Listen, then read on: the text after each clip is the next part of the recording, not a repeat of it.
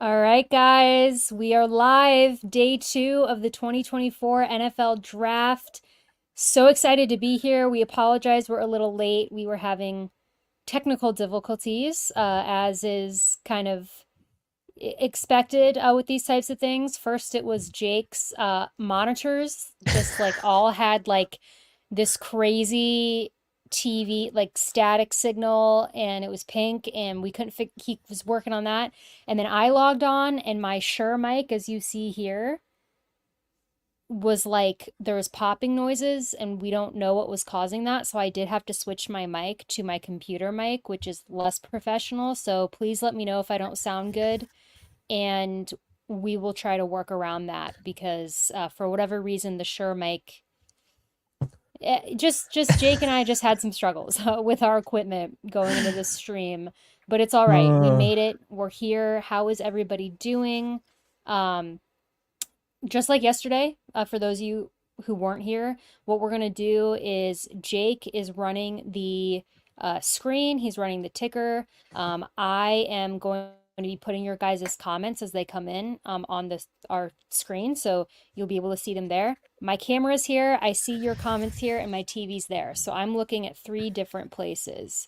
Um, so and Jake is looking at a couple different screens too, but we are seeing what you guys are saying. So let's throw some comments up here.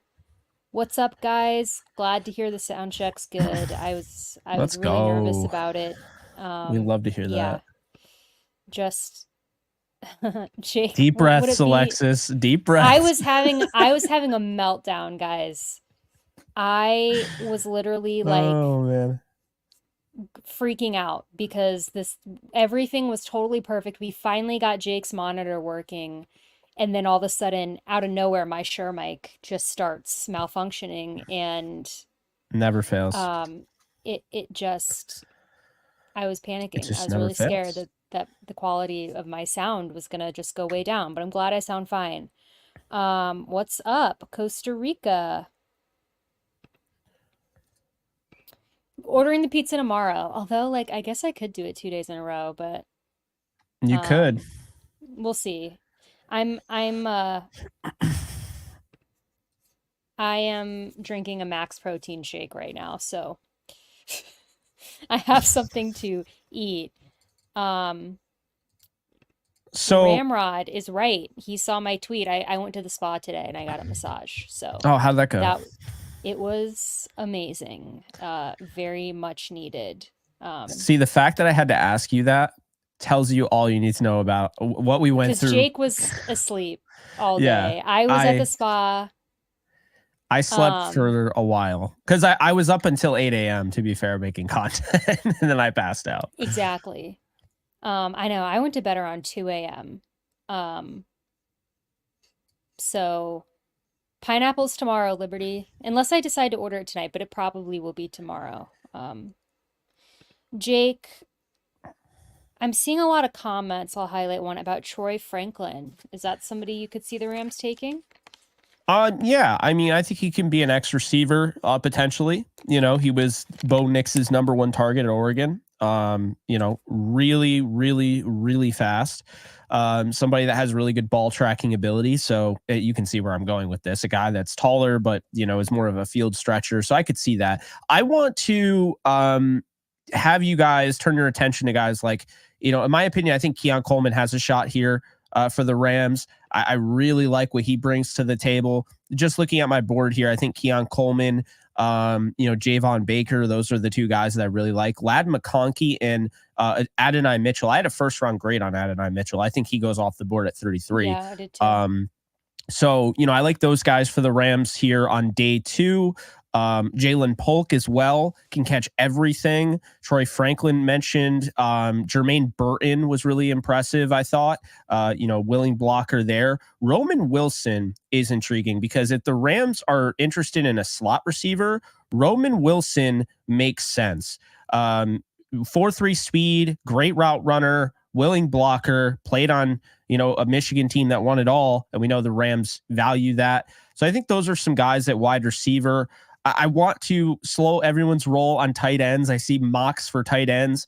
I have to say, Brock Bowers was a unicorn. That is why they were interested in him. I don't suspect they're going to go hard after tight ends in this draft. They could, and I'm not going to say they're not going to, but don't get your hopes up is what I'm saying. As far as tackles, though, Karan Amagaji, to me, is the best player available at tackle. You got Brandon Coleman and Dominic Pooney, as well as Kingsley Suamatea, and Patrick Paul and Blake Fisher. And I think you could throw in Roger Rosengarten in day 3 for the Rams. I think looking at the defense, Jerzon Newton, he's probably going to go within the first 3 picks of the second round. He's that good. I'd like to see them, potentially trade up for him. Mekhi Wingo, would love to see them, leave day 2 with Mekhi Wingo. Braden Fiske, I think, is a guy to really keep an eye on. I think that's somebody that they would really like, could start right away. And then I think if they go after an edge again, and I don't necessarily see them doing this, but Austin Booker, Jonah Ellis, Gabriel Murphy, Braylon Trice, Adisa Isaac, Chris Braswell. I mean, there's a lot of guys that I really like there for them if they do decide to go that route. For linebacker, Peyton Wilson, people are a little concerned about his medicals. Edgerrin Cooper, I love Junior Colson. He's my number 1 linebacker, so I'd like to see him go that route. Looking at the cornerbacks real quick here, Cooper DeJean will probably go within the first 5 picks of today, but he's an option. Mikey Sainristil, I think he fits the Rams defense extremely well. Alexis, I know you really like him out of Michigan. I do. Rackestraw from Mizzou, Kyrie Jackson. I would also say Max Melton from Rutgers. He's somebody that I'm keeping an eye on. And then there's safeties there.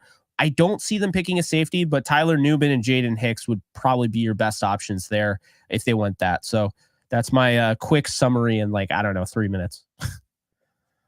Couldn't have said it better myself, Jake. All of those guys, I think, are really intriguing options for the Rams. I feel like, just knowing Sean McVay, I feel like they go offense in the second round. I just feel like, and by the way, real quick, the Bills just took Keon Coleman out of Florida State. Oh, so my God. I was just about to talk about how I would love for the Rams to trade up for him. And then everybody in the chat is like, by the way, Keon Coleman of the Bills. And that is pain.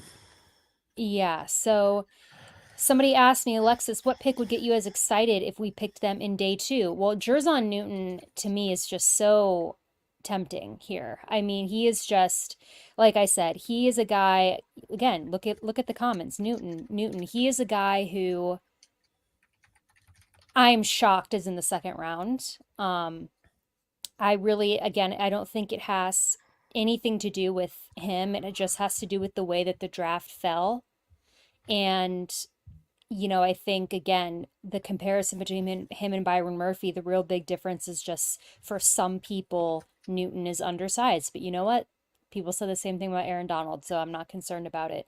So, yeah, we'll see what happens. Troy Franklin would be interesting. Kool-Aid McKinstry would be interesting. I don't know. I feel like after Jake, and I don't know, for me, after hitting on Jared Verse in the first round, it's like the Rams have a little leeway for me in the second. Obviously, I have prospects who I like and I don't like, but it would be so hard. Again, the only position for me personally that the Rams could draft in the second round who I would be upset about would be a running back.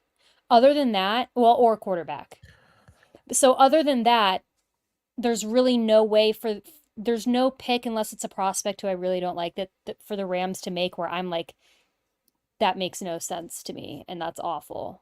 So that is the beauty about it. I think seeing 6 quarterbacks go off the board, while it was absolutely obnoxious, I don't care now because that's done, and that means those quarterbacks can't go off the board here for the Rams. So I feel good.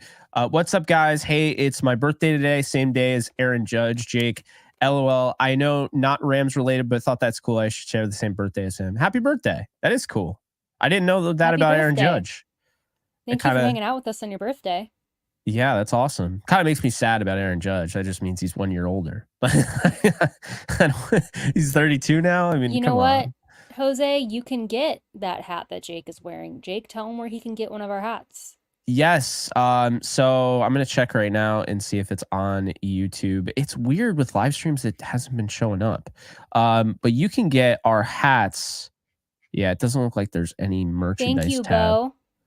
That's You can very get our kind of you. hats in the merchandise tab, which there isn't one. But so what you want to do is in the description, you click to see more. You go down to purchase channel merch here.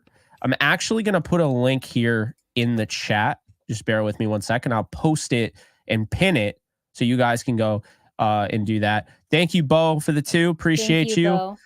Malik Washington's a stud. If the Rams He are in the is. market for a slot guy, he is explosive as hell.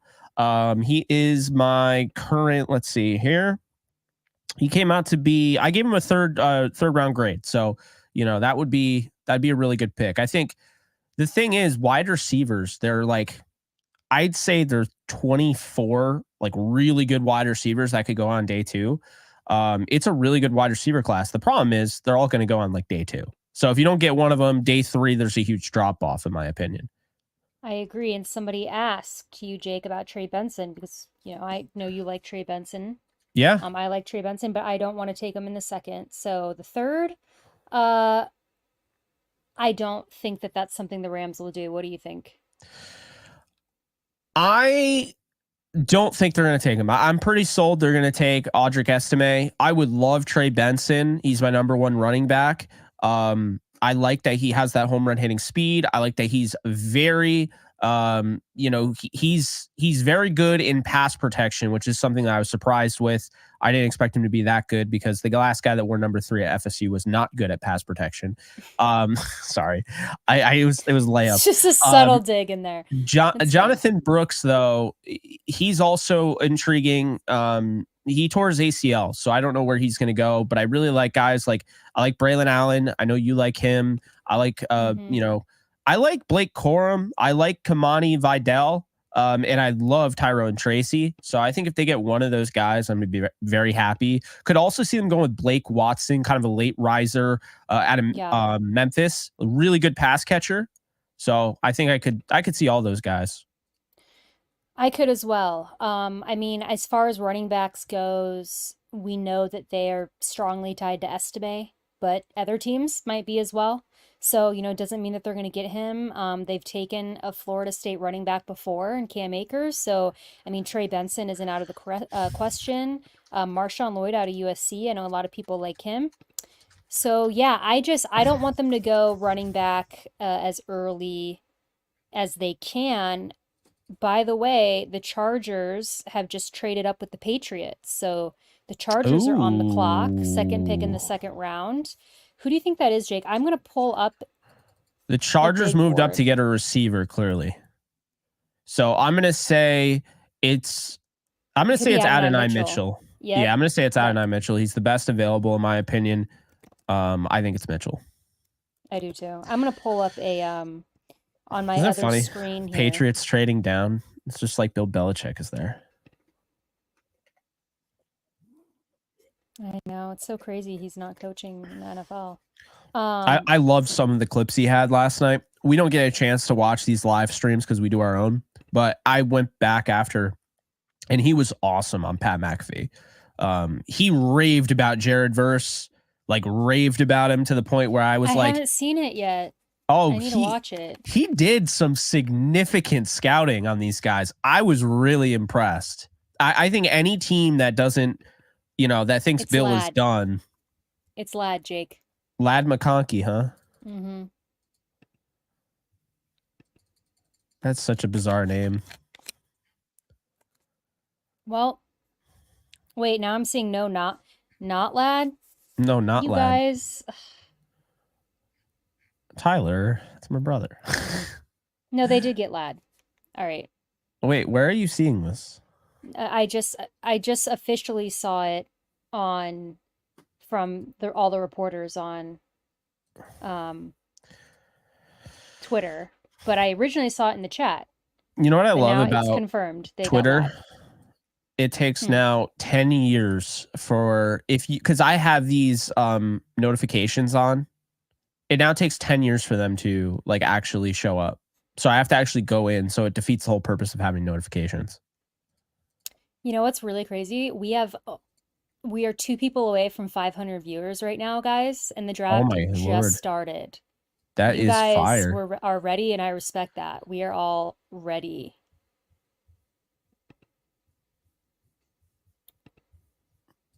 SoCal, I'm assuming you meant DeJean, Cooper DeJean. Would he be out of the question? No, I don't think he's out of the question, actually. I mean, he's still available as of right now. I think it's a good pick for the Chargers, by the way. You know, you went out and you got Joe Alt, who's the best tackle in the draft, and then you trade up and you go out and you get a first round wide receiver. I like it. Ram DeLorean, we have not. Only 2 picks in. Only 2 picks in. I agree. I'm a little intrigued that Ladd got drafted over AD. There was some concern about AD, like why he transferred from Georgia. I did see that. The film to me tells me he's a first round talent.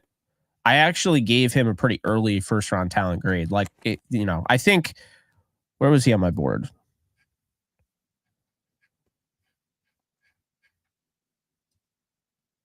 Um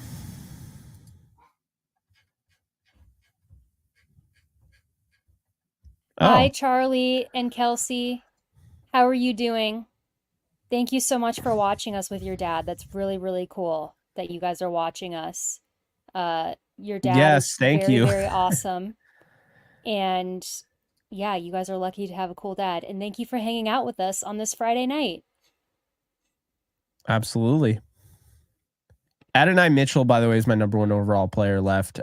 Pick. He's my 11th overall player in the draft. Well, he's still available.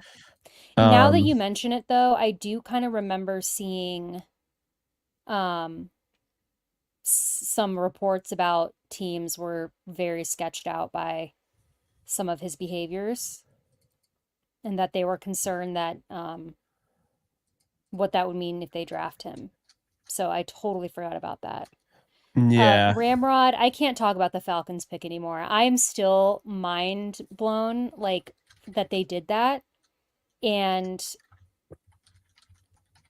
I feel bad for everybody, everybody involved. I feel bad for Kirk Cousins. I feel bad for Michael Penix. I feel bad for Falcons fans.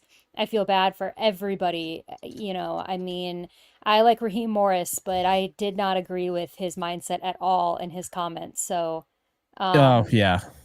just absolutely, I mean, worst pick, obviously, of the round, like by far, not even close. So, No, I agree.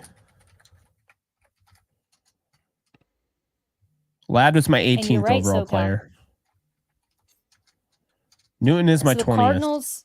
The Cardinals are up, division rival. So obviously we hope that this, I'm seeing, oh no. Atlanta traded up. Okay, speaking of Atlanta, they've traded with the Cardinals. So the Cardinals are not on the clock. Atlanta has traded up. What if they take Spencer Rattler?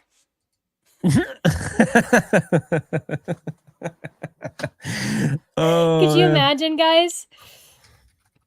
If they just traded up for Spencer Rattler, it actually would be the most hilarious. It'd be the most hilarious thing for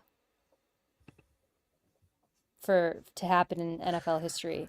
Um, I don't know who My Twitter feed's like the Falcons trade up. Oh no.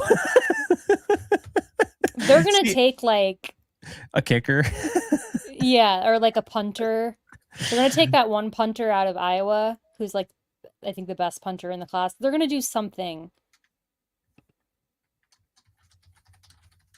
People are saying they think it's probably Jerzon Newton.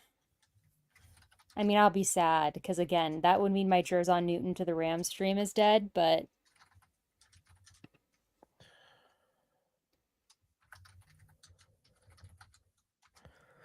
I'm not seeing who the pick is yet. I mean, when you guys see it, Leroy makes a good point. They could be taking Jalen Polk. I mean, it cannot be. I was kidding about Spencer Rattler, but okay, they took Ruke, and Jake and I always struggle with his last Rook name. Aurora Ororo out of Clemson, defensive tackle. Okay, so you know what? That's a good pick for them. Again, shocking that Jerzon Newton hasn't been picked. I'm wondering if there's something that we don't know, or if, I mean, I thought he Jake, was going top 15. So I did I too. I mean, don't. do you I think had a higher grade on teams, him than Byron Murphy. do you think teams are really that concerned that he's undersized? Are we Well, if they still in are, that then they're era? still not learning from the mistake that they made passing on Donald, letting him go to the Rams at Well, 13. right. Like now Bo brings up a good point. This could bring up a run on defensive tackles. The Commanders are on the clock. I don't necessarily see them taking a defensive tackle here. After that, though, New England, that could be Newton. Um, So although your shadow draft, by the way, is a one of one because you would have picked Jared Verse. So don't forget, you can start doing that. Like just open up like a note and just put down who you would pick at each pick when the Rams are 100% going to pick at that pick, and we compare them at the end. Oh, okay. Yeah. Like currently, I would have picked Chop Robinson, so I have that there. But it's funny. I actually want to address some comments that were made to you because I thought they were very unfair. Not everybody in here, but I feel like the people like that are not our viewers necessarily that watched after the Yeah. fact. They were saying that you were pretending to like the Jared Verse pick. I can tell without a doubt, Alexis wanted Verse for a while. And Yes. if anything, when we first did the mock draft recording, you were like, oh, people are going to hate me because I want Verse here. And it's like, maybe I'll pick Latu because they want to see Latu. And it's like, you know what? I'm going to stick with my gut. I'm going to pick Exactly. Verse. So no, Well, she's like Verse for a long time. It wasn't just for show.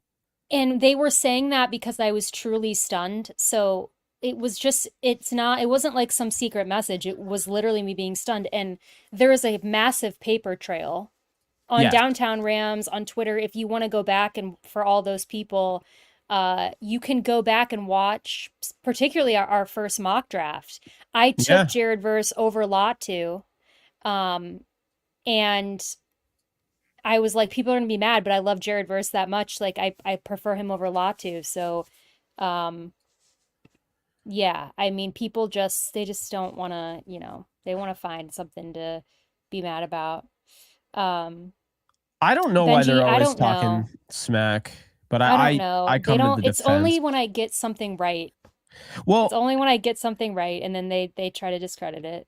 I'll say something else. So the thing about Alexis is that she gets the whole moniker of she's a homer when she talks about Notre Dame players, but then when she's talking about a Florida State player she has no affiliation with, by the way, like none. I have a family member that went to Florida State. I have more of an affiliation, and she wanted the Florida State guy. So you can't have it both ways. You can't just be like somebody's a homer, the moment they like somebody that goes to their school. And then when they keep it real for other players, be like, oh, they don't care. This is just completely, for show. She's not acting. Although she could act, she'd be a damn good actress. And she isn't acting though. That's right, I'm not. And as Christopher said, if I was mad, I would say it. I think everybody who's watched our draft over the years. I know. Um, It's just so out of touch that, that's just really what it comes down to, Yeah, but yeah, we'll see. See, you don't need my defense, but I wanted to throw it out there to like let everyone know because everyone saw the comments and it's just unfair, and I don't like unfair comments. Yeah, well, I appreciate it. Absolutely. And thank you everybody in the chat.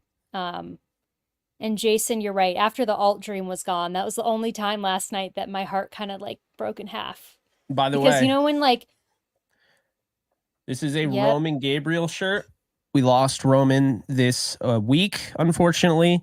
I had the privilege of interviewing him. I knew somebody was going to mention the shirt. So this is in memory of Roman, who was just awesome to talk to. And furthermore, He should be in the Hall of Fame, and he's a Rams legend. And I think the Rams should wear a number 18 patch in their jersey. I would be down for that. Like a Mark, throwback. I appreciate you. And is it because, though, be honest though, is it because you just see her every time I'm on a stream? I mean, you guys look kind of similar, and you have similar Maybe. personalities. So yeah. Yeah, the personality, but not. I don't know. I mean, The I take it as a Commanders are compliment. taking Newton. Oh, the dream is dead. How many The times dream have is you said dead. that? I'm gonna make a I'm gonna make a sizzle reel of Alexis saying the dream is dead. You just so many every little. I just keep getting these little dreams in my head, and they keep dying when teams take who I want. Pain. Daryl, thank you so much. He has a question for Jake. He said, Jake, do you think Braden Fiske or Newton will still be there for the Rams? Well, Newton will Newton one not, we just unfortunately, as we learned. But I think Braden Fiske could definitely be an option. I think keep an eye on that one. He's definitely a possibility. My brother Joe, just texted me. One we shining can't go moment, back. but the dream is dead. Doing a whole one shining moment sizzle reel. It's just Alexis Joe, going, the dream is dead. we're going to criticize my pizza tomorrow. We're holding off. Yes, we will be doing that. By the way, I forgot to mention, I really like Chris Jenkins. Really like Chris Jenkins. You didn't mention that. I mentioned it yesterday. Yeah, I mentioned it yesterday. I didn't mention it today though.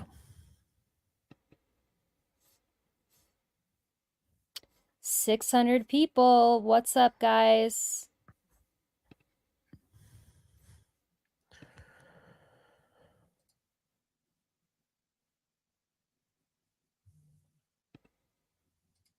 So, yeah, I mean, the Commanders picked Newton. So now, Jake, the Patriots are on the clock because remember they traded down. Yes. That's what I do see here. The Patriots, I could see them going a wide receiver here. I could see them going tackle. I'm gonna say I take Karan Amagaji. I kind of have a weird feeling. That makes so much sense for them. Yeah. Adonai Mitchell, someone just said though, that also makes sense. Although again, I think that there's some hesitation for teams to take him. Kool-Aid McKinstry is still available. Sounds like Polk. they took Jalen Polk. Oh man, that's a good pick. I like him a lot. That makes sense. Although, I really would have loved for the foul. I get like these little, again, we talk about I always get dreams and then they die. I get these little dreams of reuniting the college quarterback with their receiver. So I was wanting Polk to go to Atlanta. Even though Michael Penix won't play for like 5 years. I know. He'll be taking Social Security before then. Yeah.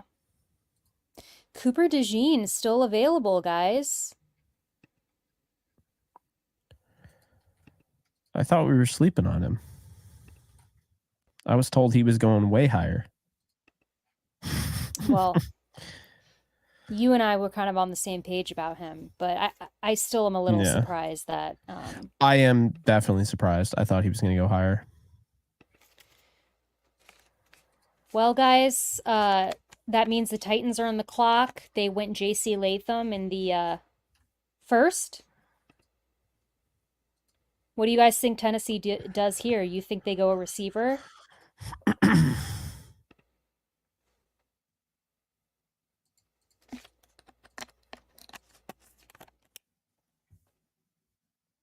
I feel like I need to go turn my air down. It's like very toasty in this room. Which, if you guys know me, for me to say that it's toasty in here means something is really wrong, because every time Jake and I are recording a podcast, I am like shivering with like 5 blankets on me, about to go into hypothermia, and just like everybody's like, why does Alexis look like she's in a freezer? But so for me to say it's warm in here means something's wrong.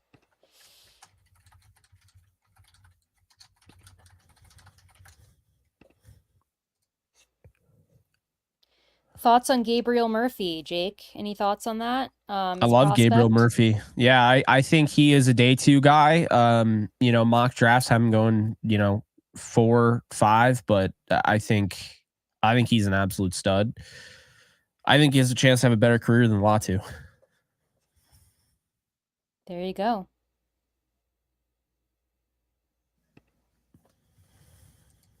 Well, guys, I haven't seen, someone brought up Jonah Ellis, and that is who, if we hadn't already taken Verse, Jonah Ellis was who I was mocking to the Rams in the second.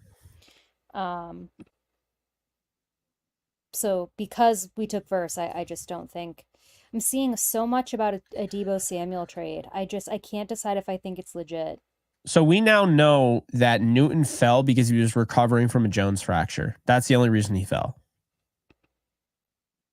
That God, makes I wish sense. the Rams would have traded up for him. I mean, it makes sense, but That makes a lot of sense.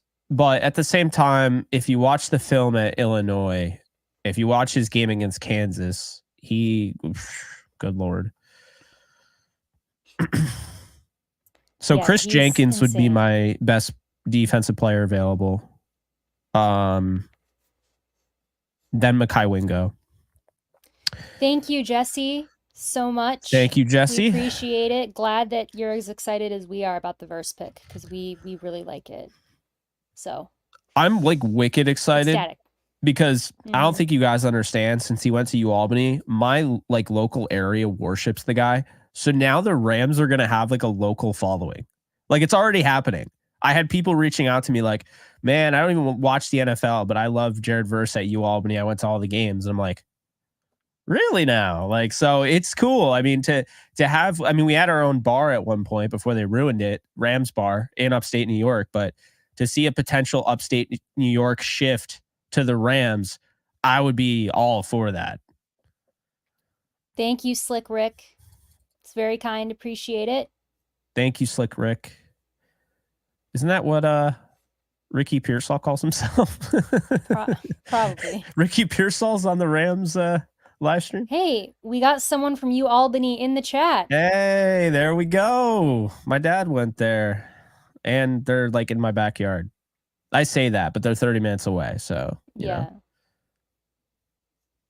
Cardinals have 5 picks tonight alone. That's crazy. Thank you, Anthony. Appreciate it, Anthony. So, guys, in an effort to be more, I would say, helpful towards the majority of our fan base, which are Rams fans, I'm going to be putting the Rams picks with the little stick. I don't know what you call that, Alexis. I don't know what it is on the keyboard. I call it a stick. The little stick in between the divider. We will show the Rams picks with who is picked by the other teams. So as you can see, Patriots selecting Jalen Polk, 37. And then the stick, Rams selected Florida State edge, Jared Verse at 19th. Reason being is there's some people that still didn't know that. Yeah. So would you want Austin Booker, Jake? I would not be against drafting one of the best Kansas college football players I've ever seen. But I also think he's legitimately like, he could be a really, really good edge defender. I don't know if that's who they're looking for. It seems to me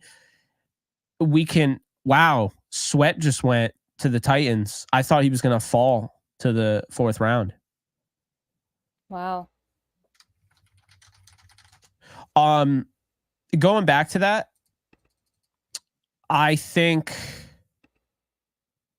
that I would definitely take Austin Booker. I just don't know, based on Alexis, based on that pick at 19, based on the pick last year when they got Steve Avila, tells me they want ass kickers up front. It tells me they kind of changed their approach. Like they want more physicality, you know? And I think Austin Booker is physical, but I also think he's more of a speed rusher than, say, Verse, and he's got more bend. So we'll see, but I would not be against getting Booker. I think it's more likely they go Dominic Pooney.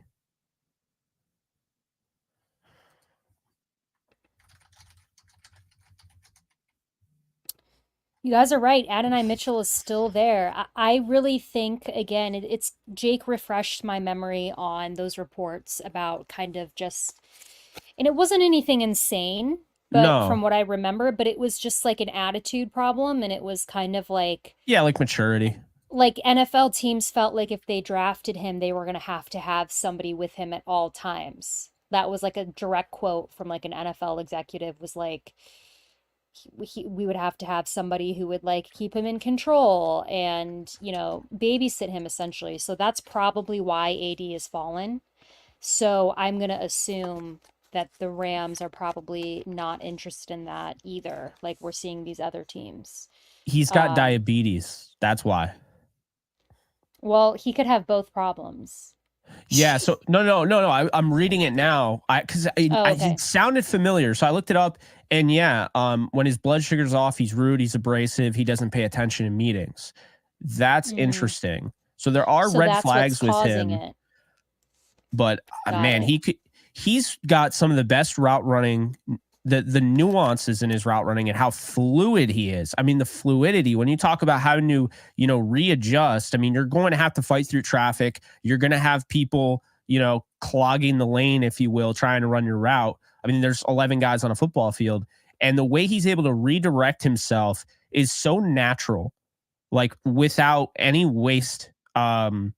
I really, I mean, I don't know if the Rams would pick him because of the concerns, but if they did, I think he would be a star. Um, People in the chat are asking about Troy Franklin. A lot of people want Franklin. I'm not as high on Franklin as some of the other guys available, but if he was there in the third, I'd be okay with it.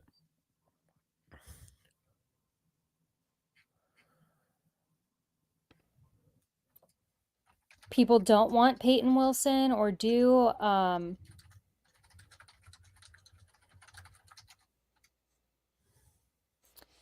I don't know. I'm not against taking Adonai Mitchell, if I'm being honest. I'm simply repeating what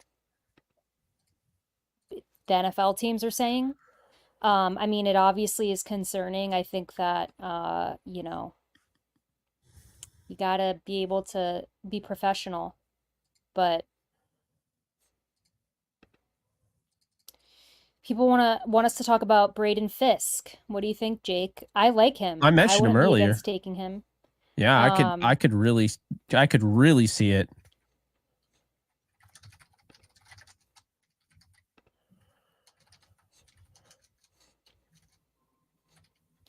Javon Baker. I like Javon Baker. I wouldn't take him in the second round. The Rams traded up. The Rams just traded up. Rams. Oh man, who is it? Who do we I think think it it might be is? Braden Fiske. It's either Braden Fiske or Adonai Mitchell. I am gonna say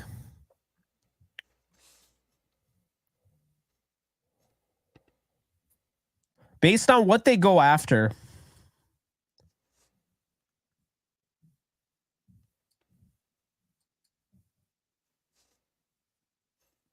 I'm gonna say it's Chris Jenkins. I could see Chris Jenkins. I could see Braden Fiske. I could see Adonai Mitchell. I could see Cooper DeJean. Um, I love that we all just collectively got like quiet.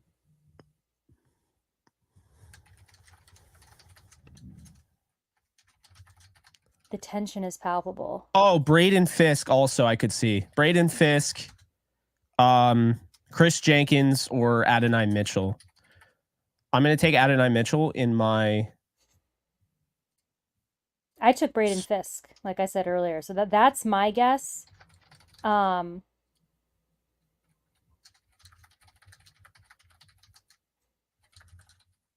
In my People in shadow the draft, chat. I'm taking Adonai Mitchell.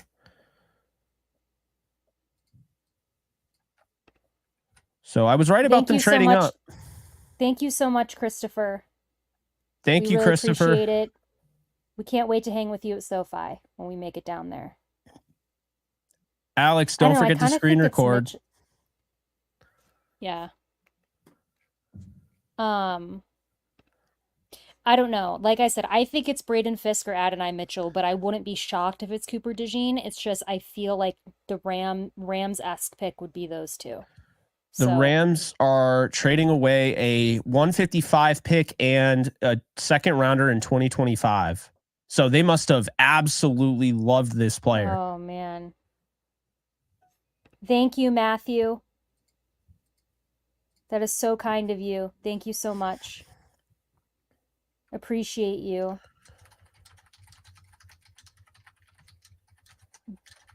Wait, Braden Fiske. Wait. It's Braden Fiske. There It's we Braden go. Fiske. I am 2 for 2. You nailed it. And Braden Fiske. Wow. The Rams and I guess, are just really in sync right now. I love that pick. Where I'm gonna put your guys's in the chat. It's going so furiously that every time I click on a comment, it disappears.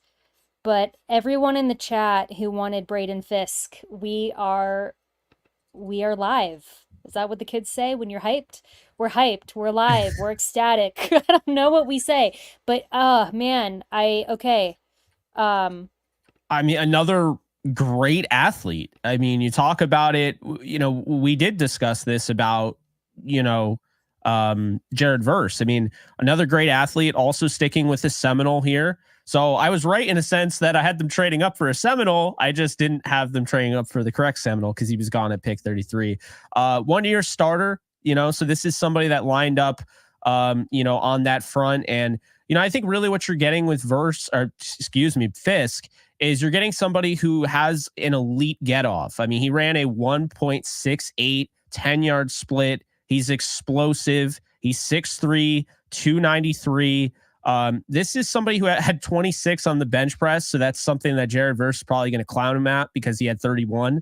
But they're both wicked strong. They're both explosive. The reason why he doesn't go in the first round is because of the arm length. There's a lot of teams that were really, scared by the arm length. But I think this is somebody that can come in right away, give you a guy, that can, rush up the interior. You can even put him out on the outside like they did with Donald. So now the up front, I mean, I do not, if I'm the Rams or if I'm going up against the Rams, I don't want to be on third and long. That is what the Rams have just said. We are going to make your life a living hell if you're passing on 3rd and 9 or, 3rd and 15. A big thing because last year, big reason why they lost that game to the Ravens, they could not stop them on 3rd and long. So now you have this. It seems, yeah, I get that, Tyler. It does seem a little steep, I guess, but I like the move because look, next year they're going to be a wicked good team. They means that basically they're going to hold on to their first round pick for next year, and they go out and they get two guys that can contribute right away. This is going to be a starter. He's going to be next to Bobby Brown. He's going to be next to Kobe Turner. The Rams up front with those guys, with going out and getting Verse, going out and getting Byron Young last year, and then keep in mind, they spent 2 picks on guys that could also pan out in Nick Hampton and, of course, O'Shawn Mathis, and you have Michael Hoyt. The Rams just turned something that was considered a weakness for a lot of people into an ass-kicking defensive front, and I'm very excited about it. I am very excited about it. I'm going to give my thoughts too. Just 1 second. The Eagles traded up now as well. So the Eagles are on the clock. I just wanted to make sure I threw that out there for people who aren't watching and are just listening to us. So Braden Fiske, kind of to echo on what Jake just said, to me, what this indicates is, again, Jake did a good point of highlighting this. The Rams have seen the lack of the pressure on the quarterback, the lack of stopping third downs, and they are basically going all in and saying, we are doing everything in our power to not let this happen anymore. Because there was a lot of games that I know Jake and I were watching, you all were watching in the chat last season, where it was embarrassing, is a word that comes to mind, on third down, watching this defense just be incredibly lackluster. So what you do by putting Jared Verse on the edge, alongside Byron Murphy, by putting Braden Fiske up front alongside Kobe Turner and Bobby Brown, you are basically putting forth your very best effort to say, like, no more. Like, we are not having anybody up front that can't get the job done. We are going to wreak havoc on the offensive line and get to the quarterback. So, as someone just said in the chat, defensive line is set. In my both Jared Verse and Braden Fiske are day one starters. Absolutely. Guaranteed. Absolutely. And if you didn't think that, particularly about the Braden Fiske pick, they gave up a second round pick next year, guys. We don't have one now. So that is how serious they were about getting Braden Fiske. Great pick. I mean, absolutely great pick. Like I said, I'm not trying to brag. I'm 2 for 2, Jake. This doesn't You happen are very 2 for 2. often. Yeah. Yeah. So, um, wow. And we still, so somebody, and again, these chats are coming in fast and furious. So I'm trying to find it. But while I'm doing Eagles that, took up to Jake, take Cooper DeJean. well, there you go, guys. The Cooper DeJean dream is gone for everybody I was who not one of wanted those him. people. Just saying. Shout out to my sister, guys. Shout out to my sister. She's tuned in. Hey, Madison, how you Um, doing? she's watching. She's a big hockey fan, but she does listen to me talk about football because she's a good sister. Is she a Um, Rams fan? of course. Of Mm, course she's a Rams fan. She is for W. me, if anything. But we're born and raised in St. Louis. We grew up, our dad took us to the games, so um raised as Rams fans. So Jake, again, like I said, I can't find some of the comments now, but if you could give a breakdown of what we gave up for the trade and what picks we still have, just so people know now. And I can certainly look it up. I could certainly look it up. Yep, Madison Ray's right. Rams fan. Yes, we were.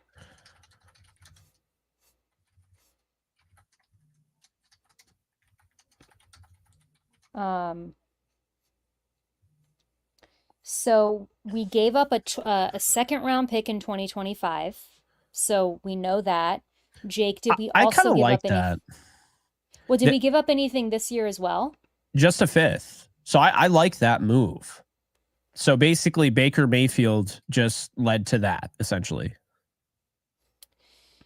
Someone just asked me how I knew Actually, about that's both of the false. picks. Kevin Dotson led to that. The Kevin Dotson pick swap, that they traded the Kevin Dotson pick.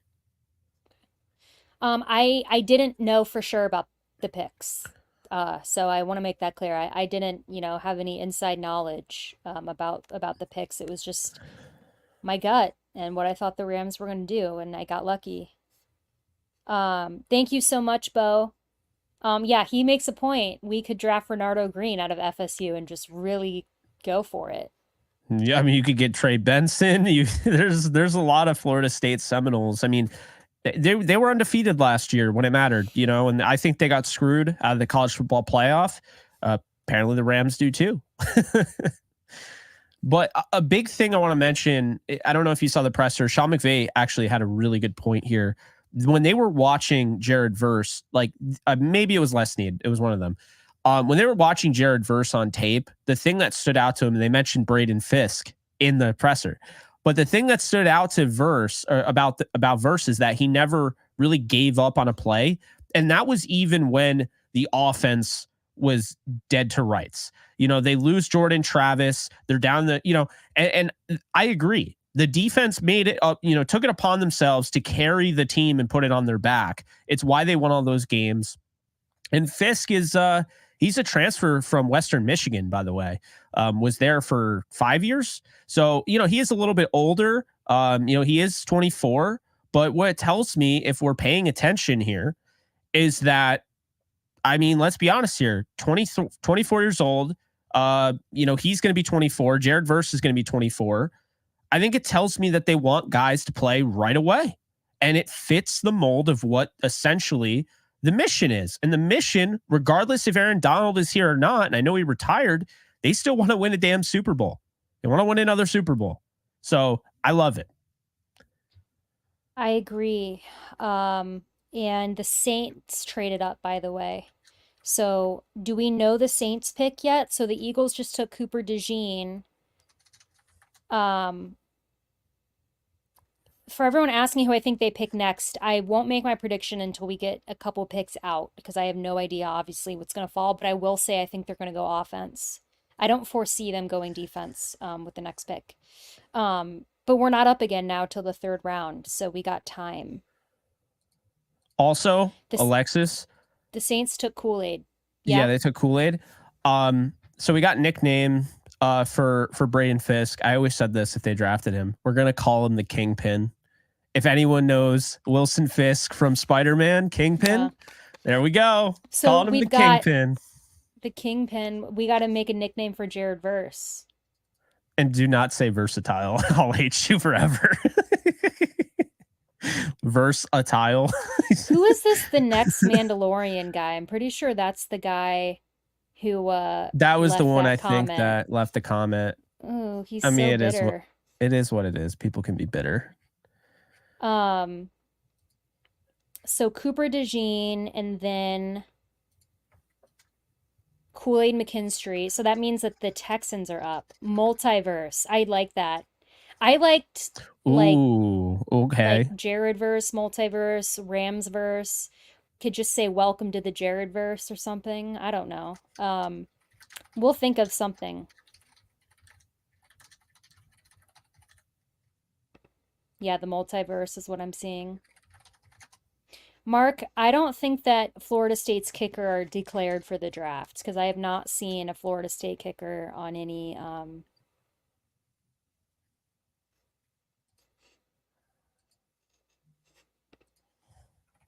What receivers do you like, Jake? Adonai Mitchell. I like Adonai Mitchell. I like Javon Baker. Those are my two top guys remaining. After that, Roman Wilson, Troy Franklin, Burton, Devontae Walker, and Jalen McMillan are guys that I have going on day two. Sorry, in the second round. Yeah. So, yeah. Dominic, we both really like Luke McCaffrey. I have him as a third rounder, so I'm very high on him. So the Texans took Lassiter, Kamari Lassiter. He's the corner out of Georgia. Pretty sure that's Kwame's kid, who was a fantastic football player. The late Kwame Lassiter. Yeah, I like the pick. I like I didn't get a chance to really talk about it, but I think Kool-Aid McKinstry going to the Saints, I think it's a great pick for them as well. I like the guys that are there. I mean, Marshawn Lattimore, I don't know how the contract thing goes there. Do they end up trading him? Whatever. They have that kind of flexibility now with Kool-Aid. But they also have the guy from Stanford, Paulson Adebo, who I thought played well, but he also was injured. So I like them going out because Isaac Yiadom went to the 49ers. So you go out and you replace Yiadom with a guy who should have probably gone in the first round.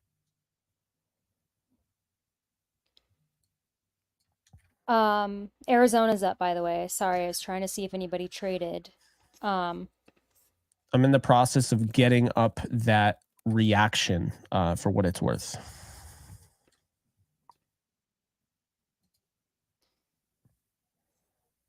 We also have, do we take Braden Fiske in any of our mocks? I know we took Verse. I don't know. In the first one. I do not know on that one. We might have. It sounds familiar. He's somebody that I really liked, and I don't know if I ever mocked him, but he just never fell to the Rams for me when I did mocks. So it was always tough. Well, he always fell right here, and I never traded up in the second. I only traded into the first. So Matthew asks if Fisk is another edge or defensive tackle. Defensive tackle. But yeah, I mean, I don't know. Every indication is that he's going to be on the inside with Kobe Turner and Bobby Brown. I think that's where he's strongest. People talking about Adonai too.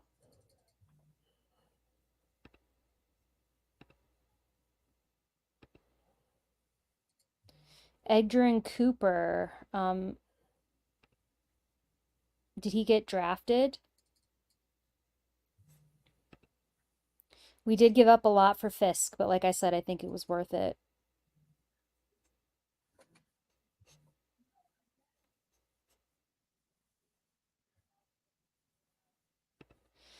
I know a lot of people are really bummed about Cooper DeJean. I am curious why he fell this far, personally. Not Um, really. He's a positionless player. So he had to go to the right yeah, spot, he's I like the think. he's what do we used to call him? A tweener? Oh God, I hate that word. But yes, we I know, did. but like just somebody who is kind of like, yeah, like is he a safety? Is he a corner?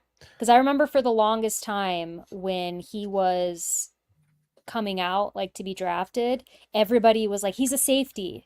But then everybody's like, no, no, no, he's a corner. And I was like, he just has that like in between Max tween Melton is like, going to the Cardinals. ooh, I know there's Blaine's a not going lot to of be happy about that. yeah, a lot of Rams fans wanted Max Melton. It's not, I liked him, but I didn't really watch enough of him to like have that like strong of an opinion.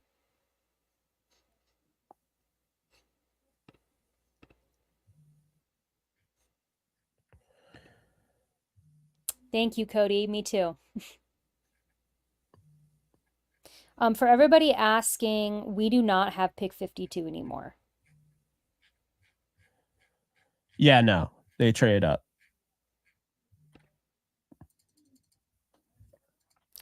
Also, I don't know if this is so much a bold prediction, but I said this on, I don't know if it was the last episode of Downtown Rams, the episode before, but I don't think a running back is taken till the third round this year. I really don't.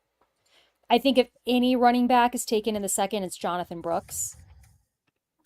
But I just don't think the value is there for them this year. I don't think any of these prospects are exciting enough to take high. So we'll see if that holds true. I mean, now that I've said that, we're going to see a team come up and like take Jonathan Brooks or Trey Benson or something. But Yeah, never fails.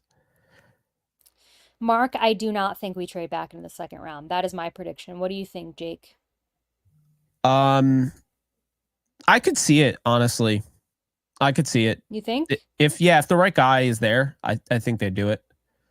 By the way, guys, we are at 943 people in the stream right now. We love y'all. That is amazing. Yeah, and if you're just joining and you didn't hear our reactions, we both really liked Fiske. Alexis drafted Fiske in her shadow draft, and for me, I just love the idea you're going out and you're getting ass kickers up front on the defense. And I keep saying that, but I'm serious because when you have guys that have mass, and you have guys that can come up and really pressure the quarterback. Now, okay, you lost Donald, but you gained two guys that you didn't have last year, and you already found Kobe Turner, and Bobby Brown is much better than you realize. I'm really excited about, their defensive front. Verse is going to be a monster. His bull rush is insane. I mean, it is going to be fun to watch this team rush the passer. And like I said, what is the biggest concern with this team? If you're looking at last year with this defense, it was, third and long and giving those up. And this year, I'm telling you, teams do not want to see that Rams front. It's going to be nasty. You can also blitz Ernest Jones up the gap. I mean, they got a lot of different ways that they can win up front. And I see and I like their vision a lot. STL reppin', you're right. NFC West best.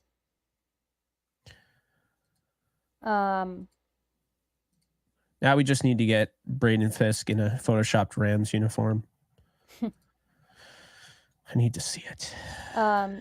Sorry guys, I'm trying to throw up every comment. Somebody said we're too positive, which I welcome that criticism because I've been on this feed before where it was Alexis is never positive because I forget which draft was it that I didn't really like. So yeah, last year I think it was.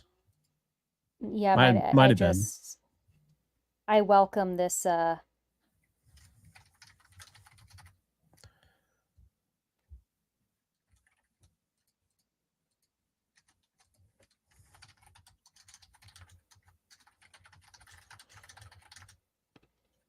it's 2 years ago. Yes, William remembers. That's right. No, I just got to make a quick graphic. Slacking on these thumbnails. Yeah, I'm trying to get everybody's comments, but it's a blessing and a curse when there's so many comments. I have to, every time I click one, it will like disappear if a new one pops up. Um, you're the real goat, the real goat. Appreciate you. For everybody asking, people keep asking about if AD is coming back. I don't believe that he will, unfortunately, regardless of what the Rams do this draft. I don't see it. It's okay though. Yeah, Dominic's right. We See, move. I welcome any chance to be positive after there are drafts that I don't like. Yes, William, but now I can say it. Steve Avila, right? Jake, that's right. It's Avila, but Avila? whatever. Well, okay. By the way, Jackson Powers Johnson just went to Vegas, right, guys? That was the guy that Yeah. Rams fans on Twitter wanted, like at 19. So I'm glad they just went the route of putting Avila at center. JPJ to the Raiders. Garrett, that is actually kind of like that's actually very accurate. Garrett said getting Mob Squad era vibes from this revamped rush. So I remember Mob Squad very well. I had it on a t-shirt. Chris Long, Robert Quinn, Michael Brockers, William Hayes, Aaron Donald, Alec Ogletree, Akeem Ayers, James Laurinaitis, Tremaine Johnson, Janoris Jenkins, Roddy I McLeod, TJ yeah. McDonald. Remember those days?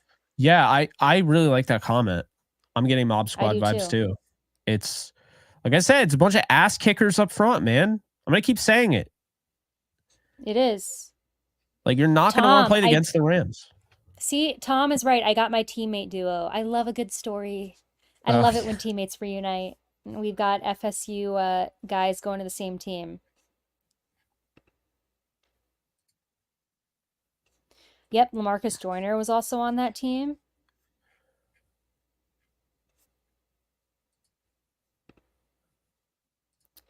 Yep, Ronnie McLeod.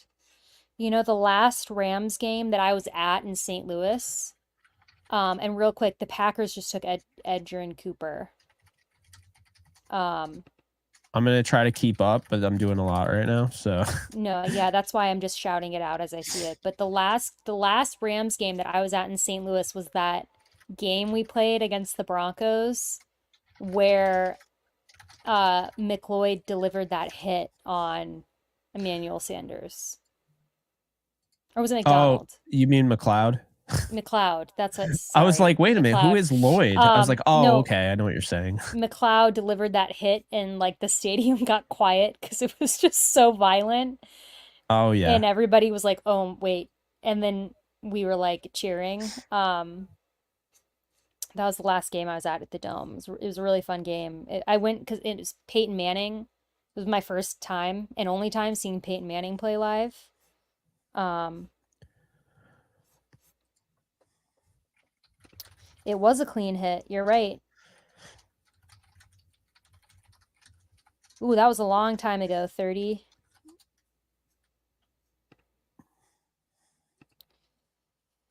Shanta said, as a diehard Seminole fan and Ram, I'm excited to watch these guys transition and take over the NFC West together as they did the ACC. Let's go. Exactly. Exactly. I think they are. Again, I think we've hit on both picks so far, which is really nice to see. I don't know that I have any third round pick thoughts. I don't know if you do, Jake. I want to see how this shakes out a little bit. My instinct is that they go offense because this is the Rams and it is McVay, and I don't foresee them going defense in the first three picks, but I could be wrong. I could see a tackle. I'd have to see who's on the board when they're up in the third. What do you think, Jake? Yeah, I see. I think it would be in the third round. They pick at 83. I could see a trade up. But if they stay there, I kind of feel like they would go with Amagaji. As of right now, if he fell, I would love the pick. I'm a big fan of his. So That's exactly who I would want them to pick if he's there, but I don't think he'll be there. But Um, I'm from Wildwood area, NFC West Best. I don't live there anymore. I don't live in Missouri anymore, but that's where I'm from. Everybody's saying, let's trade up again. Let's do it. Oh, the Panthers traded back up. So the Panthers are now on the clock. Oh, This so could who be are they going to Adonai. reach on this time? Well, this could be Adonai Mitchell, if I That had to would be guess. awkward. They Thank make a you, Ram better Fan receiver pick Weber. in the second. Thank you so much for the donation. Thank And I'm you. glad that you like the defensive picks as well.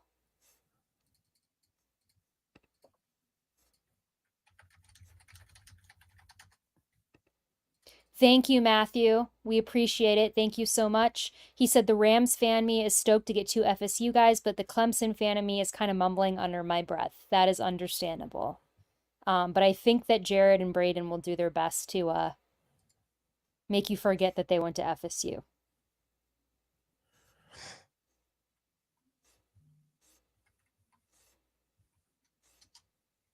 Oh, you're right, Leroy. The Panthers already took Leggett.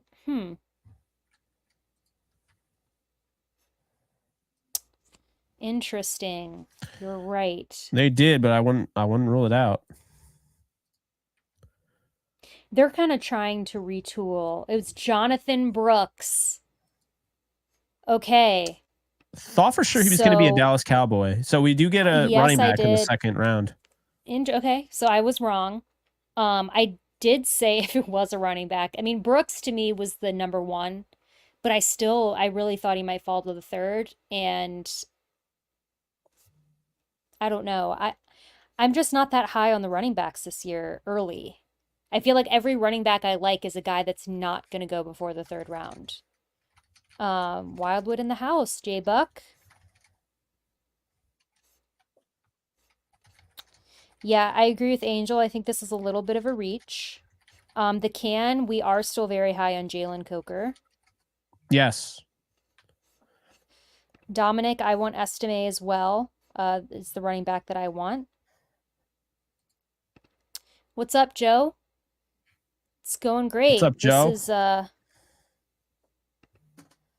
we could take a corner in the third. I just feel like, and Jake, I think we've talked about this before on our show, is that there seems to be a huge disparity between there's a huge drop off for corners.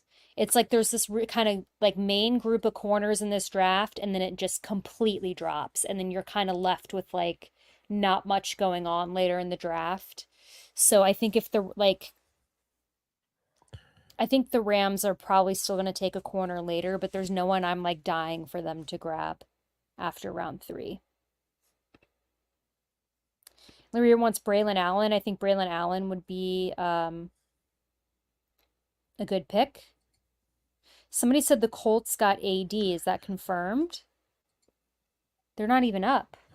Colts traded out. Yeah, I don't think that's accurate. Unless they traded up and we are incredibly behind. But I'm seeing the Giants are on the clock. Yeah, the Colts traded out of 52 because this was the Rams pick initially, right? And Jake, Tyler Nubin went to the Giants. It's a good pick. I know you liked him. It's a good pick.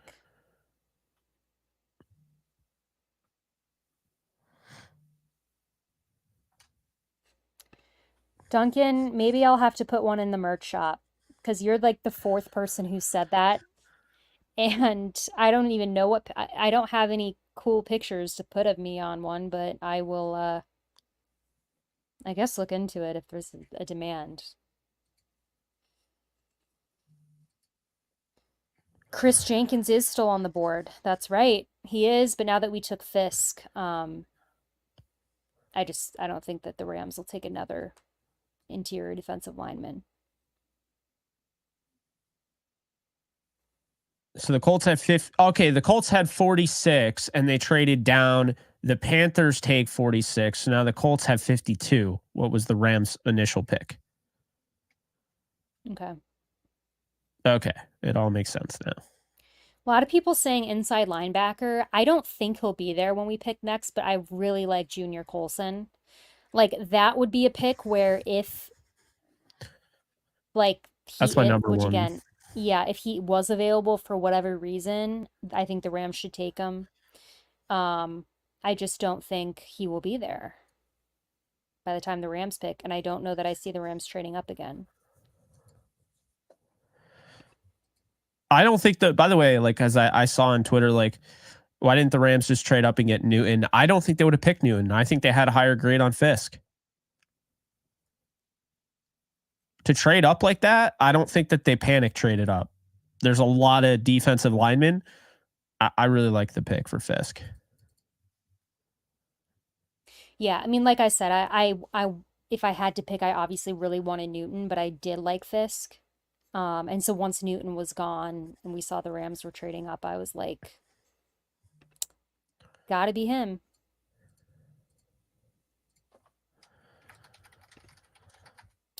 Vince is asking about Jeremiah Trotter Jr. in the third. I Sun think he drop. will. That's a throwback. I think he will be there. I think he's gonna fall because of his injury history. But guys, did the Rams really trade up, or are you guys trolling me? 'Cause two separate people are saying that, and I don't believe you. There was that one.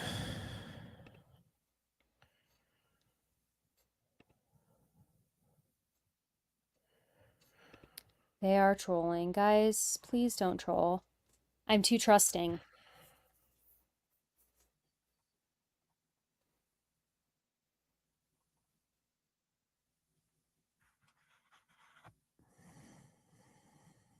I'm too trusting.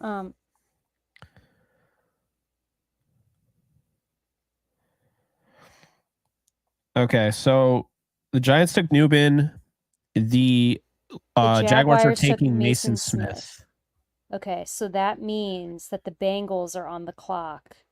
So the Bengals took Mims in the first round. I could see them going receiver because again, T. Higgins seems like he's on his way out, and Tyler Boyd is gone. So they are really struggling in that receiver room.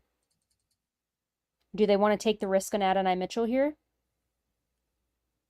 Wait, who's picking right now? The Bengals. The Bengals. I mean, I could definitely see it. The problem is there's no way to know how far he's going to fall, because we don't know really anything about anything. Yeah. So, yeah, it's tough. I mean, I just think that the Bengals need to address the receiver situation because they've kind of got a mess going on there right now with it. No, I hear you. So we've got 922 people watching. We put out the Fiske reaction, the rapid reaction, is one person said in the comment section. And then we're putting out another video, my little spiel about Fiske. Alex, you're the GOAT. I'm going to be sending you a little money. So just letting you know, we appreciate your help. Thank you, Alex. And while we've got everybody here and we're kind of in a weird period because the Rams, as of now, are picking for a while. No, I didn't pretend to like Fiske. That was who I wanted them to take. I'm 2 for 2. That was who I wanted the Rams to take. I wanted them to take People first, are so mad that you were right. Like, that's really what it's coming down to. Yeah, it has to be. But while we're here, if everybody can drop where you're watching from in the chat, let's do a pulse check. Let's check in. Because we did that yesterday, and Christopher was joking. You're right, Christopher. I felt like you were joking, but then I got defensive. But Christopher's a real one.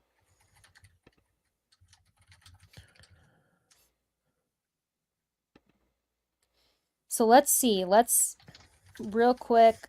Thank you, D-Tex.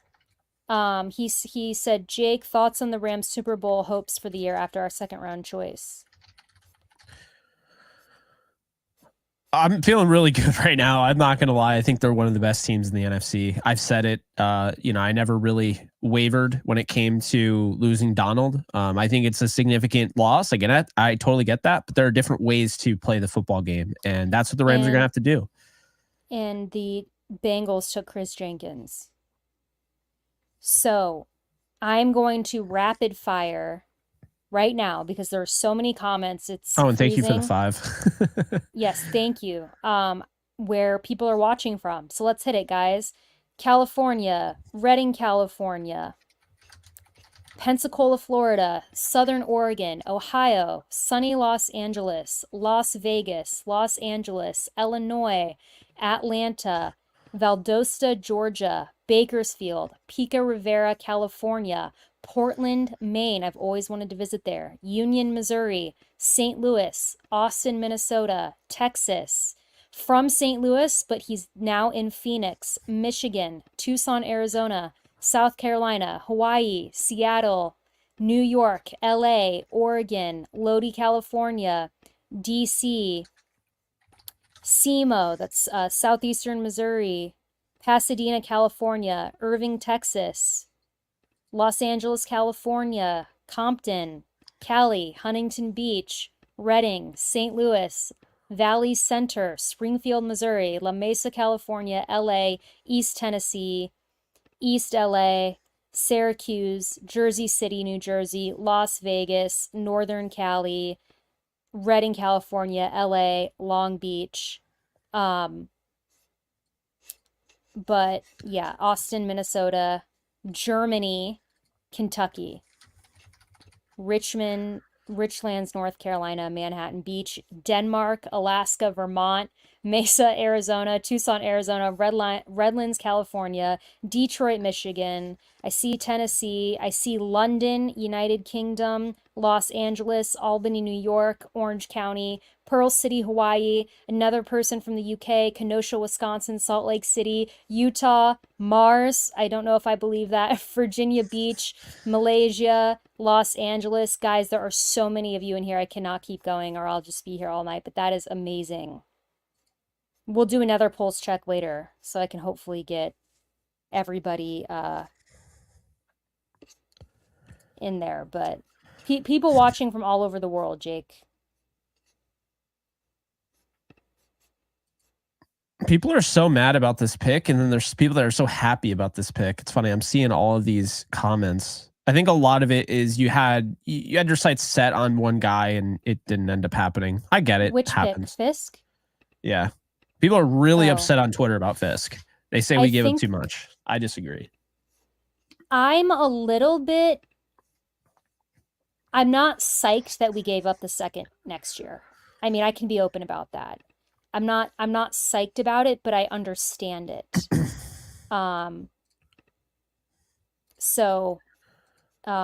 I guess if that's the reason why people are upset, I totally get that. I'm not like crazy about it, but again, at the same time, I think if you really like a player and the Rams have a vision, I think, for what they want on the defense right now. And again, like we've said, they see themselves as contenders right now. They're building a team to go deep into the playoffs. Yes. And I like it. I like Chris Jenkins, by the way. That pick was really nice. You have to replace DJ Reader, who went to the Detroit Lions in the offseason. And I think they just did that. Chris Jenkins is such a baller. His dad, by the same name, Chris Jenkins, was a dominant player at the NFL level. I think they're very similar. Yeah, I think he's a great player. But again, I totally understand if people are upset about the compensation issue. I think that's valid, but I would just encourage people to try to at least think about just the value of player we're getting.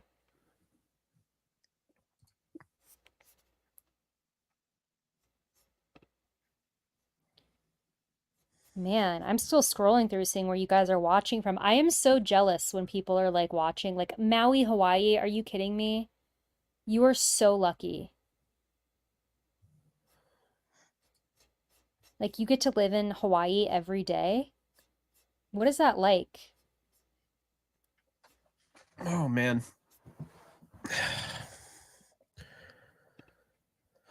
So this draft's going well, I would say.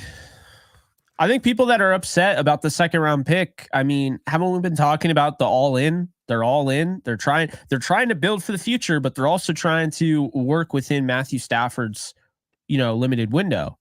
So I'm all for it. It's why I kept saying trade away the first round pick. It's going to be a high pick, as in high, like up, not, like in the draft, like not like picking first, picking at the back end of the first round. I like it. I like being aggressive. I like what the Rams have.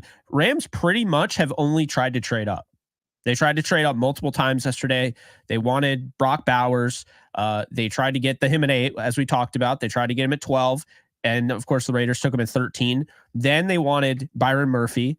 They tried to trade up. Couldn't happen. He ends up going to the Seattle Seahawks at 16. And then they're like, yeah, Jared Verse, hopefully you fall. And a lot of people were like, what about Dallas Turner? They didn't want Dallas Turner. They wanted Jared Verse. They had a higher grade on Jared Verse. They liked him more. And he was one of those guys that if the draft really didn't go their way and they had to stay at 19, they would pick him, and not trade down. So I like what they did. They showed aggression last night, and then they bring the aggression today, trading up and getting their guy. And I love it. Mikey Sainristil to Washington. Good pick. I really like liked him a lot. but yeah. Thank you, King Ben. That's very kind of you. Yes, thank you. Appreciate it. We definitely will try to keep up the good work. Exactly. Like, come on now. And they didn't trade a first round pick either. They did offer, based on the trade value chart, they offered a little bit more than maybe they should have. Maybe they, like, Les Snead should have probably tried to get a 4th in that, because the value is they offered 50 more points than what they probably would have had to. But that's just a value chart. This is the real thing. Yeah, I mean, again, a little much. And maybe they did try to trade up for less. We don't know that yet, but Yeah. they did what they did. And again, as somebody just said in the chat, they got their guy. So that's what they wanted. And they got him. Thank you, King Ben. That is very, very kind. We appreciate it.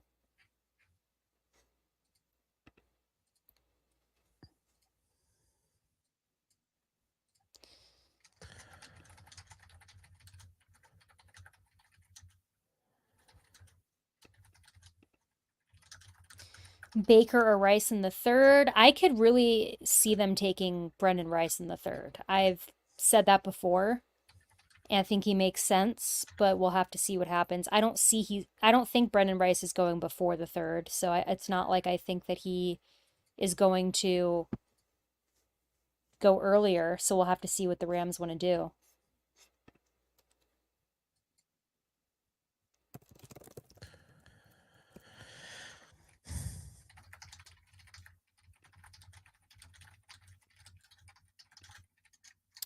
Well, Luke McCaffrey, Jake and I have both mock drafted to the Rams a lot, so that would be very Bill, cool for thank you us. for the 5. Appreciate it. Yes, thank you so much. Very kind. Appreciate it. Carlos, yeah, thoughts on Luke McCaffrey? We both really like him. I think he's a good fit. I think that he is going to fall, obviously, due to his size. But something really interesting about him, regardless of that size, is he's like really good at the 50-50 ball. Jake, we talked about that. Like if you watch Luke McCaffrey's film, there is not like if you throw the ball like in his general area, like he will catch it. And that is something that doesn't like quite make sense just with his build as a receiver, but he does go out of his way to make those catches, and I think that's really interesting on film.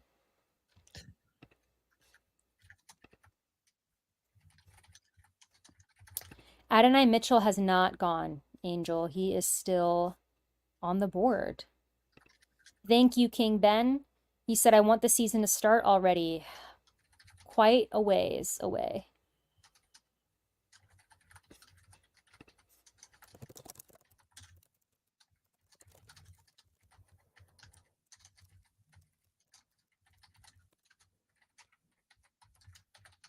The Steelers took Zach Frazier. It's a good pick. They definitely needed a center. They're bolstering that offensive line no matter who plays. I'll be honest with you. I think it's going to be Justin Fields. I think Justin Fields is going to become the starter. Russell Wilson's on a 1-year, $1 million deal. They're paying way more to Justin Fields. I don't care that they declined his 5th-year option. That was a lot of money to give to somebody they haven't seen play football in their, uniform. But Justin Fields, they never once said that he was a backup. They said they're getting him. They said they're both going to compete. Russell Wilson right now is the starter, but they never called Justin Fields a backup. He'll be the starter by the beginning of the season, I think. And he's going to have a nice offensive line to work with. Yeah, they're giving him the tools and an offensive line that he never had in Chicago. Yeah. Painful, but even more painful, Chicago is doing everything they can to give Caleb everything. man, if I was Justin Fields, I would feel just gutted. I mean, he had to fight and claw for like an iota of that, like of anything. And yeah, I mean, it is what it is. Just his timeline didn't match up with polls, but yeah, the Bears have basically just created this super team of just every star. Best corner available. Let me pull up who is still available on the board because Kool-Aid went. I would say Rakestraw probably. Because Lassiter went. Melton went. Yeah, I'd say Ennis Rakestraw out of Mizzou. Did he just go? No, I said he's the best corner left. Oh, Someone okay. asked who I the was best like, corner left was. I really wouldn't mind if he was there at 83. He's not going to be, but the length is really intriguing. He's very physical. And if we're going by what we've seen so far, right? Thank you so much, They Craig. like physicality. And Craig said, I hope we take a field stretching wideout with size and athleticism with our next pick. You very well could. Yeah. Appreciate the 5, Craig. Yes, thank you. Love Thank you you, too, Christopher. Appreciate it. No news on a Debo trade that I've seen.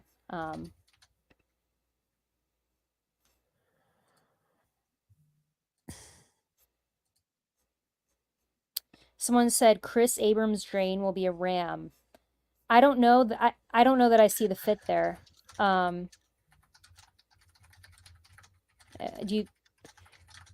He seems more like a slot corner, right, Jake? Chris Abrams trained. Yeah. Yeah. I mean, I would think more so they're going to go after if they deviate away from what, oh my God, the Colts just got Adonai Mitchell. Yep. Shout out to Evan. My guy, Evan. I think he's in here. He has been in here. He's a huge Colts fan. Wasn't a huge fan of the trade downs and stuff, but wow. Well, he finally went, guys. He went in the second. So right now, Washington is back on the clock. Does it not feel like they've been on the clock quite a bit, Jake? Yeah, it does. You're saying Washington's back on the clock? Yeah. Thank you, Robill. Appreciate it. He doesn't even believe me because I guess he is actually at work right now. And I just sent a message and he's like, no way, really? Because he wouldn't have known that they slid down the board, that he slid down the board. He probably thought he was gone. Washington has 3 second-round picks. Well, that explains it. And, okay, we are actually pretty close to the 3rd round, guys. I got pick 52 correct, Alexis. Or you got pick 52 correct, Alexis. Who was pick 52? Oh, Adonai Mitchell. Yeah, I did. I just had the wrong team. So Washington's up. Then we've got Cleveland, Miami, Dallas, Tampa, Green Bay, Houston, Buffalo, Detroit, Baltimore, San Francisco, KC. Then we're in the 3rd round. Kind of close, right? Very close to, wow, this is flying by. So this is funny. You're doing the comments, but since I haven't touched the comments, it still shows how many comments. I see 2,343. Yeah, I'm just that is flying wild. Oh my God, Tim. Thank you so much. Thank you, Tim. That is so kind of you. Thank you so much. We really appreciate it. Thank you for watching. Thank you. Good God. You guys are awesome, for real. You brought it. You brought it again. Everybody. And we're 885 people right now. You guys are killing it. Mike said, my FSU Seminole nephew says they call Fisk the wrecking ball. Love this aggressive sneedness. I could see it. Hey, I mean, just watch the film. Thank you, Sandman.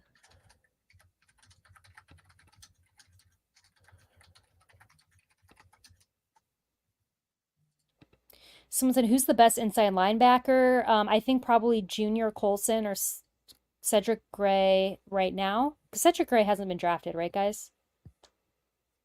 I'm blanking. I don't think he has. So No. That would be wicked early. Oh, my Lord. For Cedric Gray? If he went ahead of Colson and... Wait, Cooper went? Yeah, Cooper went. Okay, Cooper went. Oh, Peyton Wilson is still there, I guess. Well, Peyton Wilson has the medicals that are concerning. But I will say this, based on the Rams draft, if they were to take a linebacker, kind of looking at it might be Peyton Wilson. And at the same time, it also might not, because, you know, I feel like they kind of want to stay away from, you know, the medical concern guys, but I don't know. I could see it. Thank you, Daniel. Thank you, Daniel, for the donation. He says he lives 5 minutes from the Rams' new training facility in Woodland Hills. Oh, that's awesome. Right there. Close to the action. A lot of people in the chat like Peyton Wilson. I like him a lot. I am concerned about the injury stuff. That is real.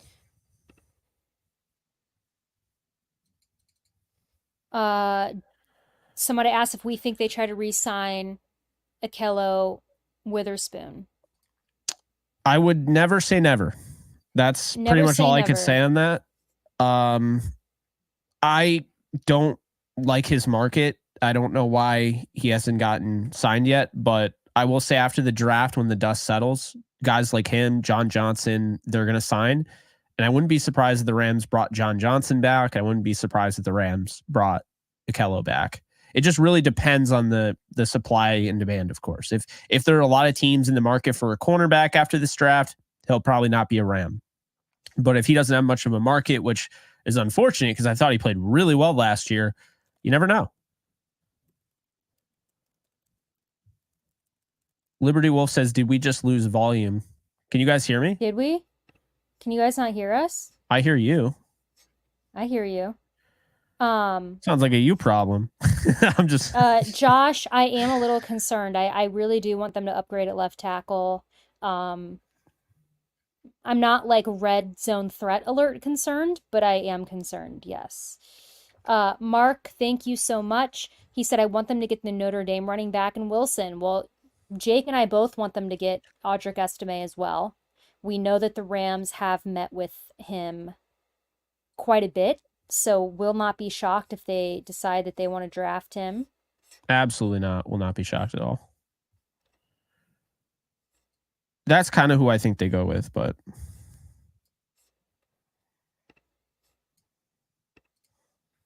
Manuel said Maurice Liufau, 3rd round. I think that's a little high for him. I mean that lovingly, but I think a little high. Some injury thing there too. The Commanders took Ben Sinnott. He's really good. I like him. He's really good. I came away with him being the 3rd best tight end. I thought Jatavian Sanders would probably go here, as the 2nd, but I'm not, he's a really good player, can block, really stood out to me in that, really crazy snowstorm game. If you remember, it was, I think it was Iowa State versus Kansas State. So bizarre. But he made some key and critical plays in that game when you couldn't even see. They probably shouldn't have played. It was an absolute blizzard. And you just see the mental toughness, the physical toughness on full display. Really good at the point of attack as a blocker, but also makes plays after the catch. He's somebody I thought the Rams could be interested in if they really looked at tight end. But Sinnott is he's a stud.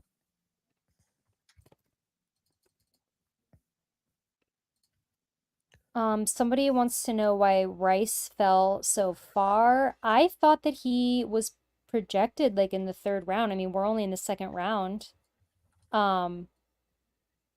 Wait, Rice? Like, oh, I had him as a third round guy. So, I mean, I think he's gone pretty much how I would have expected. I mean, we just had the 53rd pick, so.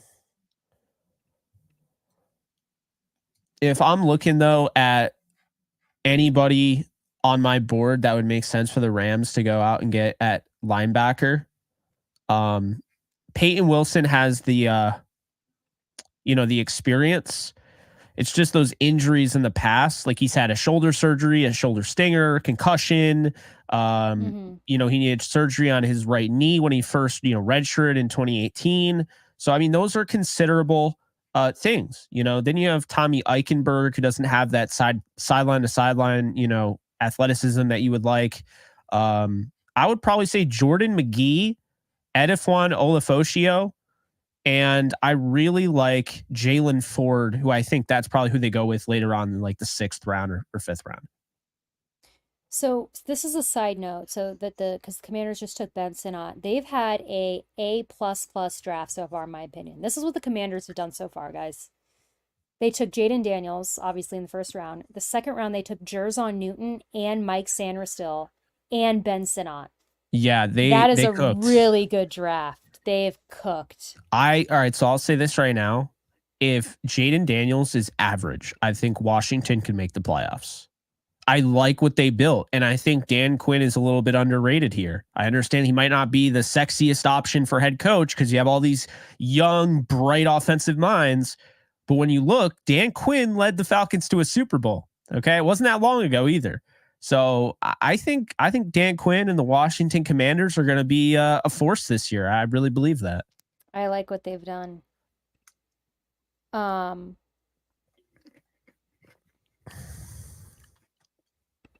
Trotter Jr. is still on the board. Again, I think with him it's an injury concern. Is what I've heard, that, he was always going to fall because some teams are a little bit questionable of his medical. So we'll see where he falls. Yeah, Commanders' number 1 receiver, somebody asked, would be Terry McLaurin. They've got Jahan Dotson. Probably add another one.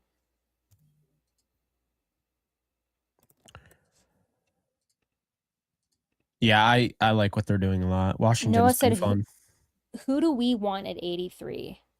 So it's hard for me to say because we're on pick 54. So there's so many picks that can happen if we stay at 83 until then. But I would like to go offense. Inside linebacker, depending on who's there. Receiver, depending on who's there. What do you think, Jake? Based on 83? Yeah. The Browns just took Michael Hall. I know a lot of Rams fans liked him. So at 83, if Javon Baker's there, you got to make the pick. That would make sense. I could also see. I mean, I could see Pooney at 99. I don't know. Maybe 83 is a little bit early, but I could see it. Based on who's there, though, like Benson would be in play. Blake Fisher out of Notre Dame would be in play. I also think Kingsley Suamatea, Troy Franklin. Jalix Hunt is kind of the intriguing. I don't know where he's going to go. So I'm blanking. I don't know if he'd make sense in this type of draft, Alexis. It seems like they're drafting older players, more experience, kind of go back to 2017 with Cooper Kupp and John Johnson. If they keep that trend, I don't think that they would draft a guy like Jalix Hunt. but he is somebody to look out for it. I think if they're fine with drafting a guy that might take a little bit, be potentially a Swiss Army knife for their defense, I think Hunt out of Houston Christian that we've talked about, safety, edge, can do it. Yeah, I could really see that. If they trade down in the 4th, I think that could be a pick there. But yeah. So because we have pick 83, so we have 2 third-round picks still, right? We have 83 and I'm blanking on the number. I'm pretty sure we have 2 third-round picks.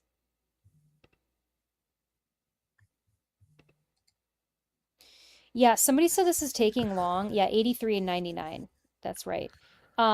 These picks are coming in slower than they were. This is the Browns' first pick of the draft, by the way. That Deshaun Watson trade just continues to look worse and worse and worse. See him hanging out in Saudi Arabia over the weekend? Of course he was. I have no comment. I'm not trying to get canceled. I will complain that the Dragon Ball Universe theme park thing is being in Saudi Arabia and not Japan, but I think that's very reasonable. Since it's a Japanese anime, it should be in Japan. They're doing the special Miami guest is on the announcements. Oh, okay. Yeah, so like they've got special guests announcing them on stage. Okay, so Miami is on the clock. See if we can find out what that pick is.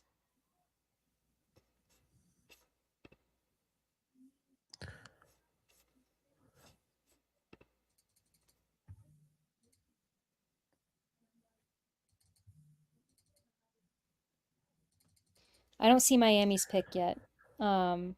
Johnny Wilson is still on the board. That's right. I forgot about him. Not sure that I see the Rams taking him, but we'll see. Dominic said, do you think it's an omen Aaron Donald retired this year and we have pick 99? I don't know. They tried to get him to announce it. I think it's going to be Isaac Bruce. It sounded like Isaac Bruce is going to announce multiple picks. Yeah, it is. Roman Wilson is still on the board. Alex, you're right. That's true. The longer we get to hang out, the longer it takes. Fisk reminds me of a faster, quicker Greg Gaines. That's a good comparison. I think it's tough. I think Fisk is kind of like, I'm having a hard time finding a comp for him because I mean, there are a few players that really stand out to me. I kind of see Ed Oliver.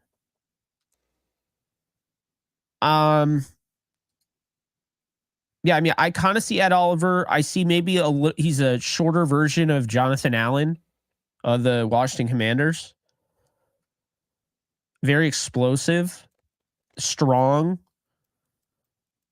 I mean, you have to understand, he is an elite athlete. So I'm literally so ecstatic that we have him in verse. Oh yeah, I mean, people are asking about Fisk's bench press. I don't have that pulled up in front of me. I was just making a joke because Jared Verse benched more than Fisk. So the only thing Fisk didn't grade well in is weight. He was 292 coming in. But yeah, I mean, this guy, yeah, I don't know. I don't know why you would complain. He's really got it all. He's got it all going for him.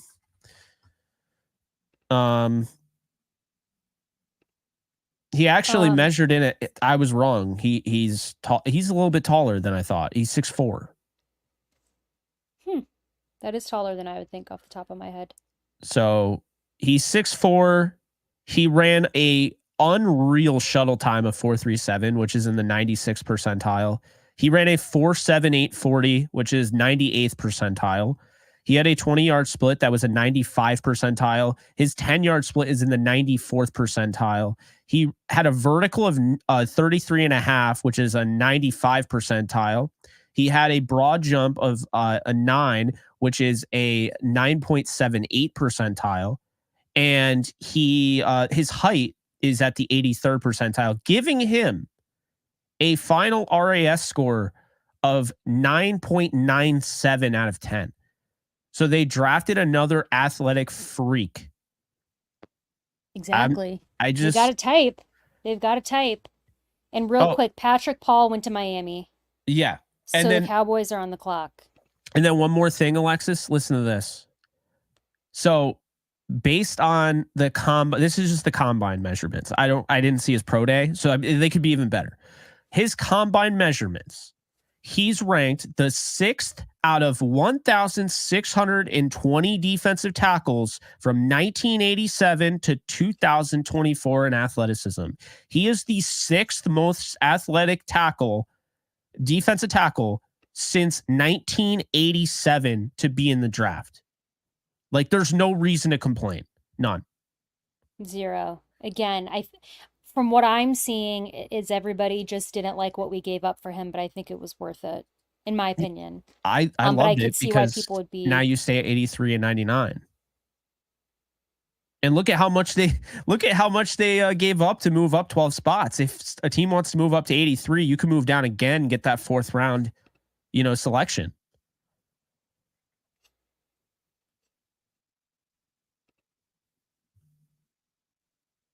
Cowboys on the clock. I think they might double dip on interior defensive line for what it's worth. The Rams. Mike said, how do you think the Rams have done so far compared to the rest of the NFC West teams?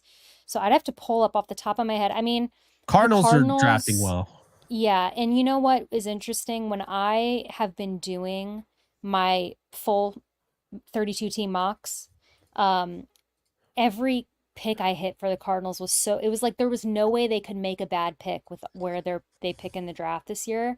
Yeah, and I no was chance. always just like, there is no way that they don't have a good draft. Seattle has only taken Byron Murphy, which is a solid pick. And then the 49ers, I thought they reached a little on Persall.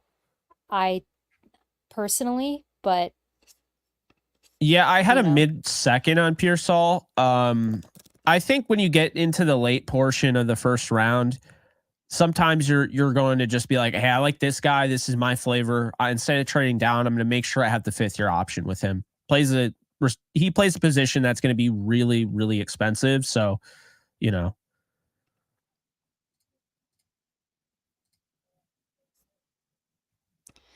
Michael asks, would you be upset if we took Spencer Rattler? Mini Mox having us taking him. I don't want him. I am not a Rattler fan, so yes, I would be. And I also don't believe that the Rams are going to draft a quarterback. What do you think, Jake? I like Rattler, but I wouldn't take a quarterback. Not with the mission that they're telling us. They want guys that can play right away, and they want physicality.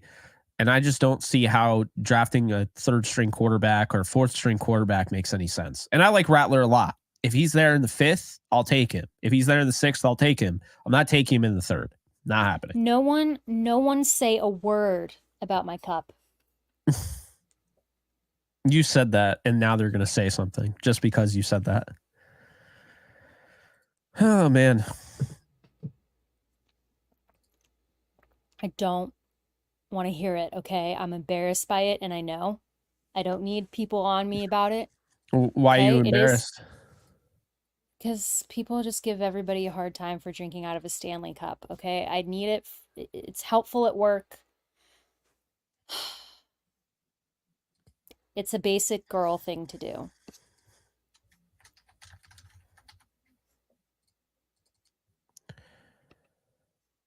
Yeah, I don't know. I've never really thought of it like that, but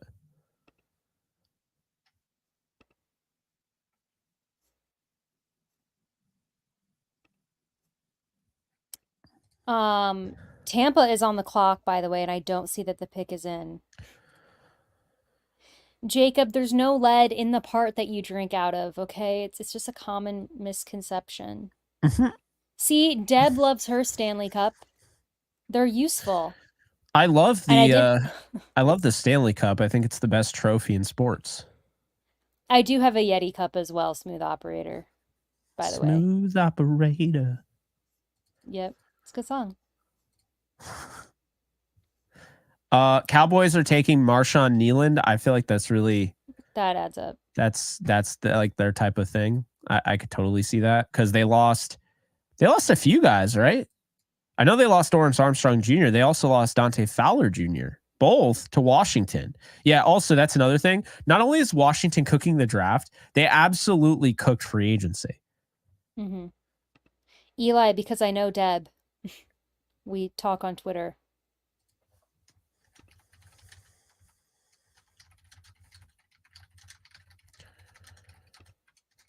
You're right, Vince.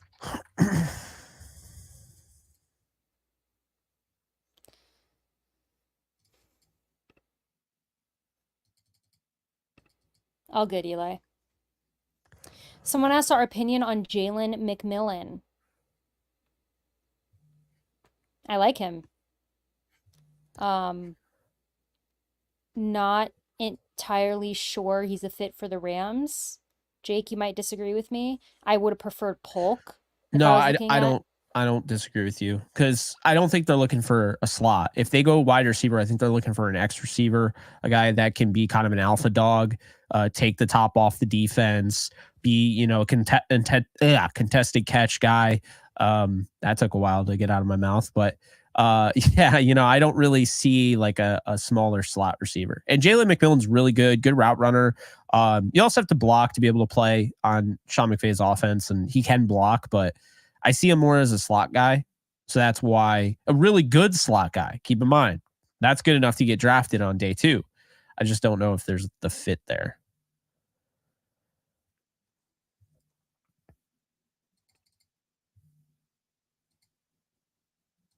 Thank you, BZ. Thanks, BZ. Okay, Tampa's up. Still don't see the pick. Somebody said Joe Milton in the 5th. I'm not that high on him. And I still don't know that I want to take a quarterback. Yeah, he's such a project, and he's already the oldest quarterback in this draft outside of Hartman. So I would probably pass. Did the Bucks take Trey Benson?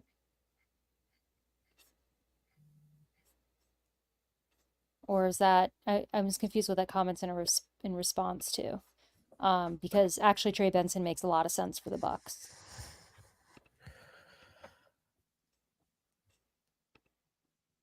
Oh, it was Braswell. All right, so the Bucks took Chris Braswell. That makes sense. He was my next edge off the board if I'm looking at my top 10. Or actually, wait, hold on, let me pull that back up again. Yeah, so my top 6 edges are gone. Next up for me would be Jonah Ellis and then Adisa Isaac.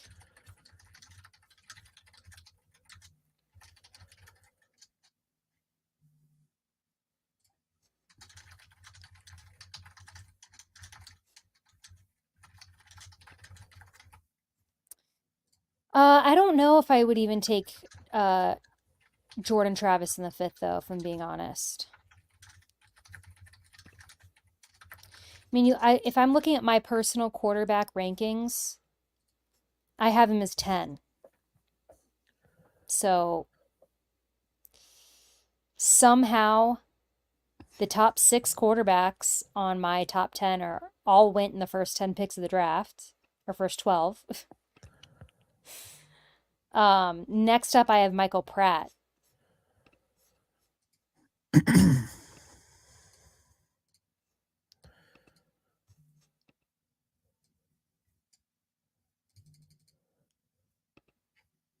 Yeah, I like Pratt. 800 of us strong right now, guys. We're almost to the 3rd round. Yeah, the NFL, again, and this might be a conspiracy, but there's something going on with how slow they are taking to get picks out. I don't think it's a conspiracy. I mean, it is just abysmal. I am like, let's get a move on. Braswell to the Bucks. Said in slow motion, hopefully it would cut some time down before the next pick, and it didn't do anything.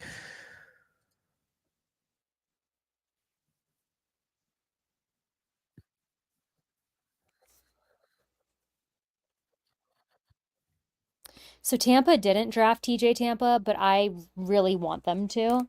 That is who I had them taking in my, sorry, I'm making my screen. In my mock, just because I loved the idea of TJ Tampa playing for Tampa.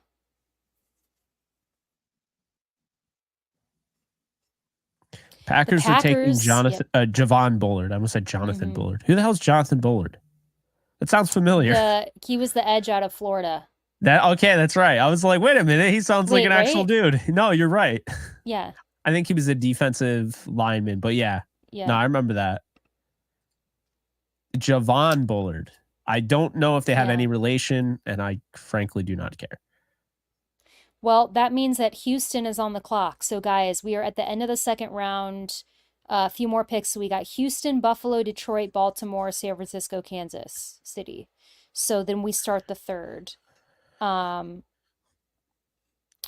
pick 59, Texans. Is this their first pick of the draft?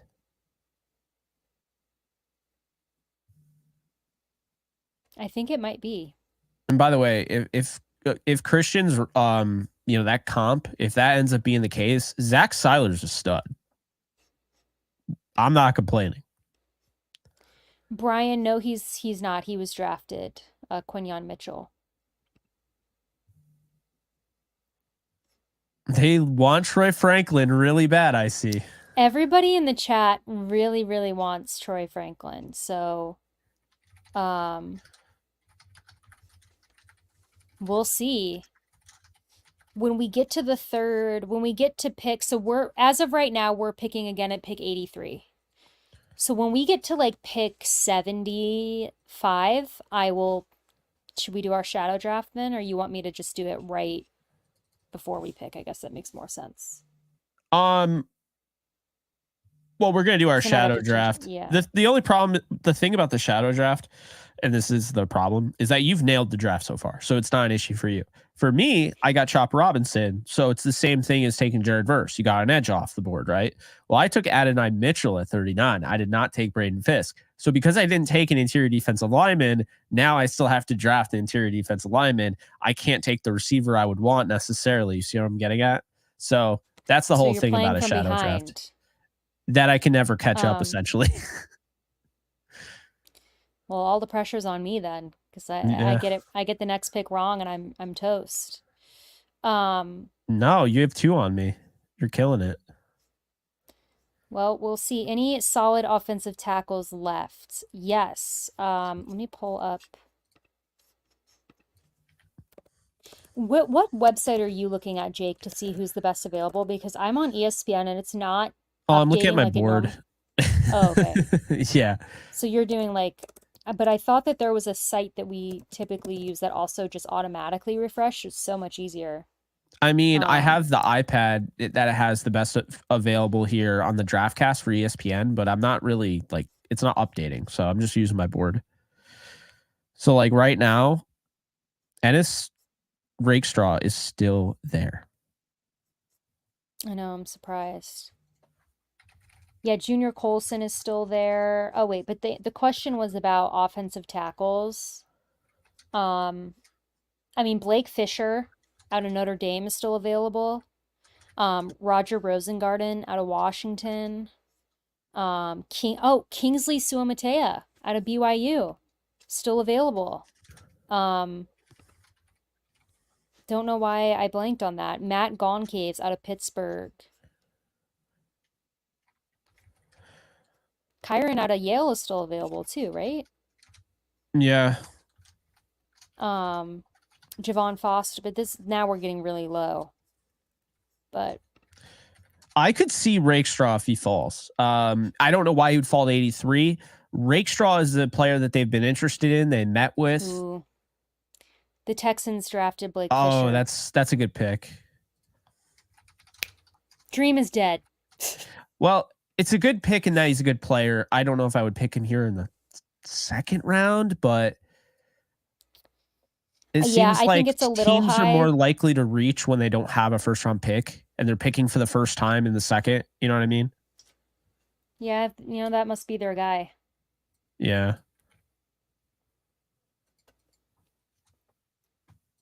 And they're gonna start yeah, they'll start him at right tackle.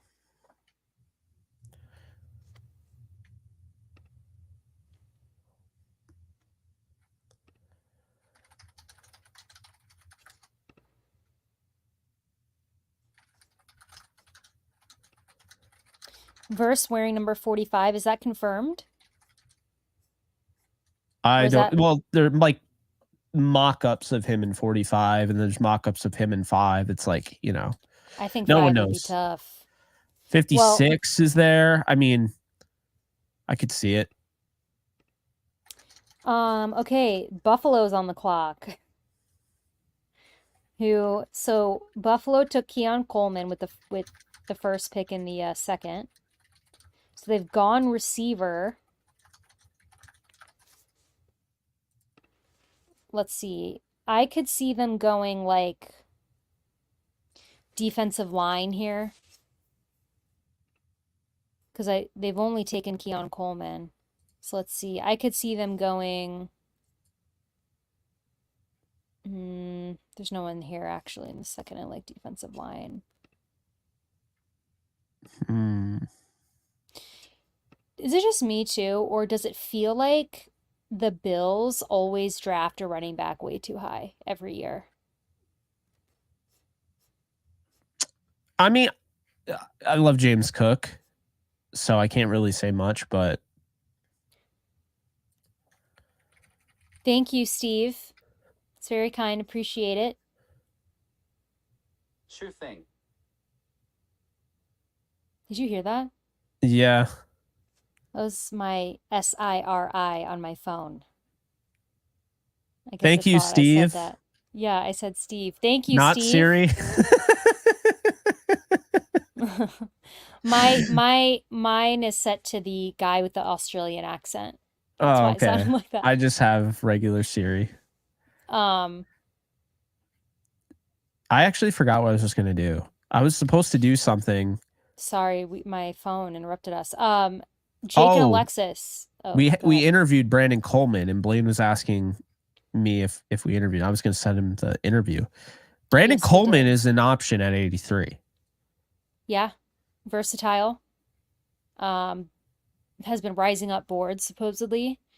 Someone said asked what our thoughts were on Cameron Kitchens. Would he be a good pickup? I think he would be. I think I would prefer Kalen Bullock. I don't know about you, Jake. I mean, are we talking about 83? Pick 83 or just in general? I mean, I think Cole Bishop would be the guy that I would probably prefer. Oh, I do like Cole Bishop too. And we do love a Utah safety on the Rams. We've done it before. This is true.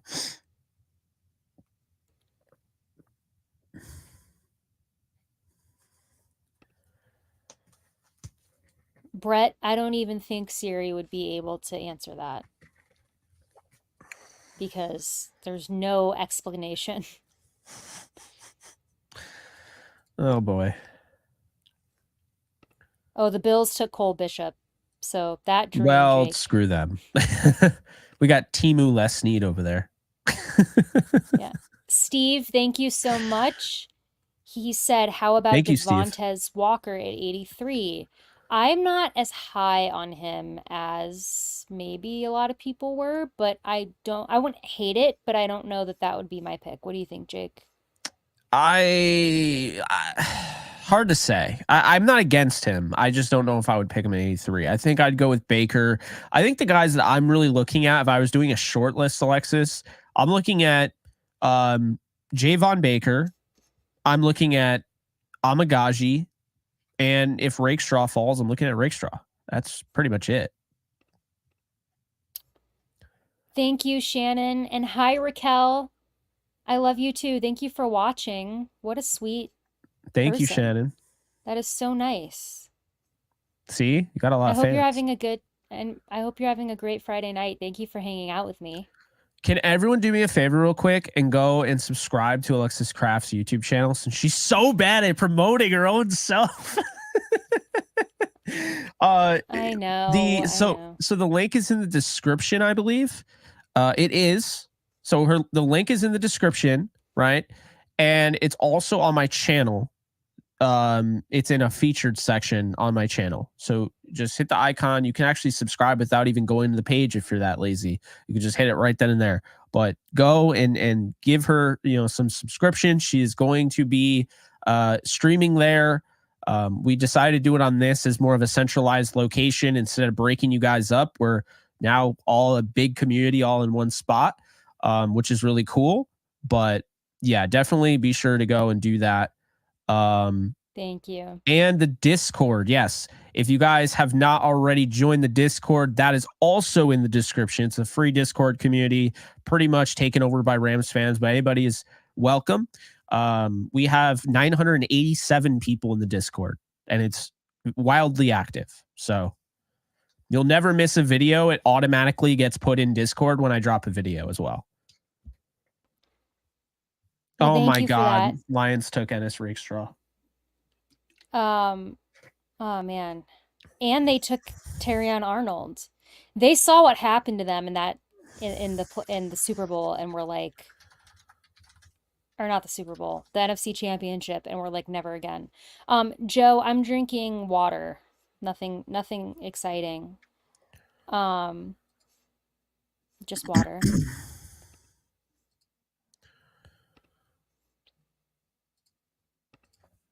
Thank you, Bighorn 99. So looking over players that we've interviewed that could be drafted today, Malik Mustafa is a little bit kind of 50-50. I could see him going late third. I could see Coker going late third. I could see Christian Mahogany going today. I could see Brennan Jackson going late third.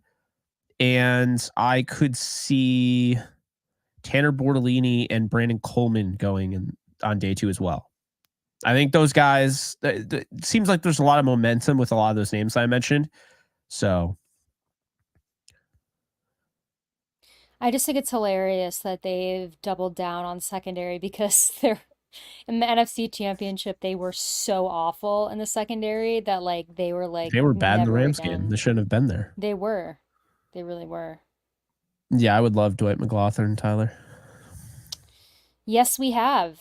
Quite a few who we've taken. Quite a few. Yeah. Lake, Ankrum, right off the bat. Burgess. Those are just names off the top of my head, but I know we've taken more than that.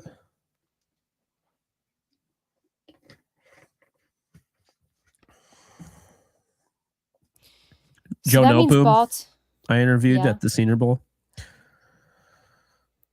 So Baltimore is on the clock, guys. I'm refreshing my Twitter. They just announced the Lions pick, so. All right, Alexis, this is kind of bonkers. So we've been live for how long? About 2 hours? We're almost at 5,000 views. That's insane. And it hasn't really been 2 hours, right? Because oh yeah, it has been. Yeah, it's been like crazy. A little bit over 2 hours now. Almost at 5,000 views, 745 people, concurrent viewers, an average view duration of 19 minutes and 32 seconds. So yesterday, big, extravagant. Everyone talks about the first round. We're over 20 minutes. That's great. But to have the second day be this watched, I feel great about it. Yeah, that is really cool. It's very cool. While Baltimore took Roger Rosengarten. That feels okay. So that feels a little high for him. You know what my comp for him was? Who? Rob Havenstein. Well, hey, maybe he'll turn out like him. Yep. I want to pull up some of my notes, see if I still have them on Braden Fiske, because I feel like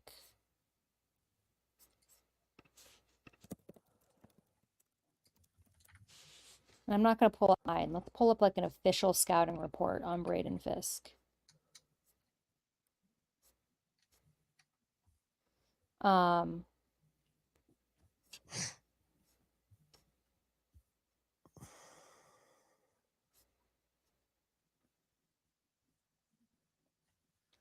yeah, so reading about Braden Fiske, guys, and what Jake and I kind of touched on as well, that he's just an athletic freak. Exceptional athleticism, movement skills, quick off the ball, great in the pass rush, demonstrates agility and quickness, physicality, outstanding explosiveness, strong motor. I mean, diverse set of pass rushing moves. That pretty much all lined up with what we were thinking earlier. And so I really want people who might not be, and might not have come around to this pick yet to get on board and to go read. I mean, you don't have to take our word for it. I mean, go read the scouting reports, obviously, go watch the film and make up your own mind about it, but I think it was a great move. Colin Cowherd is very high on the Rams draft right now. So he's another Really? one. Very high on the Rams draft. He didn't seem very enthused when, it was rumored it was going to be Brock Bowers. He's like, I don't really get it. But no, he liked Verse a lot, and he really likes Fiske. Well, the 49ers are on the clock, guys. So We this is going to end up being Amagaji to tear my soul out of my body. I would be so distraught. Thank you, Bo. He said, getting time to use a 2025 third and move up and screw the Lions. I don't think we're going to Thank go you, Bo. back into the second, but thank you, Bo. So the 49ers are up. Yuck is right, Luke. I don't know what they do. I think they go secondary. They have no right tackle. Colton McKivitz is not good. I know, but like trying to think if I didn't lose that mock that I By the mentioned way, yesterday. I think they wanted Rosengarten. So I think they're probably pissed off the Ravens took him. So I think that they're going to take Sua Matea, right? He didn't go. Oh, you're right. So Yep, that's probably it'll be one of the guys I want. it'll probably be Sua Matea. If they go secondary, let's see who's there. I could see they might be a little early, but like Kalen Bullock is still there, Tyke Smith, Cameron Kitchens. A little early maybe for Jaden Hicks out of Washington State, but could see that. They could go TJ Tampa, Andrew Phillips out of Kentucky. I heard Um, that they're really interested in Phillips for whatever reason. so yeah, could be him. Little early for Cam Hart.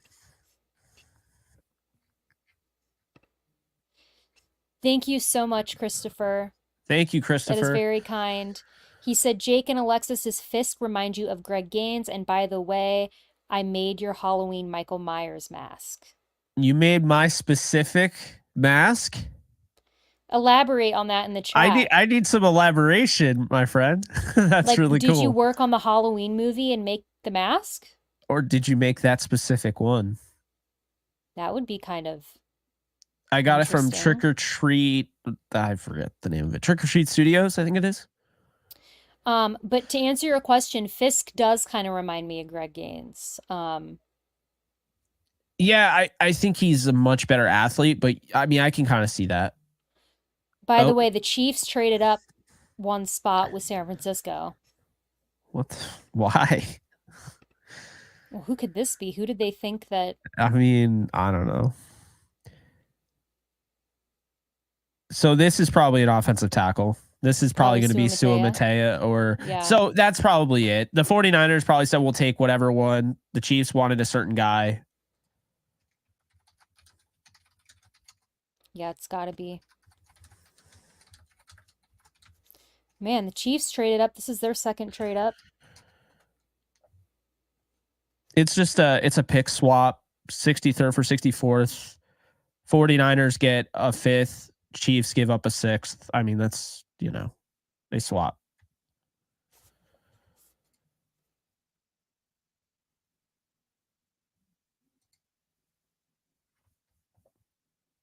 And it is Suamatea. Yep. God, of course it is. So now Amagaji will go off the board. I guarantee it. I don't know. I'm holding out hope that you know what? I'm going to say that like the 49ers take either TJ Tampa or Kalen Bullock here or Andrew Phillips. I'm thinking positive so they don't take Amagaji. Why is everyone trying to make the Chiefs better? Why are you letting them go up and get an athletic guy that can win at the second level like that?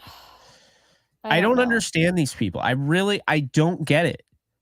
Like the Yankees in baseball. Have you ever heard the Yankee tax, Alexis? When you trade with the Yankees, everyone knows the Yankees have to offer more for a player at the deadline than any other team. They always have to give up more because teams don't like the Yankees. No one is doing that about a team that just won back-to-back Super Bowls, and I don't know why. Thank you, LA Lou. He says that Braden Fiske reminds me of Howie Long. Okay. That's interesting. Thank you, LA Lou. I like Howie Long as an analyst. I met Howie Long a couple years ago. Oh, that's cool. How is he in person? He seems like a nice guy. He was nice. I felt bad because I asked him for a picture. I was at Isaac Bruce's charity. I played, remember, in his flag football tournament in St. Louis in 2019 for the Isaac Bruce Foundation, and Chris Long was there and Howie Long was there, and I got a picture with Howie Long, but I felt kind of bad because his grandson, Chris Long's son, ran up at the same time. So he was like preoccupied. I was like, oh, this is bad timing. But he did take a picture with me. But I didn't want to I didn't want to chat with him too long because like, his family was around. I just didn't want to bother him. That's so cool, though. Yeah, it was cool. Thank you, Tyrone. Very kind of you. We really appreciate it. Thomas, thank you so much. That's very kind of you. He said, I really want us to get Peyton Wilson or Jeremiah Trotter Jr. and Kalen Bullock in the third. What do you think? Out of all of those guys, I think I would prefer Kalen Bullock. Peyton and Jeremiah to me have the injury thing that makes me a little nervous. I don't know, Jake, what are your thoughts? Yeah, I can't really figure it out on that. I mean, maybe Bullock.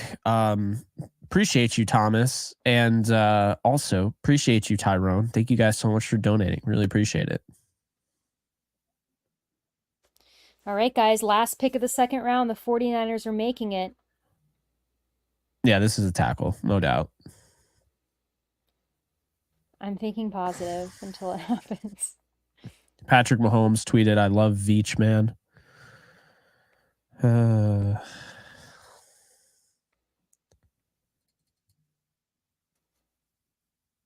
Not as much as he loves you, Patrick. Not as much as he loves you. They took Bernardo Green. They did go secondary. See? There we go. Okay. And they take the 49ers are getting in on the FSU. I don't understand this. I mean, I'm okay with it, but how do you pass on a tackle when Colton McKivitz is your right tackle? I just don't. Because I think they like him. Good Lord. Again, totally fine with it. 49ers, you do your thing. I mean, I like Bernardo Green. He's not a bad prospect. Yeah, I mean, some people in the chat are upset because they wanted Green as well, but yeah, I'm sorry. I think what the Rams just did up front in this draft, like the 49ers desperately need an offensive line upgrade. It's not just the Rams. I mean, the Cardinals got Darius Robinson, which we knew. That was pretty obvious.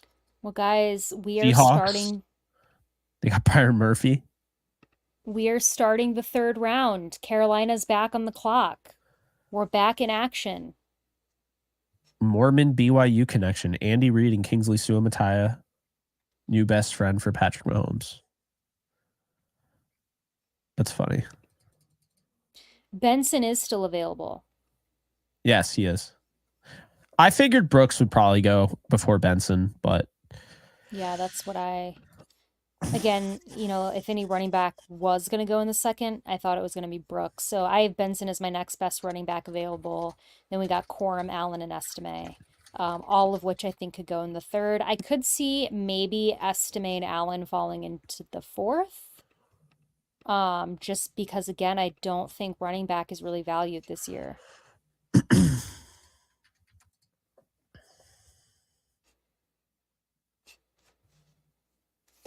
All right, what do we think Carolina? So Carolina so far, if my memory serves me correctly, they traded back into the first for Xavier Leggett, and then That they was a took reach. Jonathan Brooks.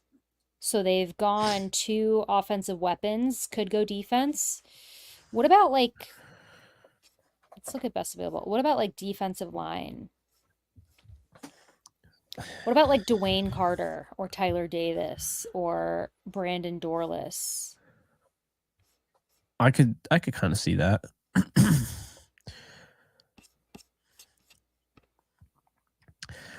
Yeah, Walker. With Peyton Wilson, it's the injury concerns because what I heard, about Latu, I just don't get the vibe the Rams are gonna, make a play for a guy like that. But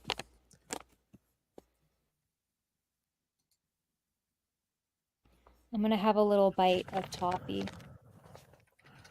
Like I'm a 87-year-old woman who just has toffees.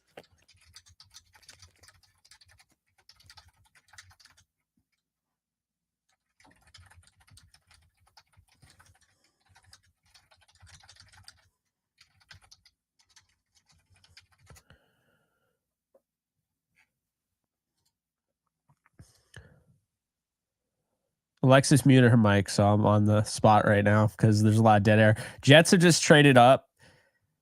ASMR. Yeah, where's your ASMR, Alexis? Come on now. People want to hear you chew. I would have done it if my Shure mic was working. Oh, yeah, now it would just sound like a mess. Now it would just be, yeah, for everybody who missed the It would beginning of just our sound like a slob. I know, for everyone who missed the beginning of our stream, everybody's like unmute because they went to ASMR. But my Shure mic went out basically and is acting up. So at the last minute I had to switch mics. So this is the mic that I need to use if I want to do ASMR. And I can't because it's not working. So it would just sound really not fun if I chewed into the other microphone. Do we think the Jets are going to go with a weapon here? The Panthers just traded down. Jets traded up. Smooth operator. I'm so sick of that song. I like it, but what commercial is it that it's in? It's in a. I don't know, but every time It's Smooth always Operator on. comes up, I have to sing it. It's like a natural, instinct almost. Thank you so much. From New Zealand. God, everybody's always in these places. I need all of you that are. It's Malachi Corley to the Jets. That is actually who I had them taking. So they go out and they get a weapon for Aaron Rodgers. Do you like this? I do. And this is where I had Corley going. I think he makes a lot of sense with the Jets, but I need all of you who are living in these beautiful exotic places to extend an invite.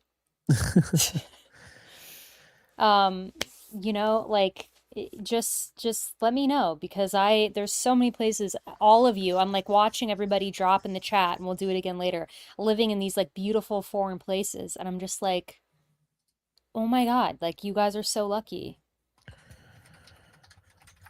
Someone is in Egypt. It's raining profusely right now. It was raining here today in Chicago as well, where I'm at.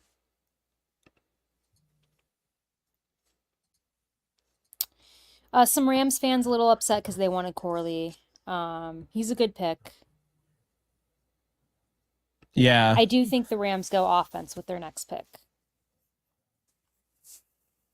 I see a comment on our latest video. Alexis is on a roll with the draft. So there's some love for once. Every once in a while, somebody gets struck by lightning, guys. It's not anything special. Oh, Little Egypt, aka Southern Illinois. Here I was thinking, okay, well, so yeah, we're both in Illinois. Um,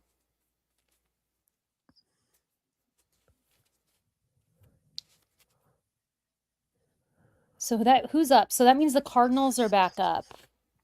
Let's see. How could we get the Cardinals to screw this pickup, Jake? You know what I could see them doing They're is not like going to screw it Spencer. up. You think they could take like Spencer Rattler? No, see, they have a need at defensive tackle, because I think Robinson is going to play defensive end. So, I mean, I could see them, going with a defensive tackle here. Maybe like Dorless, but I could also see them going guard and taking the first guard of the draft. Now we're in the third round. That would be probably Christian Mahogany or Christian Haynes or Cooper Beebe. So they like the ticker. I feel like I'm doing an awful job, but I appreciate it. All right, muting again because I need more of my toffee. I'm an 87-year-old woman.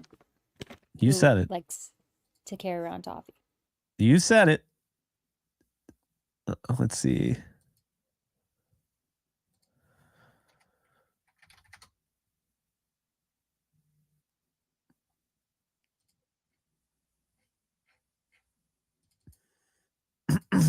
Yeah, this is They took Trey Benson. Wait, who did? Arizona. Are you kidding me? What? They're having a good draft. I like their draft. I'm not even gonna lie.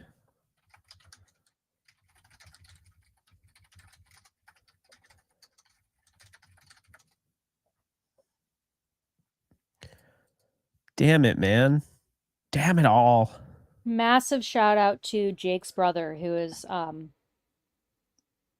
He's us apparently the ahead scoop. of everybody. He's ahead of everybody. I've never seen anything like it. He's texting us picks and they've all been accurate. So it's not like he's just making stuff up, which would be even funnier if he was just like making. You know what's ironic is I also had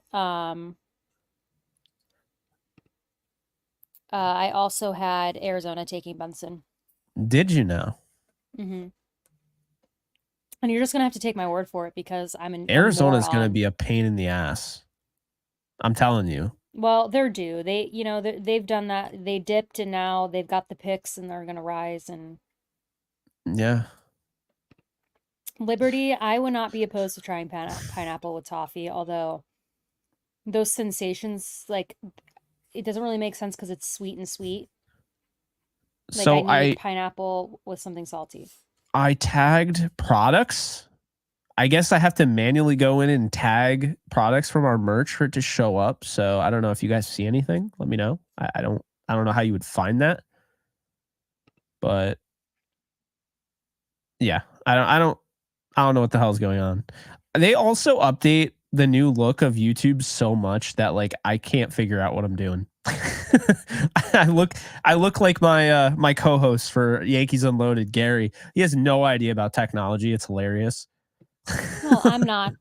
I don't really either. No, you are very technically savvy as opposed to Gary. Gary, literally, yeah.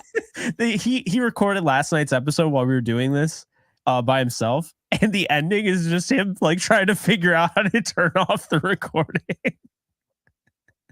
It's just funny, man. Like, you wouldn't normally think that, but yeah. I love it. So Washington is back on the clock. It's so funny. Oh, you idiot. I never pinned them. Oh my God.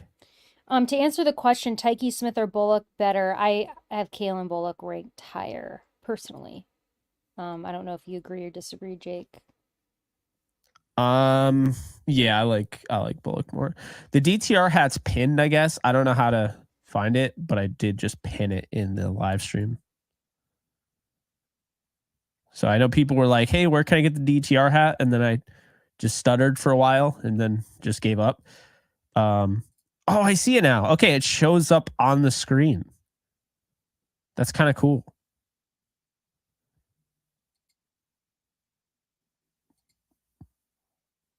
So we're at pick 66. The Rams pick as of now at 83, unless they trade up. So we're still a little bit out. Could see a running back run though now, Jake, now that Benson's gone. Because you look at who's You could. left. Let me pull up my big board for running backs. I mean, Corum, Braylon Allen, and Estime, Jalen Wright, Marshawn Lloyd. All right. After I'm that, just I going to think say, now that Benson's gone, I feel very good about it being Estime. I would be ecstatic. He would replace, keep this in mind. Remember how everyone was going like crazy over? Oh, He didn't just go, did he? no, the Commanders just took Braden Coleman. Dude, the Commanders. Are you kidding me? Our first DTR draft interview of the year has gone, and it hasn't been to the Rams. Congratulations, Brandon. Yep. Congratulations, Very well deserved. Brandon. Well deserved. He's an awesome guy. I know the Rams didn't take him, but our interview with him is still up on our channels if you want to watch him. He's so friendly, so nice. Very versatile offensive lineman, can play multiple positions on the offensive line and is going to contribute right away. The Commanders are killing it. Sorry, Jake. I did not want to interrupt you, but No, the you're chat fine. was just and then New England just took Caden Wallace, which feels very high.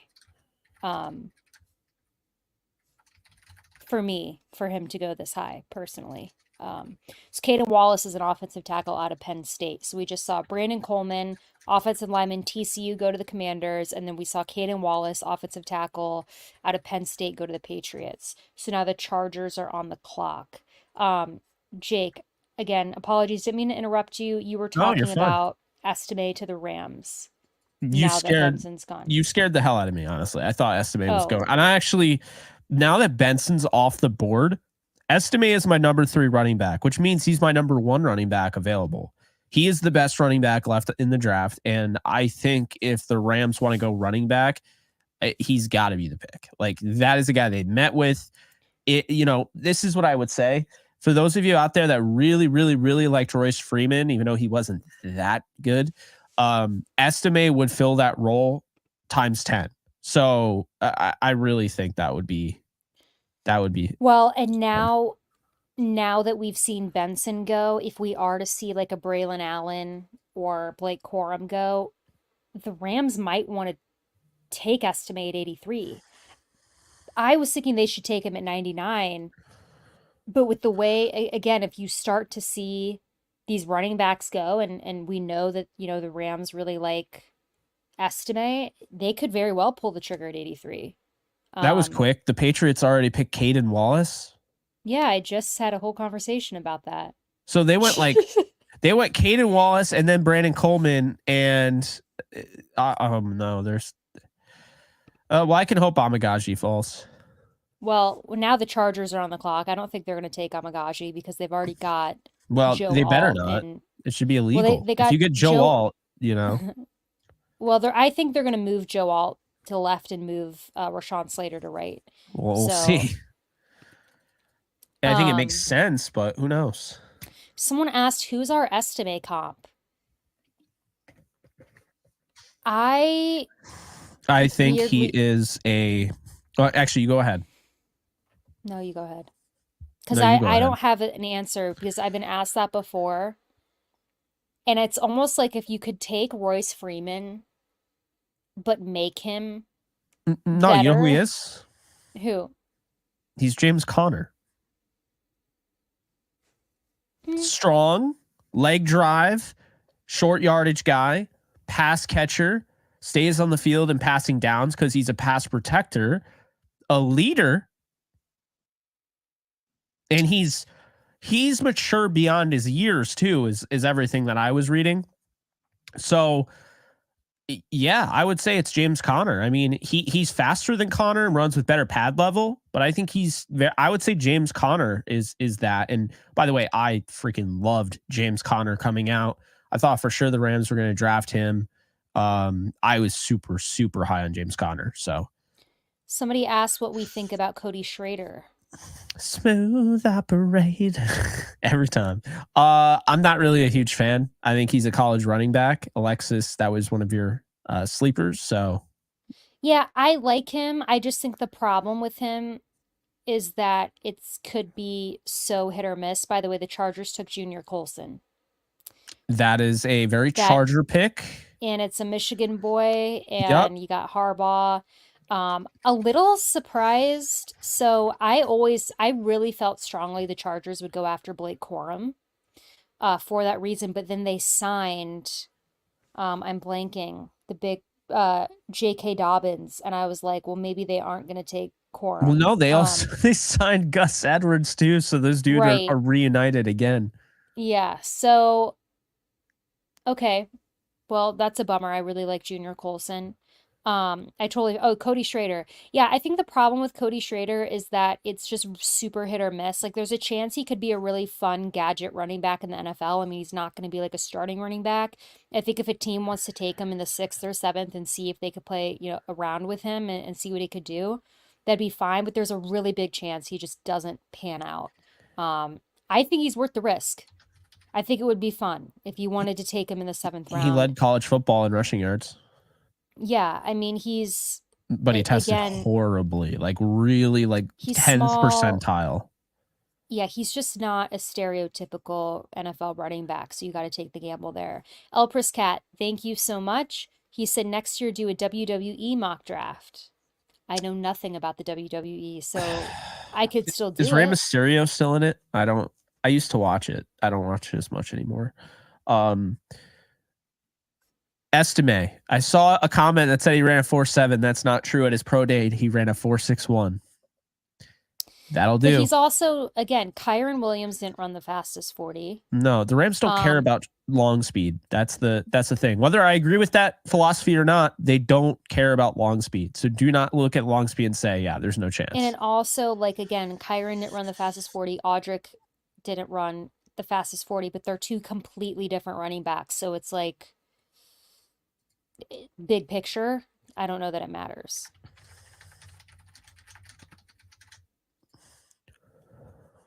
Okay, Giants on the clock at pick 70. Yeah, I wonder what the Giants could do. They took Andrew Phillips. That was fast. Jeez, I couldn't even freaking look at their depth chart. Picks are coming in fast and furious now. Oh okay, boy, that's a good pick. Now you got the Cardinals back on the clock because apparently they just have a million picks. So we'll see if they stay here.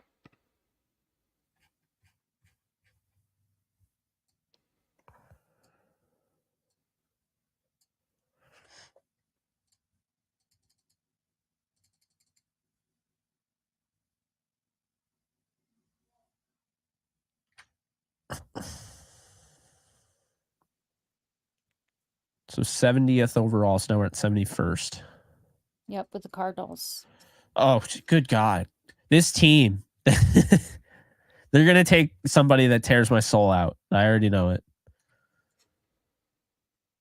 I don't think the Rams, well, so somebody asked, you think the Rams will trade from the 5th to the 4th? I mean, I could see that. I could see that. I think the Cardinals, somebody said watch them take Haynes or Beebe. I feel like Cooper Beebe could be an option here. He's also such a guy that the Rams would be interested in. If they have a need, like if they feel like they have a need at guard, they'll take Beebe. If Beebe can play center, I 100% think they take him. Somebody said hope they don't take Puny. Seems a little early for Puny. That's just my thought. But as a Kansas fan, I'll be happy for him wherever he goes. Somebody asks if we think Dwight McGlothern would be a day one starter if we draft him. I don't think day one, no. No, but he'd be very good, I think. Yeah, I do like him as a prospect. Somebody asked when we take a kicker. I think that the Rams could take a kicker as early as the 6th. Man, it feels so weird since I slept all day. It feels like it's like 2. Next position we need, I'm looking at offensive tackle, receiver, maybe running back, depending on who's there. I don't know. So inside Yeah. linebacker, but now that Junior Colson is gone, who do I have? Edgerrin Cooper is gone, Junior Colson. I don't really want Trotter or Wilson. I'm a little concerned. Now, did you want, like, if Junior Colson was there, is that somebody that you liked enough to draft? Yeah. Yeah, I would have Okay. taken him at 83. Okay. Yeah. What about you? Yeah, I mean, I think he's the best linebacker in the draft. I had a first round grade on him, late first. I mean, big fan of his. So yeah, I mean, the leadership, and obviously you can't win a national title without having a big guy like that. And he's not even big, but just having a guy like that who's that, you know, I guess reliable in the middle. So yeah, that would be my thoughts on him. Javon Baker is still available, Martin. And Brandon, you are right. Troy Franklin is also still available.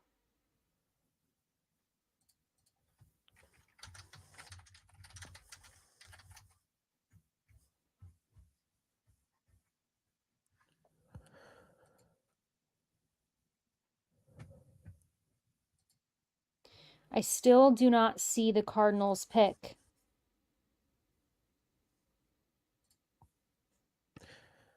Yeah, they're dragging their feet here. Thank you so much, Matthew. He said, "Who is your biggest Rams draft bust, guys?" For me, it's Lawrence Phillips. Ooh. So I would say Lawrence Phillips, but I also wasn't really around when Lawrence Phillips was drafted. I might have been. Was he 96? I don't remember the exact year. Point is, I don't remember him. I only know him through history and him being arguably one of the biggest draft busts. I am like on the Greg Robinson train. I know that people are like, I mean, for me, that's my Yeah. era. My era would be Greg Robinson. To me, it's Greg Robinson or Jason Smith. Yeah, Jason Smith, Greg Robinson are got to be the top two. The chat is agreeing with us. But let me be fair to Jason Smith here. I think Jason Smith played a lot longer than Greg Robinson, if I'm not mistaken, for the Rams. So let me see here. And by the way, the Cardinals took Isaiah Adams out of Illinois. Okay, So that's interior high. offensive lineman. That is high for him. But that tells me that he's going to be a guard. Yeah. So, okay, Jason Smith started 26 games. So how many did Greg Robinson start? I have to disagree with people saying Sam Bradford because I get that he was a bust, but in my mind, it just felt like so out of his control. It's Jason Smith. So Greg Robinson started 42 games for the Rams. Jason Smith, so he was a second rounder. A second overall pick. Jason Smith was the first overall pick. Oh, no, he was the second overall pick as well in 2009. So yeah. Stafford went number 1. Pain. He only started 26 games. So I'm gonna say Jason Smith is the bust. But there, to be fair, there's something that we're not considering here. Who was available when they were selected? That would, right? We gotta weigh that. So when Jason Smith was selected, the Rams could have gotten Tyson Jackson, who wasn't great. Wasn't bad, but wasn't great. Aaron Curry didn't really end up being anything. Mark Sanchez didn't end up being anything. Andre Smith was good. Probably the best one I've named. Darius Hayward-Bay was a bust. Eugene Monroe, BJ Raji, Michael Crabtree, Aaron Mabin, Noshawn Moreno, Brian Arakpo, Malcolm Jenkins, Brian Cushing. I'm going to be honest here. Alex Mack and Clay Matthews look like the best in the first round, but they were not early first round prospects. So I'm going to say, by virtue of who was available at the time, Jason Smith may not have played as much as Greg Robinson, but Greg Robinson was drafted over guys that ended up being big time contributors. And so I'll list those names real quick. Blake And real quick, Bortles. okay. Oh, yeah, go ahead. Sorry, I was going to say Trayvon Wallace to Carolina, linebacker from Kentucky. Interesting. I don't hate that. Blake Bortles, Sammy Watkins, but then Khalil Mack, Jake Matthews, Mike Evans, Justin Gilbert was terrible, Anthony Barr, Odell Beckham Jr., obviously Aaron Donald, Zach Martin, CJ Mosley. Yeah. I'm going to say Greg Robinson is the biggest draft bust for the Rams in our lifetime because of that, because of who they passed up to get him. Because Jason Smith, that whole draft for the most part was a crapshoot. I mean, not until you get to the end with Clay Matthews and Alex Mack do you have a really good prospect where you're like, man, I wish they drafted him. So I stand by that. Hey, I agree. It's a great point. And guys, we're 11 picks away, and we're starting to see the room grow. We're now at 800 people, or 790. Yep, 800 people. Rams are picking in 11 picks. Dallas is on the clock. I could see Dallas taking Braylon Allen or like Jalen Wright. Oh no, I could see them taking Estimate too. I was about to say they could Well, take Estimate. I It don't would know destroy me, but because did they get Ezekiel Elliott back, or were they looking at bringing him back? I don't know, because the news came out today that they were supposedly reuniting, but they didn't like, I don't know, it seems super non-committal, so I don't really know. Because then that picking Estimate doesn't make sense. Oh, you know what? They're going to get Jalen Wright. That's a Cowboys pick. Jalen Wright will be the pick. Yeah, I think it's going running back. I think it's Jalen Wright or Braylon Allen. Yeah. Chicago's finally back up in 2 more picks because we've got Dallas, Atlanta, then Chicago.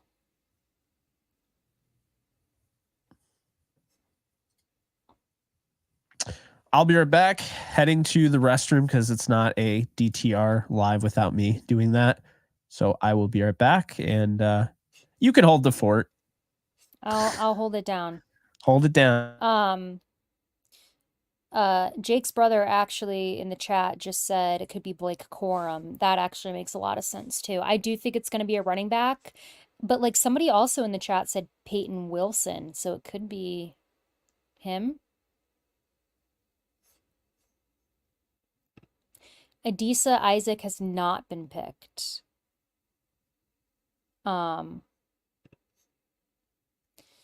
I do feel like it could be, I don't know, Jalen Wright makes a lot of sense here. I think it's going to be a running back, guys. Let's just hope it's not Estime, for all of us Estime fans. But Cowboys are up, then Atlanta, then Chicago for the first time since the first round, then Denver, Vegas, Philadelphia, Arizona, Cincinnati, Seattle, Indianapolis, then us. So really so close.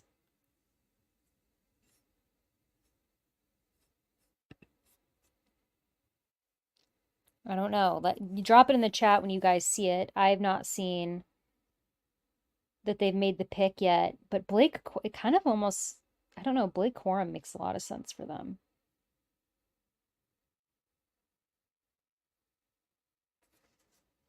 And then Atlanta afterwards, I doubt takes a running back because they've got Bijan Robinson and Tyler Algier. So taking a running back in the 3rd round doesn't make sense for them.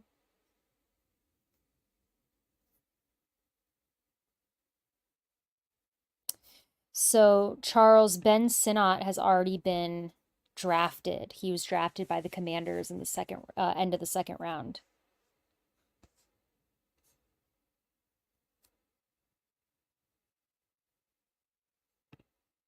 It is surprising Troy Franklin hasn't been drafted, I have to admit.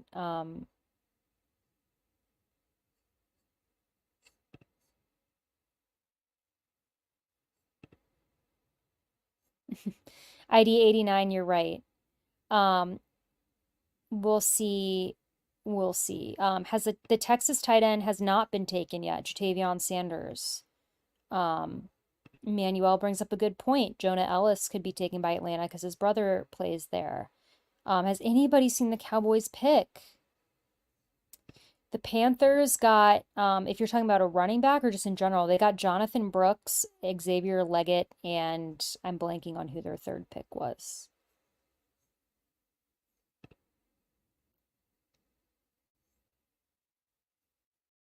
Abrams Drain has not been drafted yet. Ennis Rackstraw.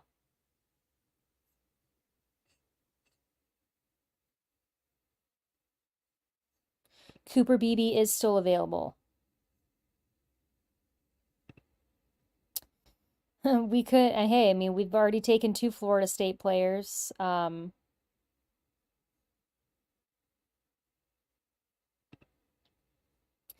Cowboys could be trying to trade. They haven't announced the pick yet, which is interesting.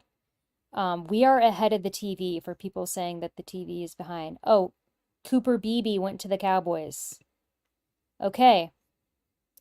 There we go. That pick makes a lot of sense for them, actually. So Cooper Beebe is gone.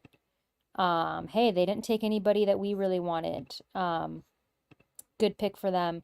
Jake, oh, he just can't hear me. His headphones aren't on yet.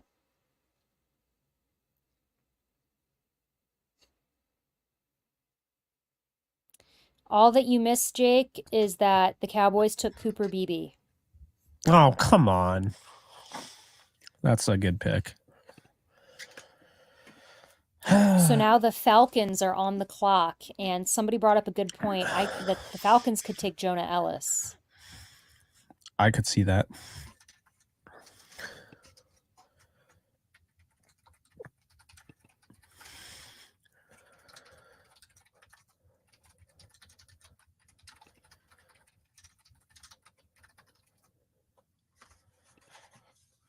Dream is dead. Dream is dead. You're right, I Alex. do have a crumble cookie, though, so we're all good. There you go. Blake Corum is not drafted. So he is still on the board. So, yeah, DJ James out of Auburn is still available. So we've got Atlanta. I feel like Jonah Ellis makes a lot of sense for them. They haven't gone edge yet. Then you've got Chicago, which could do anything. I mean, who knows what Chicago's going to do. Logan, I miss insomnia cookies. Ugh. Next time I go to St. Louis, I need to stop by.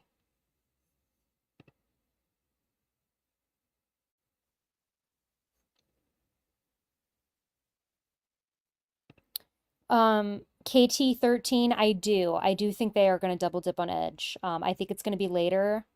Although if a guy like Brennan Jackson falls into the 4th, I would love for the Rams to try and find a way to get him.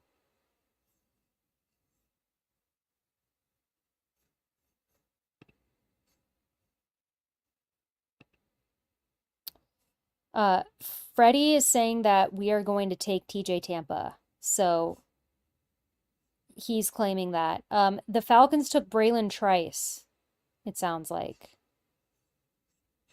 So they did go edge. NFC West best, I've got to say Emos over Chicago. I don't like Chicago style pizza. I don't like deep dish. It tastes like soup. I don't understand it. It's too much. It's too filling. It's just too much. So maybe I'm biased because I'm from St. Louis, but I prefer the thin crust Emos. Okay, so the Falcons did take Braylon Trice. So now we've got the Bears on the clock. I could see the Bears going interior defensive line. I could see them going offensive tackle if they've learned from their mistakes of letting Justin Fields just get absolutely pummeled. Maybe they beef up their offensive line here. I don't really see them going linebacker because they spent a lot of money last year on free agent linebackers. Maybe a safety to replace Eddie Jackson.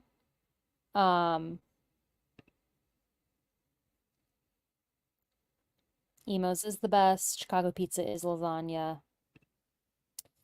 I don't know. Jake, what do you think? Or he's eating. But I just think that the Bears should go I think they should go offensive line. So how is Peyton Wilson available? Why is Peyton Wilson falling down the board? It's going to be in my opinion, because of the medical. I think teams are concerned with the injuries. Kendall said, have I tried Bellacino's pizza? I haven't. Is that in St. Louis or Chicago? Alex said, I'd laugh if they took Brendan Rice here just to appease Caleb. I mean, they could, but there's just no room in that wide receiver room for anybody else. I mean, you've got Keenan Allen, DJ Moore, Roman Dunze, Tyler Scott. I don't know if St. Brown is still on the team or not. He might be a free agent. Thank you, Matthew. And then he said, how y'all know all these needs for teams? Geez, when I watch y'all, it's like I stayed at a Holiday Inn Express last night. Just really getting into the draft and knowing too much, just having too much time, I guess. But thank you, Matthew, for the donation. Kendall said it's in St. Charles. I've never had it, no.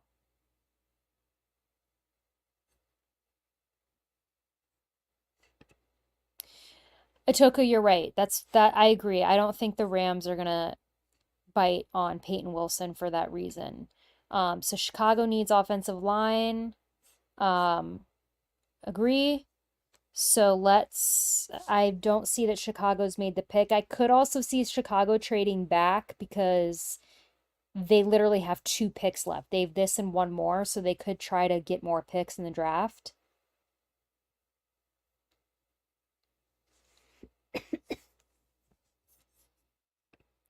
MBM, Emos is the best. Every time I go home, I gotta get Emos. It's amazing. We could take Pooney at 83. We could take Rakestraw at 83.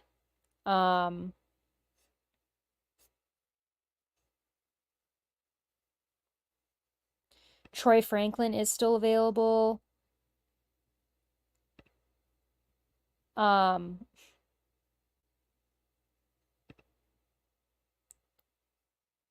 I feel like the Bears might try to trade back. Because is it just me or has there not been, wait, hold on. Leroy, is that true or is that a guess? I think it's a guess. Oh, I don't see it. okay. Rakestraw, you're right. Rakestraw is gone. I forgot. He That went would to piss me the off. They took Swift. Like they picked up Swift in the offseason. They don't need him. The cookie was good, by the way. What's up, Pete? No worries. One thing I want to say about Braylon Trice. First off, he's a stud. But second, Jimmy Lake, who is the defensive coordinator in Atlanta, he coached Braylon Trice at Washington. See, everyone kept talking about the connection between him and Latu. Latu wasn't even there that long. Like, he coached Braylon Trice. So, yeah, I thought that was a cool pick. Falcons trying to get back into my my good graces. Going to be hard to do that when you pick a guy that won't be playing until he can collect Social Security.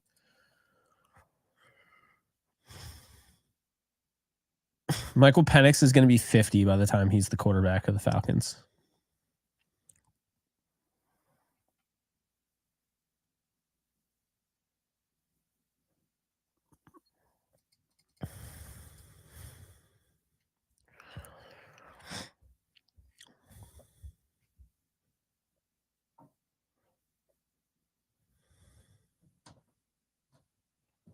The Bears took Amagaji.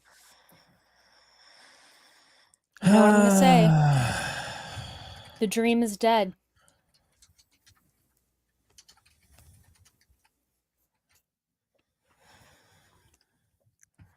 The dream is dead. I'm sorry, everybody. I would have really loved him on the Rams. Makes total sense for the Bears. Like we talked about, they got to do better at protecting Caleb Williams than they did with Justin Fields. So, I agree. It does need to be a thing. I don't know how we would make that, but we'll look into it. But, okay, so he's gone. Up next, you have Denver, Vegas, Philadelphia, Arizona, Cincinnati, Seattle, Indianapolis, us. Jonah Ellis close. to the Broncos. Wow. It's a good pick. I like that. Ernest needs He to looked stop like a trolling. ram when I was watching him. He's a stud. I really like Jonah Ellis. Yeah.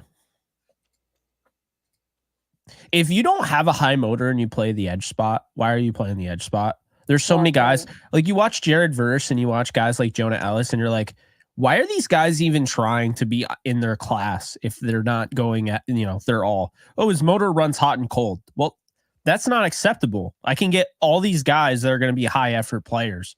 I don't care about your, athleticism if you don't even, give a shit about actually giving it your all.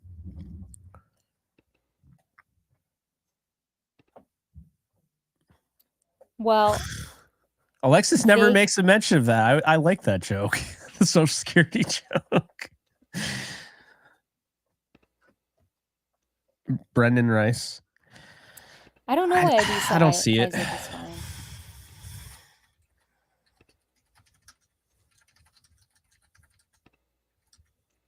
The Raiders could go wide receiver. That would be fun if the Raiders took Brendan Rice here. You've got Brock Bowers with Michael Meyer. Then you've got Devontae Adams, Brendan Rice. It sounds like they are going to be releasing Hunter Renfrow. So that would be a good pick for them.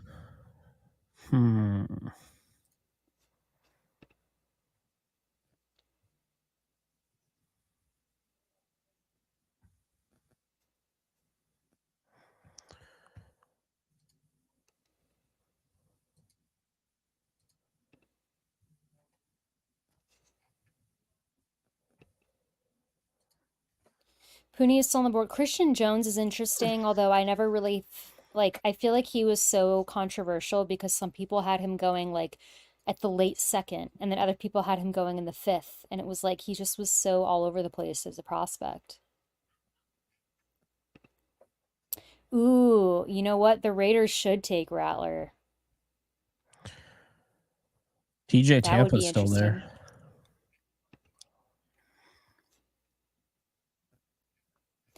It is a little interesting that Troy Franklin has fallen. Guys, we are at pick 77 and so the draft is at pick 77.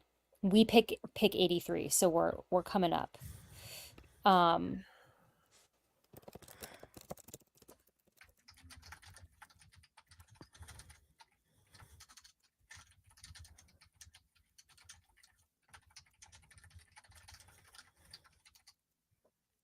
Delmar Glaze to the Raiders. Okay. That is early. Shout out STL and Drew. Appreciate you. Thank you so much, Bo. He said the next Bo. Rams pick will be a McVay pick, wide receiver or Puny. I agree. That makes sense. Yeah, I think right now Pooney is the best player available for me at tackle, and it's not really remotely close after that. Drew said, will Alexis go 3 for 3? Well, we'll find out. Who do you have at 83? Doubt it. Who do you have at 83? Well, we're a little far out, I feel, for the shadow draft, but as of now, I'm going to say, well, it's definitely going to be offense. So I'm going to say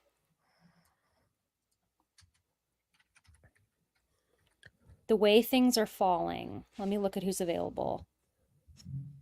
All right, guys, moment of truth. And again, we're a little early for me to even want to say this but I'll change it if this person goes, I guess. But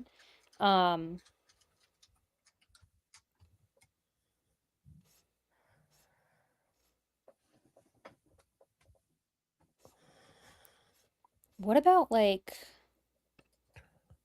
if Brendan Rice is there,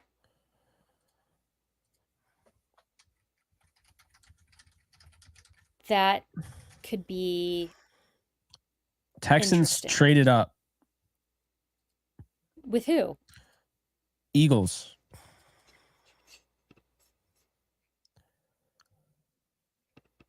They moved up from pick 86. Oh boy. Oh boy. Oh, you know who I think this is? I think this is Jatavian Sanders. Get another weapon for CJ Stroud. Well, let's see. Who did the Raider? Okay, the Raiders picked Delmar Lay. Sorry, guys. I've got a million screens open.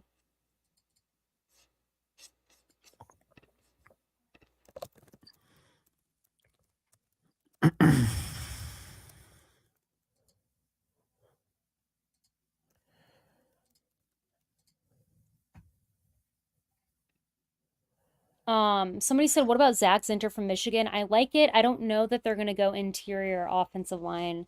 So I'm going to say probably Javon Baker at 83. Or I Brennan Rice, but probably Javon Baker because we don't have confirmation that the Rams have met with Brennan Rice. We know they like Javon, so that feels safer. Yeah, I'm gonna go with Javon Baker right now, or Pooney.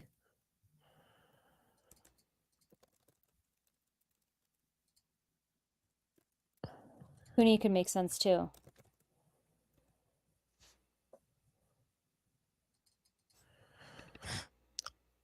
All of Jonah Ellis's brothers are in the NFL with him now.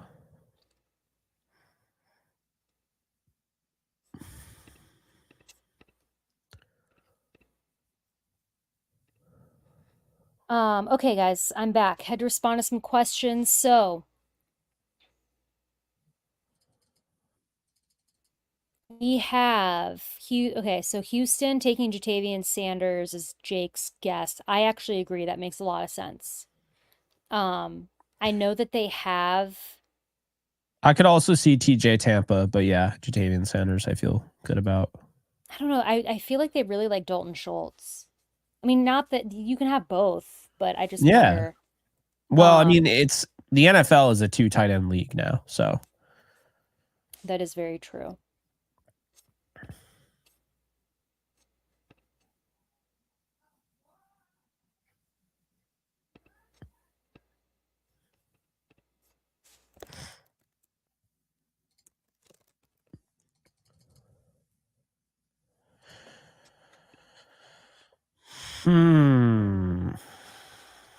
So everybody in the chat, if you haven't already, because now I'm back to the chat, we have 889 people in here. That is amazing.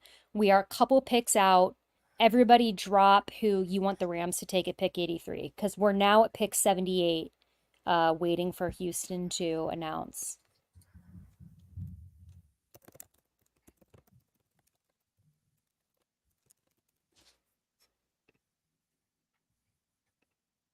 All right.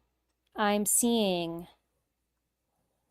TJ Tampa, a lot of TJ Tampa, Roman Wilson, Troy Franklin, Javon Baker, Estime.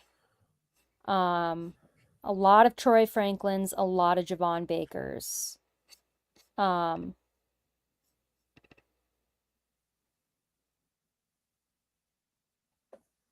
for what it's worth, I did trade down here in my original mock with the Ravens. I gave them 83 and 99 and took 93, 113, 130, and 165. And then I took Pooney at 93. Took Estime in the fourth. I took Sweat in the fourth. He went in the second. Then I took Newton, Cardi, Hall, LeMaya, Ford, McLaughlin, and Perry. My big trade up in the second was for Keon Coleman, who was off the board. So It's traded up with the Cardinals, by the way. So after the Texans pick, the Colts are up. A lot of the same people being floated around in the chat right now. See a lot of people saying Estime. I would love it if they took Estime. I think they could probably still wait a little bit. Yeah, I think they could wait, but if they're like panicking and they're like they really want him, go for it. Because you pick at 99, so what? You're taking him 16 picks roughly higher than, it's not crazy.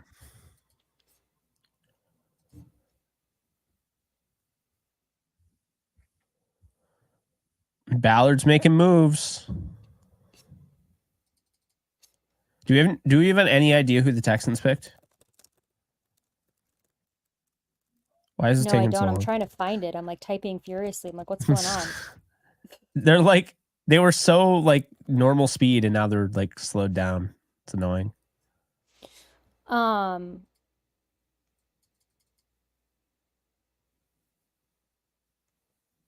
Guys, I'm sorry. I don't see. This is like the NFL must have a very big commercial that they need broadcasters or something. They're basically like holding the Texans hostage, being like, "Don't you dare yet," or something, because I do not see it. I see the pick is in. Everybody that I'm asking, Jake's brother just said radio silence. So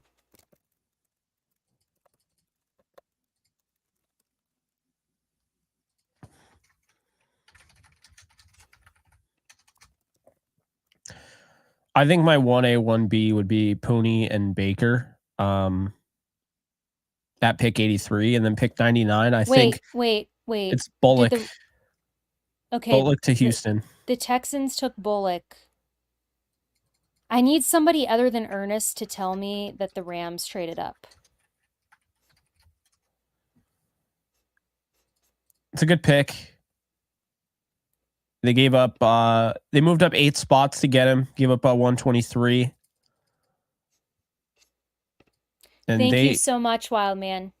Yes, thank you, Wildman. I'm with Alexis. I want Audric Estime. You both rock this draft. Go Rams. Appreciate you, man. Matt Goncalves, I don't know how to say his name. He goes to the Colts.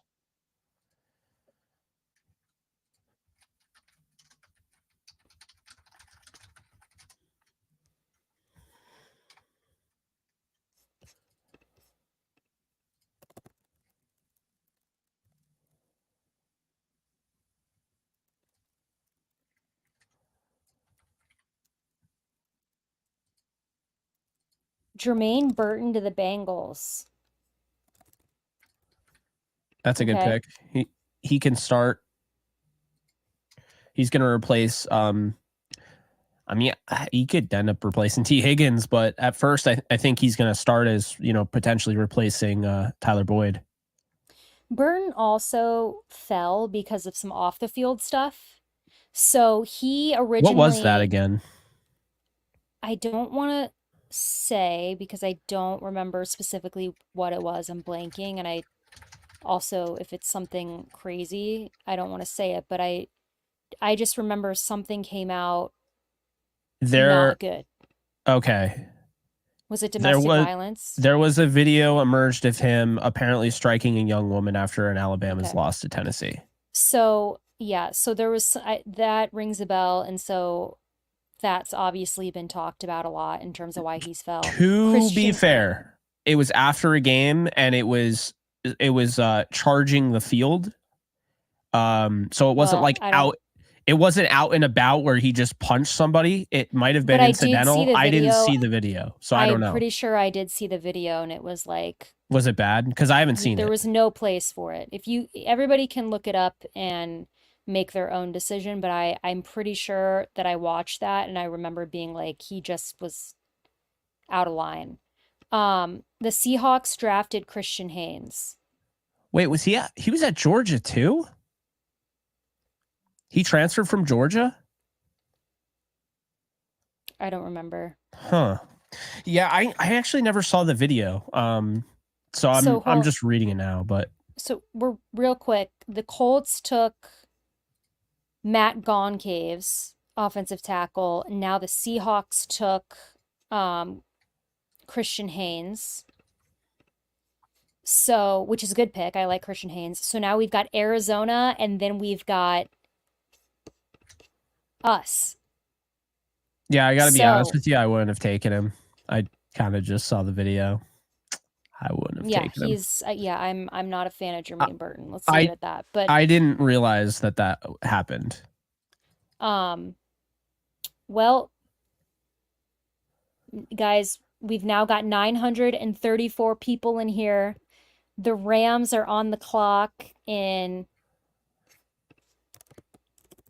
So in 2 picks. okay, so Haynes was after. Good Lord, they're flying I off. let's call it, Jake. Well, they're 1 pick away now. Cardinals, then Rams. Okay, I've said it's Javon Baker. That is my pick. I'm 2 for 2. I could totally be wrong.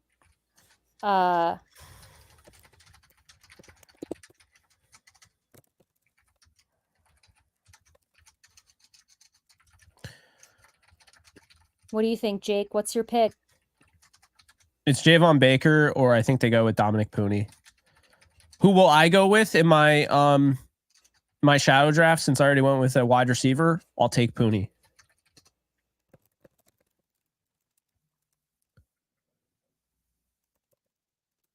And part of me, I just have a weird feeling that they could be interested in Peyton Wilson, so I'll throw him in there as well as a short list option. All right. But Baker's my number one option. The shadow draft, I can't draft Baker, otherwise I draft the 2 receivers. All right, I'm going Javon Baker. I kind of want to change it.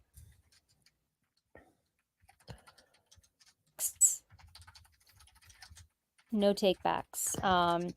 Guys, don't.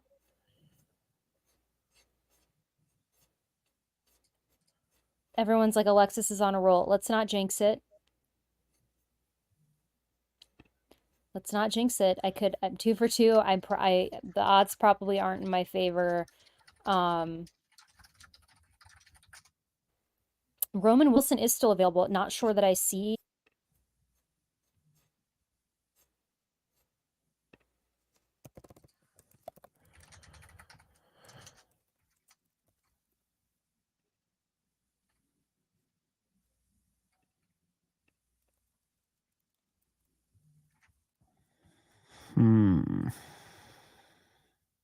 All right. Mario, I am 2 for 2. Jake is 0 for 2, but that doesn't really Yeah. mean anything. Okay, guys, 973 strong. Let's go. I mean, 2 picks. Of course, now it's commercial break. Is the nerve setting in for anybody else, Jake? I don't know about for you, but when the Rams are going to pick, I just get anxious. And I don't know why, because it's not that I'm necessarily scared about who they're going to take. I just can't help it. The anticipation. Arizona picked Tip Ryman. Wow, really? He went high. That's high, and I like him, but this is too high, in my opinion. Yeah. But I like him. It's a little high, especially for them. I feel like they got Trey McBride. I kind of thought maybe they would pair Trey McBride with Dallin Holker, the 2 Colorado State tight ends later on. But whatever. That's their guy. They wanted to get him. So guys, that means we are officially on the clock. We are on the clock. Jake and I both have Javon Baker. Oh no, wait. You can't you don't in your shadow draft, right? Because you said you already. I would take Javon Baker, but since I already took Adonai Mitchell in the shadow draft, I'll take Pooney. So it's one of those 2 guys. I'm glad you're keeping track of this because I'm just yelling it out. Oh, you're not writing yours down? No, I've just been saying. I mean, I know mentally we've only had 3 picks. That's true. So I mean, I can now. So I'll write. Yeah, that's why I was like, oh, you should probably put in a note. Jared Verse, Braden Fiske, and now I'm gonna say Javon Baker. Although I really don't feel strongly about Baker. As soon as I declared it, I had this gut reaction I was gonna be wrong. Everybody in the chat is really wanting Troy Franklin. I just don't see Troy. I mean, I wouldn't be upset about it. Well, who's the best cornerback available? Is there anybody worth TJ Tampa's there? Cam Hart. Those are the only two I could see.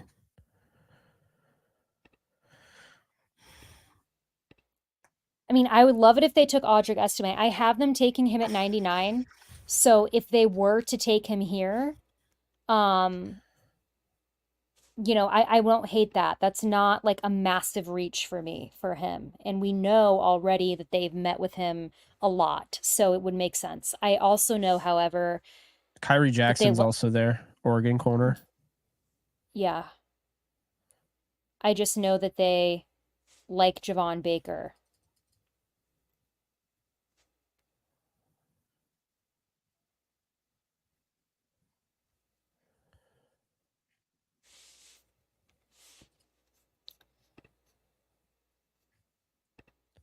There's always this deathly silence I know. It's true. that we fall into because like our heart is like this and we're all anxiously looking at the chat. I'm scrolling furiously on Twitter to see if the pics dropped. Um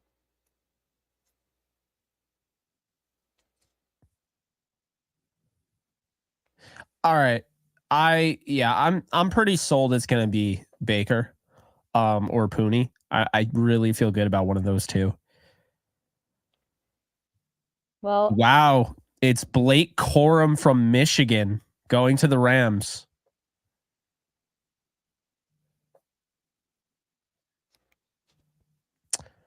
Wow. I really thought they'd go with Estime here. I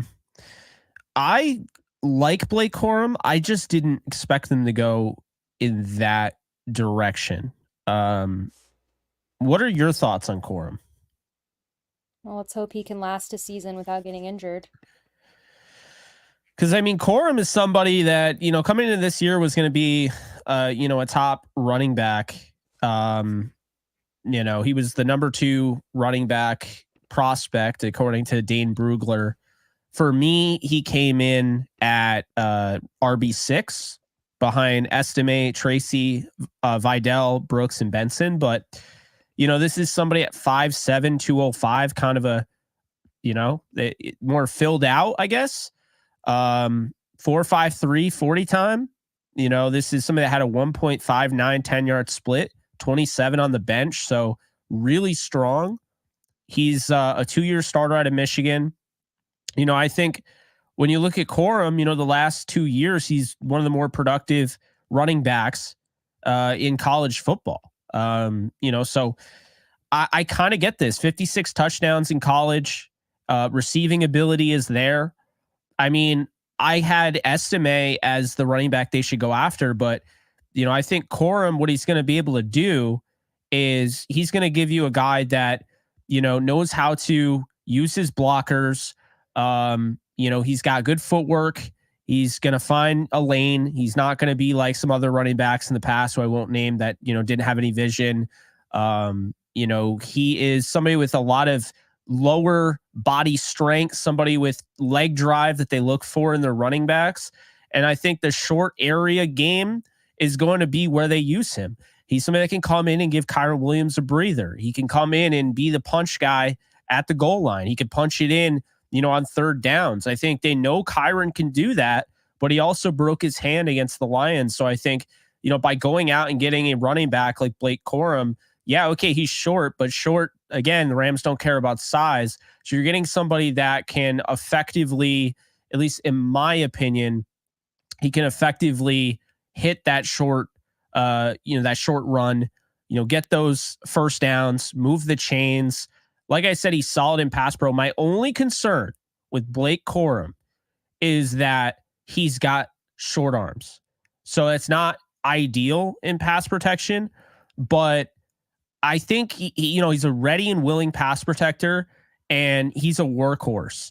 And once again, the Rams, instead of going out and getting Estime, who I thought they really would have gone after, who was, you know, 20 years old, they go with Blake Corum here, who is 23. He's going to be 24 this season. So we're seeing the archetype here: hardworking, Guy comes from a national title team. This is a guy that's, again, he's going to be 24 this year. This is going to be an older class that's ready to work, and he instantly fits in as your number 2 running back. So, again, I would have liked Estime more, Alexis. I'm not going to sit here and lie to people, but I like Blake Corum. And I like that the Rams value going after a running back. I think it makes sense because you want to maximize Kyren Williams, and you can't maximize him if you're just going to give him the ball and have him have 97% of the snaps. You're going to kill the guy. So I like this as kind of, he's more than a breather.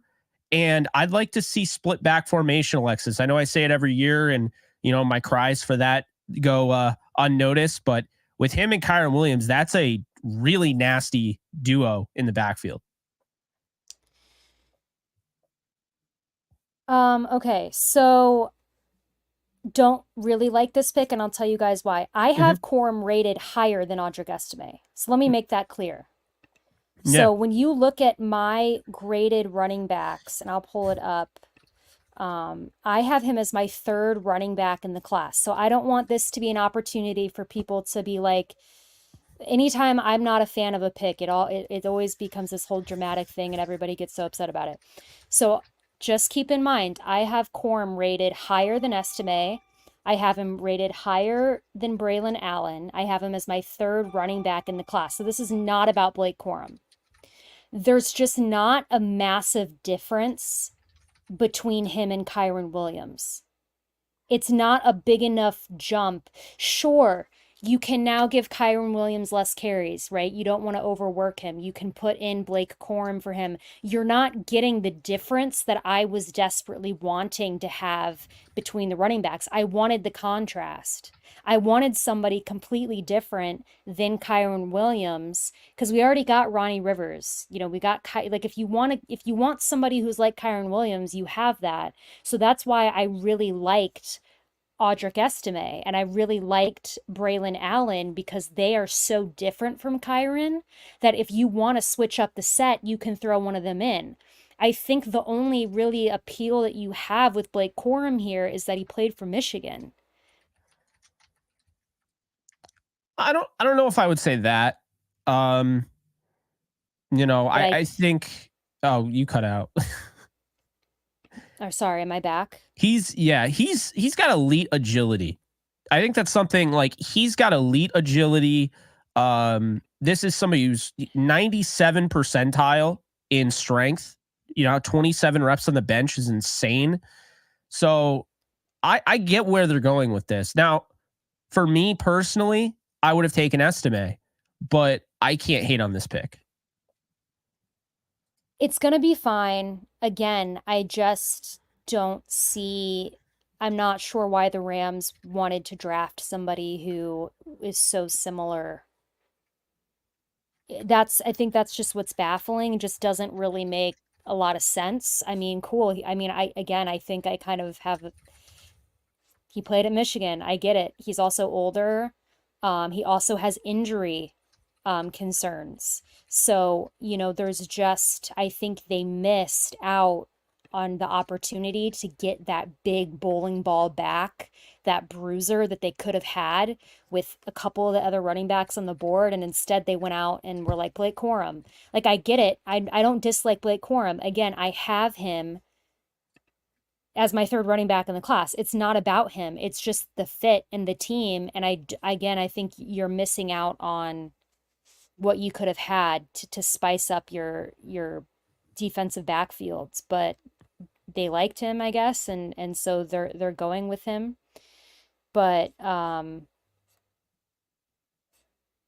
yeah, I can't say that I'm like psyched about it, but it could have been like a worse pick. I'm not saying it's a horrible pick. It just doesn't, it's a little baffling to me. By the way, I don't know if the Browns have even announced their pick yet. Right? I'm not sure. Alex, did you get all that? Be sure to send that to me via email. That would be great. To me, it's always an adjustment. That's the thing, like rapid reactions. I'm so zeroed in, and like I'm trying to think back to, my evaluation, because it's easy to get kind of flustered. You know what I mean? Like when something happens and you don't want to get too carried away with like overreacting, which I've done in the past. So really I try to take it in, kind of process it live, and then I'm able to kind of spit out my thoughts. Um, I really like the idea of going running back. And I think Blake Corum's a really good football player, the most productive running back in college over the last 2 years. And I just think that really, I think he's similar to what Audric is. So I mean, I get that premise. I'm honestly starting to think, Alexis, that a lot of these meetings were leaked to steer away from who they ended up going with. You know what I mean? Well, it makes sense. I mean, it does make sense. Yeah. And I think they would have taken Audric. You know, if Blake Corum went, because clearly they had him rated higher, I think they'd take Audric Estime. But yeah, I started thinking more and more and more. I was like, I don't know if they're gonna go with like a really fast, speedy back like a Trey Benson, even though we all want that home run speed. I don't think the Rams value that speed as much as like vision, consistency, agility, making guys miss. So I get that aspect of it with Blake Corum there. So I mean, again, I don't think it's a pick that everyone's gonna love. I think it's probably a pick that's gonna be universally hated. But the Rams, they like taking the running backs in the third round. They did it with Darrell Henderson. They've done it now with Blake Corum. They did with Trey Mason. I mean, they've taken running backs in the third round quite a few times, and they clearly really like him. And I'll be honest with you, I can't hate on it. I'm surprised the Chargers of all teams didn't take Blake Corum. Well, by the way, Roman Wilson went next. So you had two back-to-back Michigan picks, and Roman Wilson went to Pitt. The Colts traded up. So I'm a little behind because we started talking.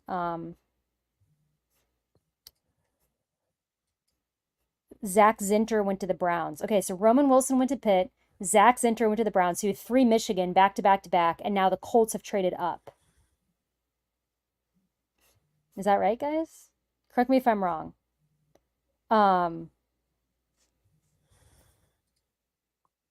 So all right, the Colts traded up. Yeah, so you had those three Michigan picks, and now the Colts are up. Okay.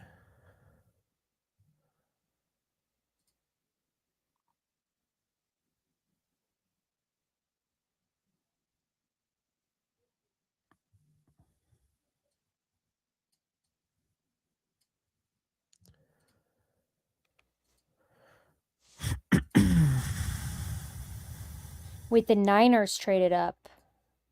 I thought the Colts traded up. Now I'm confused. No, I think it's the Niners because the chat is saying the Niners, and I see that on the screen. Yeah, the Niners are up. So I don't know. I'd heard Colts, but now I'm seeing Niners. Oh, the 49ers traded with the Colts. So it was the Colts traded down and the 49ers traded up. Okay. That makes a little bit more sense.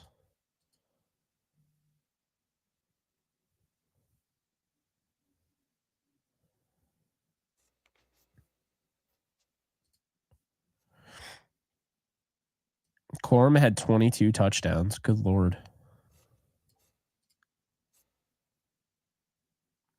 He's more of a gap running back, I would say. So I also see the scheme fit. It was misreported. Okay.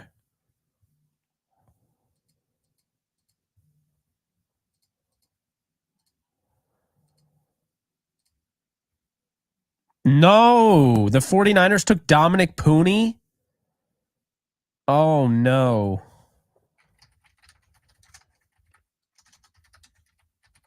That they would. That is... The dream is dead. Yeah. Also, Audric Estime to the Rams dream is also dead. Where'd he go? Well, they're not taking him now that they've taken. Oh Blake yeah, no, I Corum. know. I figured that, but I was like, where did he go? Like all of our guys. If Baker makes So it to that 99, I'll be shocked. Of course, a Kansas Jayhawk goes to the Niners. Of all teams. Of all teams. well, you still got some more left who haven't gone yet. There's also like no tackles. I would not take like anybody. I mean, that's not true, but like the Rams are fine with their offensive line. I'm going to say that right now. I feel like they feel fine with their offensive line. That's the vibe I'm getting. I know, but I just disagree. What if someone goes down? No, I'm You know what I saying mean? they feel like they are fine with the offensive line. That's what that's telling me.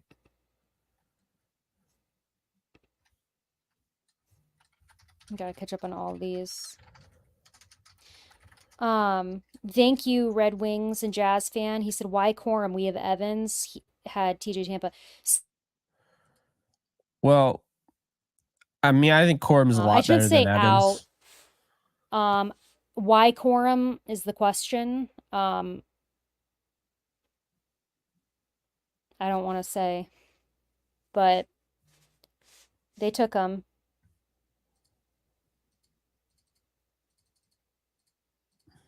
Wait, who's up? The Packers are up.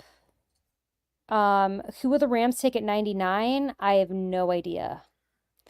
Honestly, at this point, they're still at 99, obviously. So we're now at what, pick 87 with the Cowboys. He just sent me, Alex just sent me the live reaction of Blake Corum.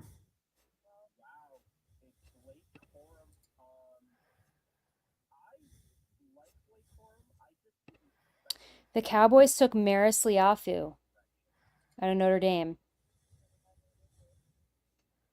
That feels like a very Cowboys pick. It's a good pick, actually. It's honestly a little higher than I had him going, and Wait, the Cowboys took Lufau? yeah. That's interesting.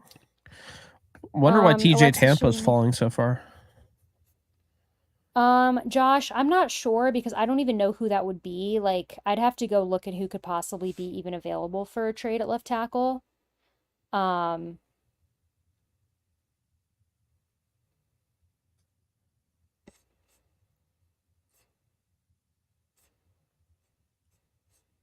let's do this.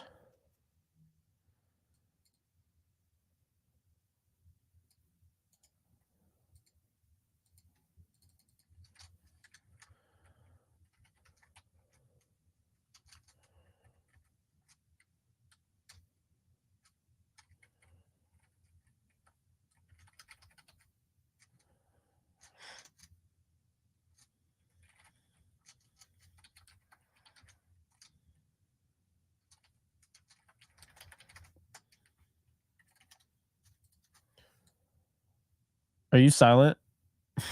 No. I'm Okay, I'm actually replying to Blaine. Blaine had a really good tweet about Corum.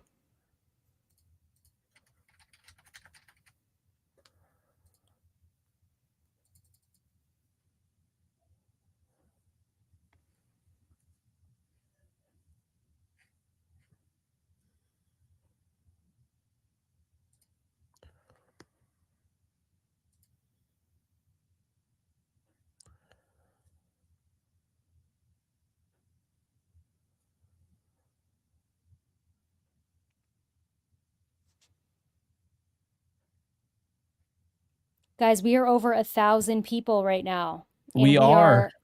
So wait. So Dallas picked, so that means we've got 11 picks until the Rams pick again if they make the pick.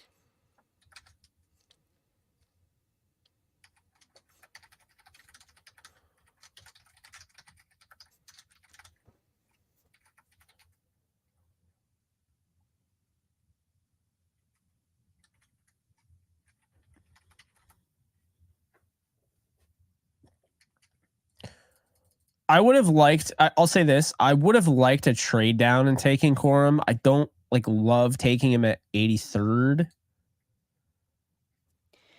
To me, that indicates that's not a backup running back that they're taking. Well, I think it's dumb. no, I mean, I think he's going to have a significant role, but Kyron Williams is the guy. He's not taking over for Kyron. I think Sean McVay is very infatuated with the Blake Corum idea, and also I don't see it. Packers just took Marshawn Lloyd, by the way. So running back, they're going to start going off the board. Wait, didn't they just re-sign AJ Dillon though? They have. Did they? I didn't even see that. Yeah, they re-signed. I thought they re-signed AJ Dillon. They have Josh Jacobs, and now in the 4th round, they're taking a running back. Am I mistaken? Did they not re-sign AJ Dillon? I could have sworn I saw that. Maybe they did. It's been quiet on their front. Lloyd has starting level stuff. They did bring back AJ Dillon, and Emmanuel Wilson played well last year in spurts. So I don't know. Bucks take Tyke Smith.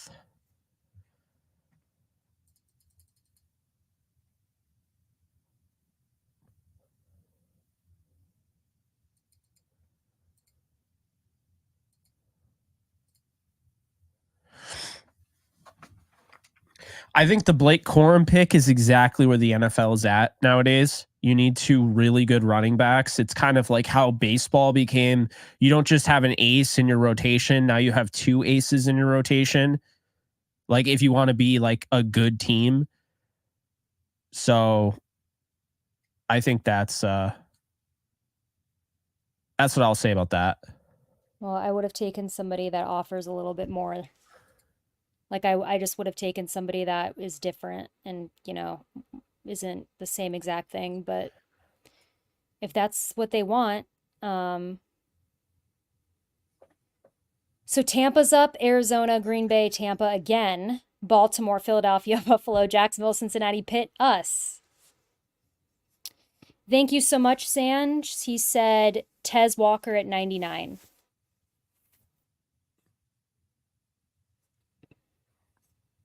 Thank you, Sanj. Yeah, I mean, I don't know if I would pick Tez Walker, but I think that's probably around where he'll go.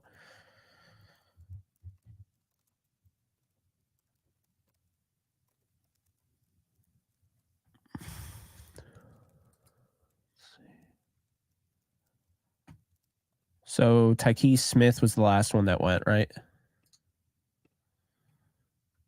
Where did he go? To the Bucks.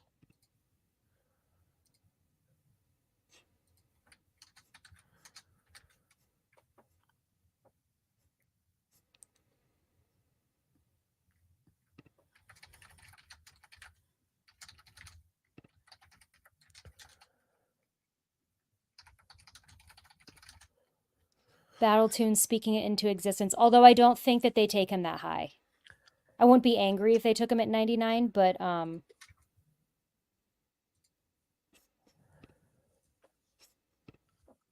love Mustafa.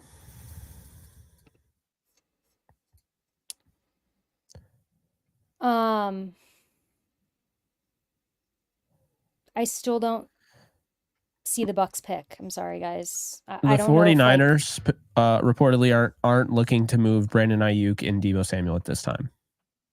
So they're just going to have 5 receivers that all could play. Maybe they think, I don't know.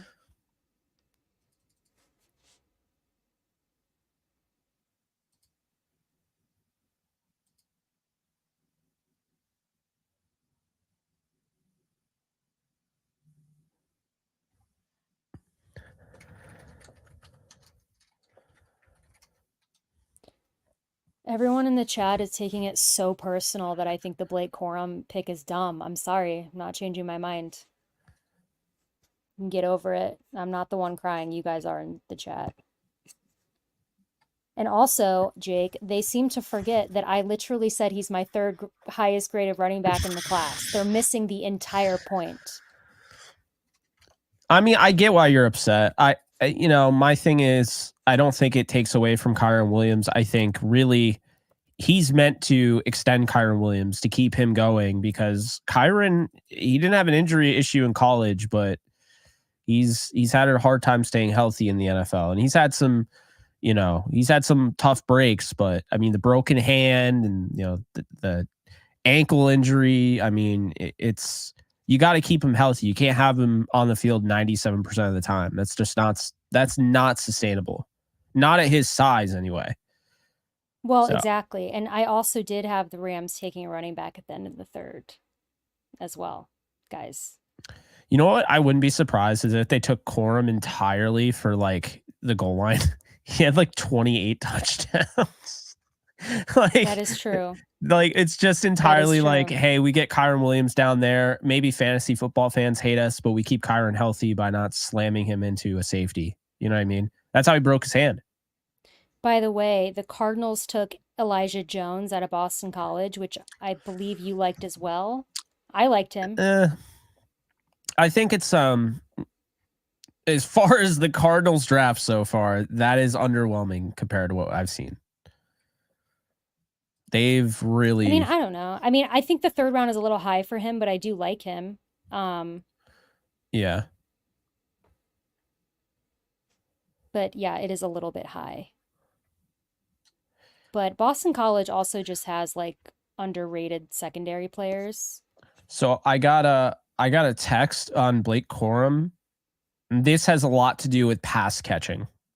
They see him as a much better pass catcher than how Michigan used him. So there's a chance that that's what he's there to do. Obviously, he'll run the ball and he'll give Kyron a break, but Kyron struggled as a pass catcher last year. So I get that. That was the one area of his game. Yeah, but that was the one area of his game where I was like, he struggled a little bit last year. He was pretty much flawless in every other category, but I get that sense. If you really think you have something in Corum, personally, if I was going to go the pass catcher route, Alexis, I would have gone with the wide receiver turned running back, and that would have been Tyrone Tracy. I do like Tyrone Tracy. But I think that Corum is going to be like a 12 carry guy. I don't think he's going to take over for Kyron. I think he's just going to force the Rams to run the ball more. That's what I think. I don't think carries are being taken away. I think the Rams are committed to running the ball more. Based on who they got in the off season on the offensive line, I think they just want to run the ball. Thank you, Tyrone. He says we should go linebacker at 99. I appreciate the kind words. Thank you so much. You're awesome as well. Thank you, Tyrone. I don't know that there's a linebacker I want to take at 99. If I'd have to go look at best available, but Jake, maybe you disagree. Actually, I take that back because is Jordan McGee out of Temple still available? Cedric Gray is still available? Yeah, I like McGee a lot for the Rams. If they go linebacker at any point. I don't know. I don't think they're going to go linebacker. Did my AirPod just die? Tyron Hopper to the Packers. That was one of Alexis's picks in our mock draft. And he goes here in the third? That seems early.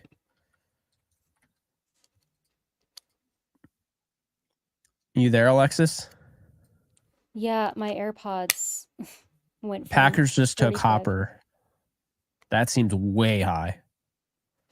I don't know. I had him going in the fourth. I know that when I took him in whatever, you said that was high, but he was. Yeah, I just roasted you. I felt bad. It's just like he was really poor in coverage, and I gave him a 6th round grade. But I wasn't expecting day 2. Good for him, though. I'm scared of what my AirPods are doing.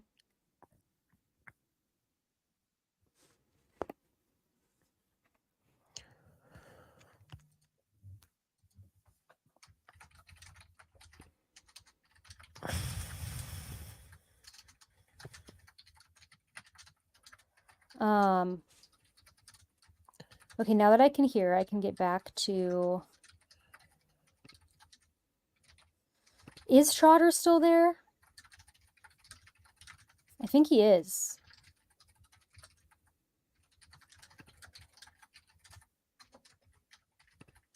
DJ James is still there.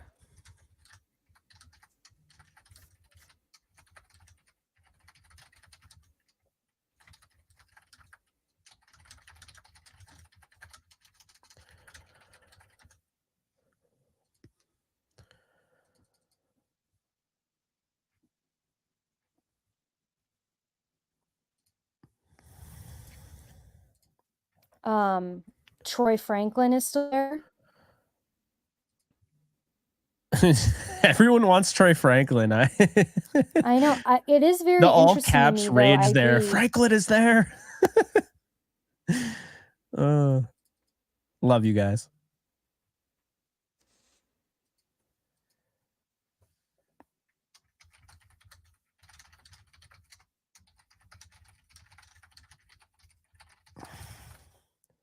So, do you think they stick with offensive line, or excuse me, offense at pick 99? Do you think they trade down? Like, to be honest with you, I don't hate a trade down here because I think that they would want to get back in the fourth round.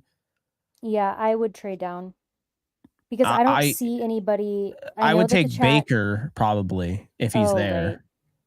Well, yeah, maybe Baker. I know the chat would say Troy Franklin. Um, but or Brennan Rice. I don't know. I would probably trade down just because I feel like there isn't anybody. Like if it were me, there's nobody I love at 99. So why not get more picks? I mean, you're early enough to where people in the draft are going to want to trade back into the third. So why not? Assuming you don't have to trade that far back.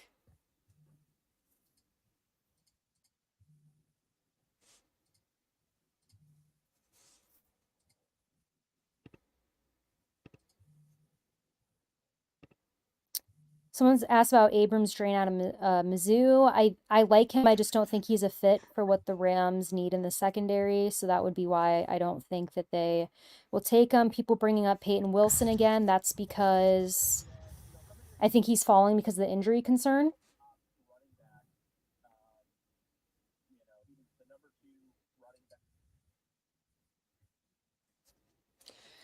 Jordan Rodriguez brought up a good point. Is that the feeling, I guess, in the Rams locker room? So the Bucks drafted Jalen McMillan. That makes sense. They needed a slot guy. Yeah, that's They a good did pick for bring them. back they did bring back Chris Godwin, I think a year ago, and of course Mike Evans re-signed. So I think with him and Palmer, you're just strengthening that competition in the wide receiver room. I like it. So Jordan Rodriguez brought up a point where she said that apparently in the Rams locker room they wanted a running back who could do the exact same thing as Kyron, because they want to run the same like system. So they weren't looking for Yeah. somebody who is a complement per se. They wanted to just somebody who could fill in if needed to do the same thing. So I'm that gonna look back at our text, but I think I literally told you my comp for Blake Corum was Kyron Williams. I'm almost positive I texted you that. I mean, I get it. I still don't agree. I still personally would have gotten somebody who could be more of like that bowling ball of a running back, but I mean that's I guess what the Rams like, so they want to keep doing that. So you can't hate on that. Thank you, Rain Man. He said we need linebackers, go Rams. I agree. There's nobody at 99 that I don't know. There's nobody that I really want to take at 99 at linebacker. I agree with NFC West best to trade down. Is what I would do. Because we're at what, Yeah. 93? Baltimore's up. I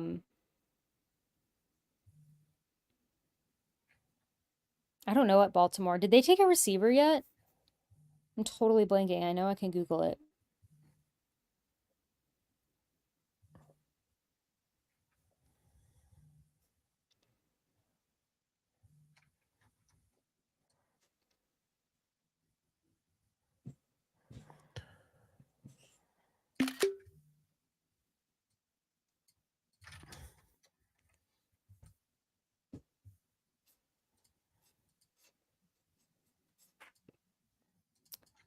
So Mario, I don't know that like we need a receiver, but I think the thing is, we only have two receivers on the roster technically like contracted next season, and there's just not a lot of depth. So I think that's why if you have a receiver you really like, you take him.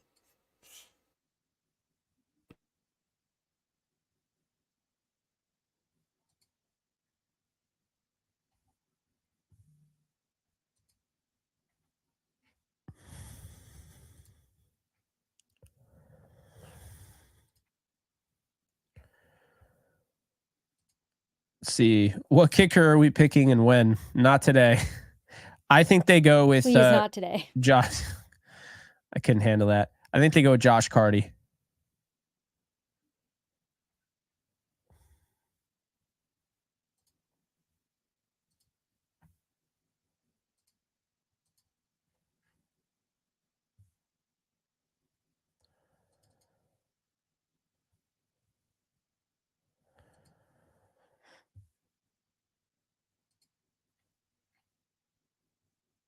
Cardi B. Hell yeah. Stun on everyone and take a kicker at 99. What if they drafted that Jake guy from the UFL? It's like, I don't even think you can draft the UFL player, but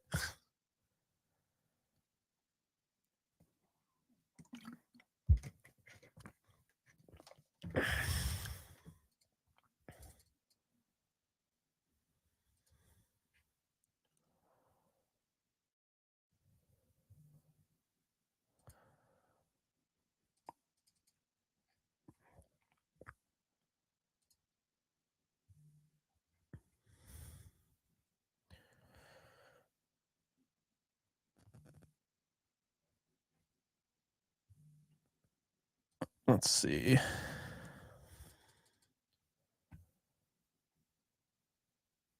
I haven't even seen a pick.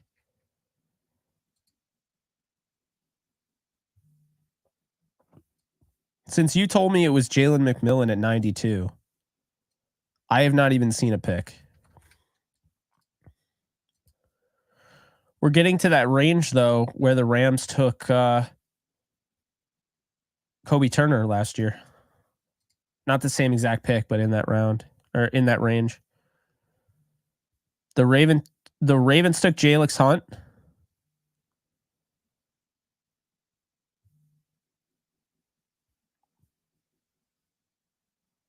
Bo, thank you so much for the donation. The reason Corum is a Ram, led the nation in touchdowns last season, 27 school record. Only 12 of his 45 touchdowns went for more than 5 yards. He is a red zone beast. They got 2 guys that can punch the ball into the end zone. I feel very good about that. Thank you, Bo. Appreciate it. Thank you, Andrew. I actually got to give Chris Ballard, Colts GM, a lot of credit. He just tore the anonymous sources tearing down Adonai Mitchell's character concerns that we talked about. He said, put your name on it. We tear these young men down. It's crap. This is a good kid. I like that. I like that he's going to bat, for his player. And I hope Adonai Mitchell is a good player. I think he's going to be. I had a first-round grade on him. Good for the Colts in doing that. Ravens did not take him. They took Adisa Isaac. Yeah, they just took Adisa Isaac. Yeah, so I'm not seeing. The Eagles picked Jalix Hunt, apparently, right? So the Eagles picked Jalix Hunt. Is that what happened? I think so. I'm trying to confirm, though. I haven't seen it. It's kind of hard to follow. I'm also trying to get up this video. It's like juggling it over here. Shout out, Alex. Reaction videos. You're the man. I don't think a lot of people are going to like this one, but it's all good.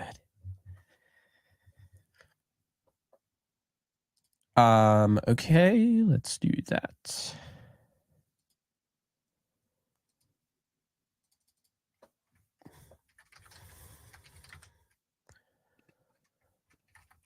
Chris, the last player the Rams drafted that I didn't like was Logan Bruss.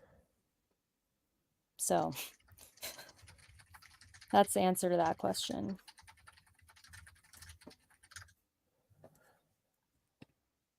Oh, so you weren't diving into a pool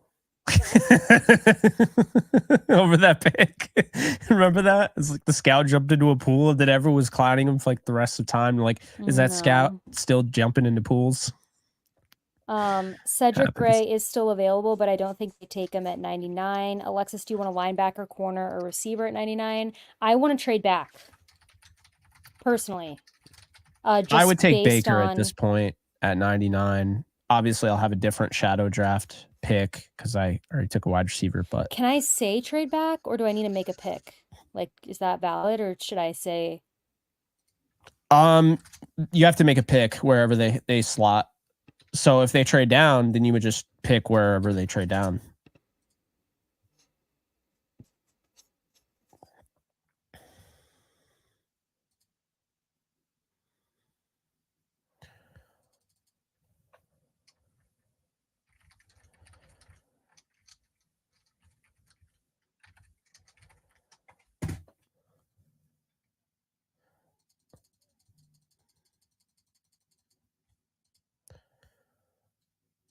Let Blake bake. Oh, man. Thank you, YouTube, for telling me that no one copyright claimed my video that I just put up 2 seconds ago. Unreal.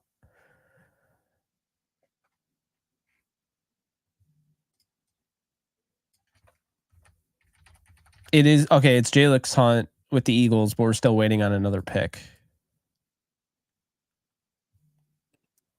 So Josh asked about the Matthew Stafford contract request. It's my understanding that he just wants more money guaranteed. That's right, Jake? He wants it reworked so he has more. I think it's a guaranteed. good thing. If anything, it shows that he's committed. It's not necessarily that he wants to hurt the cap. It's that he wants more guaranteed money. So that all that means is that if you cut him or whatever you do, like he's committed. So you'd be taking a huge penalty if you did that. It's just giving him, I have no issue with it, is what I'm saying. They can't just cut him for nothing. The Bills drafted Dwayne Carter. I forgot he was still on the board. He's a good player. I think Wingo's better, but he's a solid rotational guy. Maybe could start. I wouldn't rule it out. But yeah. Well, so then you've got Jacksonville, Cincinnati, Steelers, Rams. So they haven't traded yet. Still at 99. Still at 99. Oh my God. This Brewers Yankees game is in the bottom of the 10th. The Yankees are going to lose. I'm not looking at that.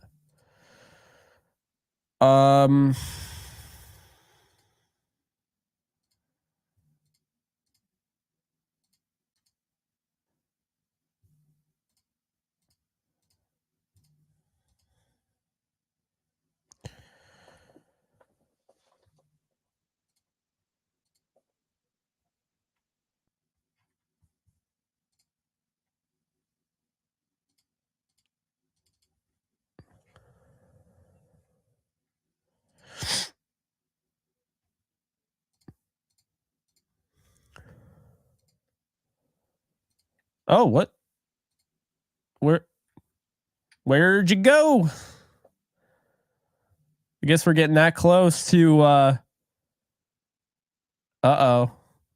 We're getting that close to the Rams pick that Alexis just got kicked. Of course. That's how you know. Like the Rams are about to pick soon, so your connection cut out. It always has. Well, all I did is I clicked show more comments, like so I could put people's comments up, and it just StreamYard was like, page Absolutely is unresponsive. You blew up. Well, no wonder why.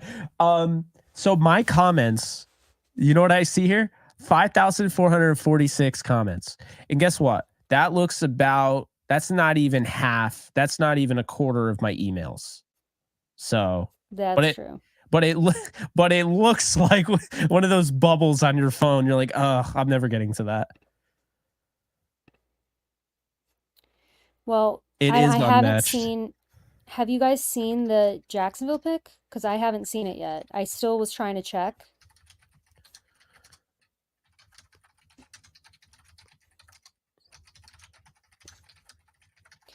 I do think that there is something going on at the draft where they are slowing down the picks because this has gotten because no one's watching. I'm sure their viewership is way down because people like us are doing our own thing. Maybe. But you'd think they'd want to speed it up a little more because they know that we're all basically getting the picks early. Yeah, I mean, come on. All right, Blake Corum reaction video is going up on YouTube now. It just took 10 years. Shout out again to Alex for being the GOAT.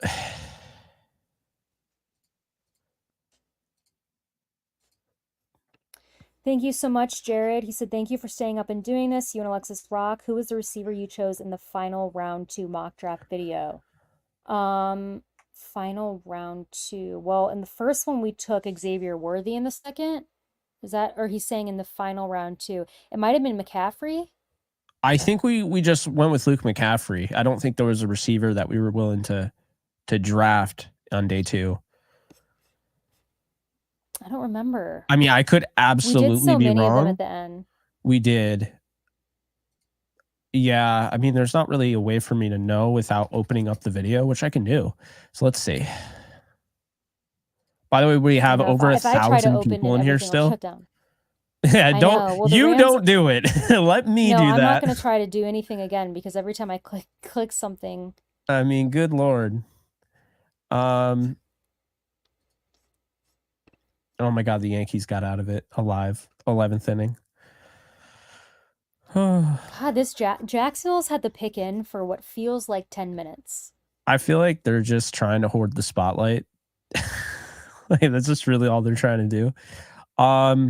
Okay, let's look at it. So, final mock draft, DTR. Let's go all the way to the end.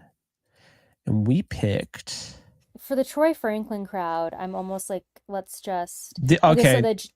So the Jags took Jerryon Jones. That's fine. Corner. So out of Florida State.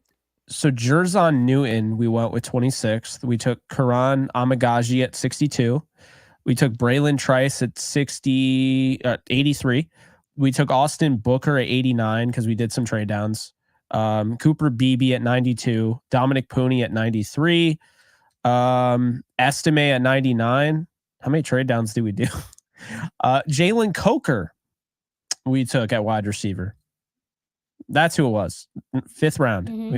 We took Tip Ryman at the end of the 6th, and he just went today. So yeah, to the Cardinals. Do you want me to look at the other ones? There's a dude in a neck brace right now in the. Sorry, I was watching NFL Network. What were you saying? Is it that guy from the wrestling? No, he was like thing. He was like in the Bengals like front office. Oh, so it's not the wrestling guy. I keep seeing that guy with the neck brace on. He looks like a ridiculous. For the Franklin crowd, I'm almost like, screw it. Let's just take Troy Franklin at 99. Luke I really McCaffrey. do want to trade down. We took Luke. All right, so we took Fashanu, Ellis, Benson, Hart, Luke McCaffrey in the second mock draft we did. And then the first mock draft that we did, I'm looking for. That was the one we took Worthy. Jared Verse, Chop Robinson, Worthy, Makai Wingo. Yeah. Braylon Allen, Kalen Carson, Javon Foster, Dwight McGlothern,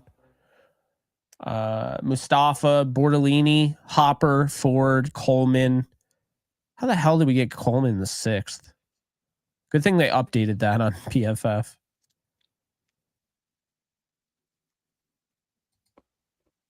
Yeah. So that's it. I can also hear myself all of a sudden through you.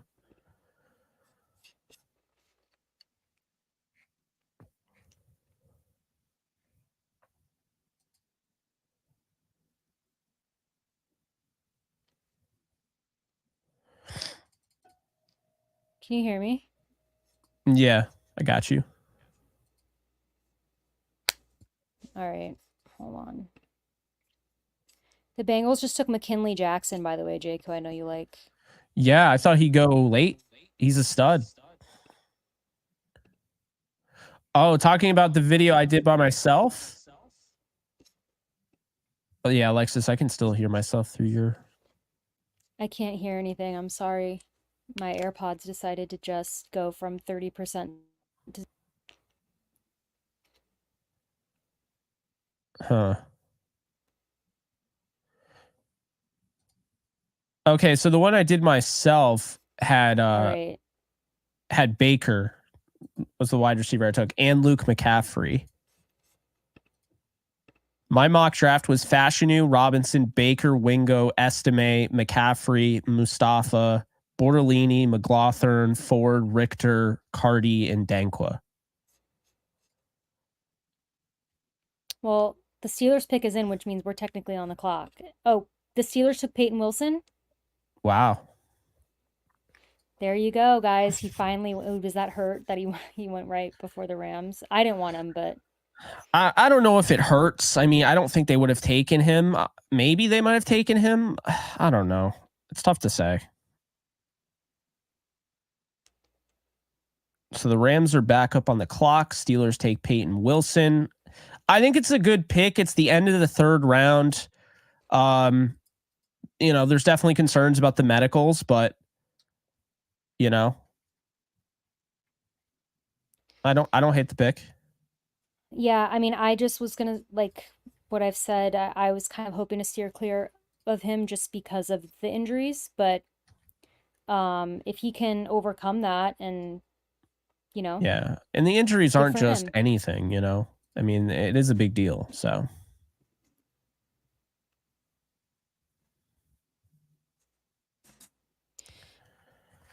All right. The Rams are on the clock at 99, and of course, NFL Network goes to a commercial. But that's okay because I'm not really getting the picks anyway from them anymore. yeah, So am I allowed to say that we trade back in my shadow, or you're saying make the pick? make the pick based on where they would be. Okay. I'm gonna say they go. I don't even know who's available anymore.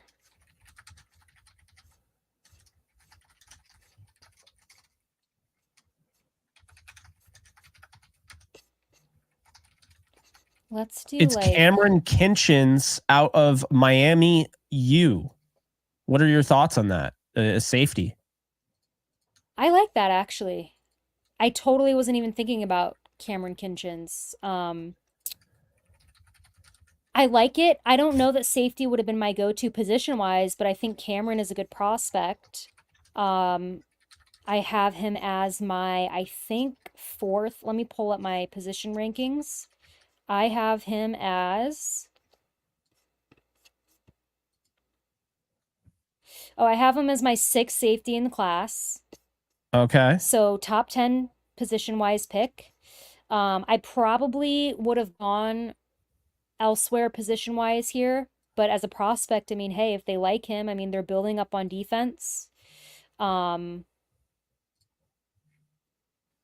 I don't know. What do you think? I mean, I like him as a prospect. So I'm looking at this, Well, trying to look at this not from a so positional standpoint, but this what are your is a little thoughts? different with Kinchins. We have seen them go consistently now. We have seen them go with players that are older prospects, right? And Kinchins kind of breaks that mold here. Comes in at 5'11", 202. He's actually 21 years old. So he's younger. This is somebody that had 11 interceptions the last 2 years. So what I think they're doing is they're going out and getting somebody with ball skills, which I am definitely for. I had a higher grade on guys like Malik Mustafa, Jaden Hicks, but I really like Kinchins here because he was a 3-year starter at Miami. And this is somebody that, doesn't have crazy athleticism, ran a 4.6 40. John Johnson did the same thing, by the way. It wasn't crazy athletic. But this is a guy with ball skills and, just really just a well-coached player. And again, he's not going to have any crazy traits or anything like that. But I think when you look at what Kinchins brings to the table, he's a balanced player. I think he's got range despite the fact he isn't an elite athlete. And I think he's going to surprise some people because this to me is a weapon. The Rams have Quentin Lake as their star. They have Cam Curl as a guy that can come up and play run support. I think he's an underrated ball skill guy that could have some interceptions this year. But I felt like they need another guy. I think he starts day one next to Cameron Curl in the secondary. And believe it or not, the Rams have drafted 3 day one starters in the first 2 days of the draft. I think Blake Corum is going to be a really, really good backup, but he's not going to be quite the starter, obviously, because you have Kyron Williams. So I think overall the Rams got really good in a short amount of time. Kinchins from Miami U, again, 5'11", 203. Again, not an elite athlete by any stretch, but he's just a sound football player who led the ACC in interceptions his second year and his third year in the league before going into the NFL draft. Yeah, I think that, again, to echo what you said, day one starter with Kinchins, taking over for Russ Yeast.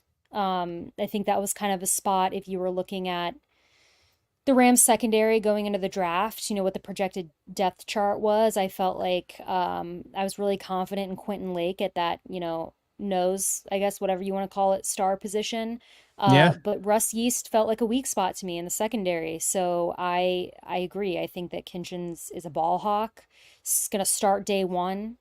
Yeah, I like it. I honestly, just safety was probably something we should have talked about before this pick was coming up, and our mind was just offense and receiver and all of that. But yeah, I like it. And yeah, like you said, 3 day one starters from the Rams in the first 2 rounds. Although I think that a pick like Corum to me indicates I think that the Rams are going to use him as a starter.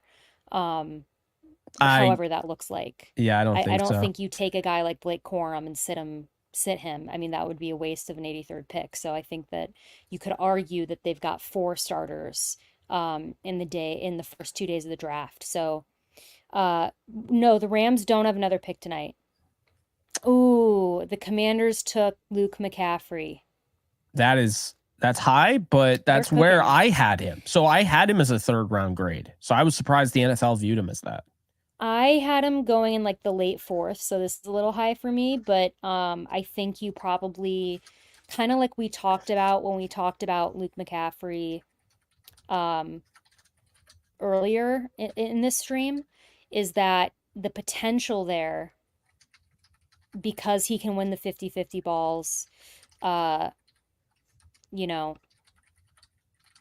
is intriguing to a lot of teams.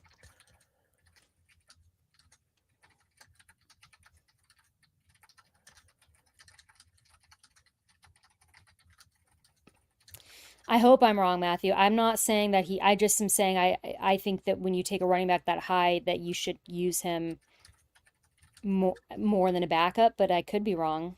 I mean, we don't know. The other 3, I do believe, start day one. Brian said, so we're high on Quentin Lake. Yes, I mean, I am. I believe Jake is. Yes. Yeah. No, this is Russ Yeast getting kind of pushed back a little bit. I think Yeast is going to be, a solid contributor on special teams and be, a sub package player. But Kinchins is going to start. Make no mistake about it. I think Kinchins starts day one. I think it's absolutely hilarious that we have a Cameron and a Cameron spelled at the same spelling, like Cam, R-E-N. That's not even a common spelling of the word Cameron, and they're both spelled the same, and they're probably both going to start next to each other. Yeah, so we're just going to have to use their last names when we refer to them. So we just need to do Curl and Kinchins, because Cam and Cam is just going to get... One of the Cams is going to get something done downfield. Watch them be like the same number, but like one off. So Cam, and then Cam is Cam. I'm already doing it. Curl is 31. Okay. There's 3 or 31. I don't remember. No, he is 3. I don't remember. I think he is 3. He is 3, because people were like, oh, the good Cam is wearing 3. And I was like, so yeah, I think he's rocking number 3. And number 4 is available because Jordan Fuller's gone. So Kinchins, it's up to you. I definitely rock with this pick. I think I like it more than Corum. I'm excited to get more into Kinchins tape. I mean, I liked Kinchins, but it's so much different when you know what you're working with. You know this guy is going to be on the team that you cover. You can dive in a little bit more.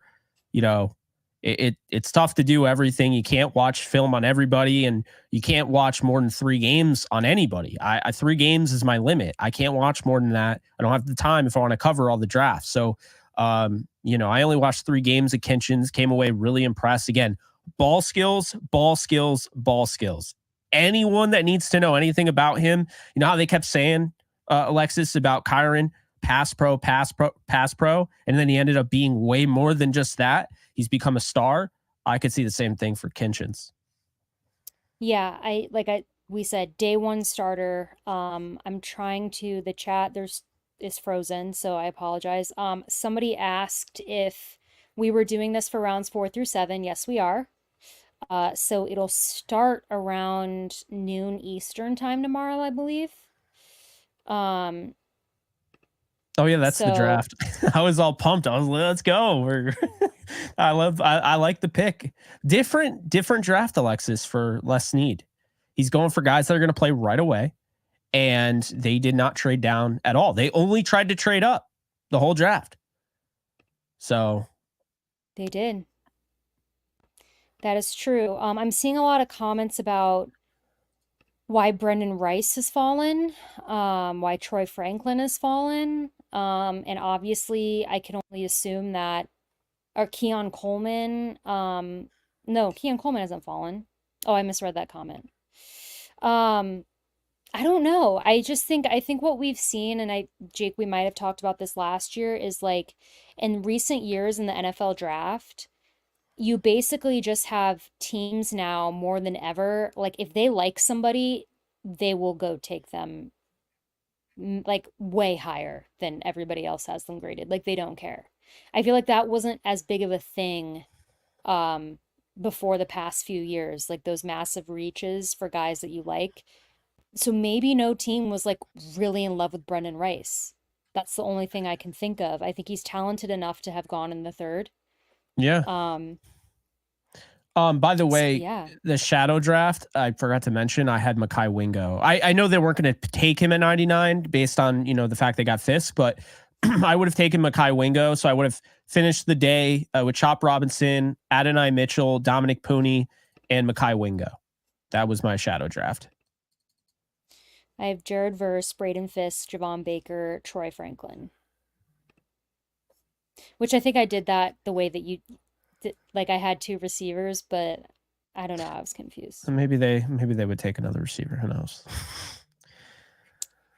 The We last could time pick that they drafted a Miami receiver to answer that person's question, that was Brandon McGee in the 5th round for the St. Louis Rams. He never really played. yeah. So We could pick up Brendan Rice tomorrow, guys. We still haven't taken a receiver. Like we haven't. So it's not out of the question. Troy Franklin. There's something weird going on to me about the Troy Franklin thing. I don't because I'm very shocked he's fallen to day 3, so I'm wondering if there's something we're missing or um what, because that just feels very weird to me. Thank you, Freddie. Appreciate it. Johnny Wilson out of FSU. I forgot about him too. A lot yeah. of receivers falling. So I'm currently making a post projecting the defense out. I don't want to hear another soul say we need to draft defense, because this defense looks really freaking good. I feel great about this defense. I'm excited. I don't care what anyone says. You cannot ruin my day. The Rams have a really nice looking defense. Okay. On paper, that is one of the best defenses in football. I'm going to say it right now. I feel very, very, very good about it. And if Tre'Davious White gets back to the way he was playing before he got hurt last year, they are going to be disgusting. I'm telling you that right now. I feel really good about this team right now. Yeah, I would go the next few picks. I would go offense. Not opposed to like, taking some more defense later in the draft. If we took like Brennan Jackson in the 5th, I won't be upset. A prospect like that, right? Another edge defender who's just super talented. But I really feel like we need to get a receiver. I would really like to see us take offensive line. I know that the Rams are kind of indicating they like where their line's at, but I would love some more depth there later on.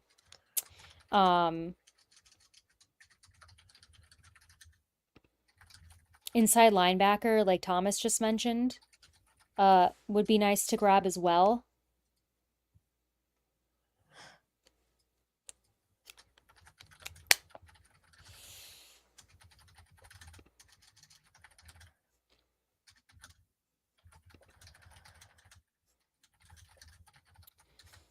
Yeah, tomorrow, guys,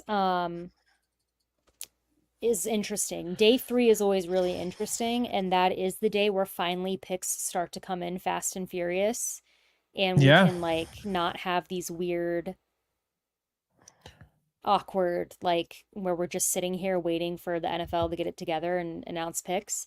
And it's also where you find the gems. I saw somebody say that in a comment is day 3. Like it's where you find these picks that like your Puka Nakuas or your Kyron Williams or people like that is day absolutely. 3. So it's interesting. I think, the Rams uh Don't rule are in out a a good trade up spot. either. So the Rams are I holding on to the 19th pick, I believe, so they traded their 20th pick. That's kind of funny. I mean, it makes sense. So they're holding on to the 19th pick. That's 154, Alexis. That's the next pick they make in the 5th round. Do not discount a trade up. The Rams value right now, what they have left over based on the trade value chart, that 154th pick is 29.8 points, right? 196th, their first pick after that in the 6th round is 13. Okay. So that's putting them around, guesstimating 42, we'll say. So that 42 points can get you up to 130 in 4th round. If you had another pick, say 209 in the 6th, that's 7.8. That could get you up in the middle of the 4th round. So if the Rams want to, they can be aggressive tomorrow again. And I wouldn't be surprised. I'm telling you this right now. The way that they're drafting, they want to draft guys that can play right away. Okay. And my thought process is that you're looking to the future, but you're also looking to the here and now, which is great. And you're understanding that Matthew Stafford doesn't have forever to play. So you're really trying to hit it home in this window.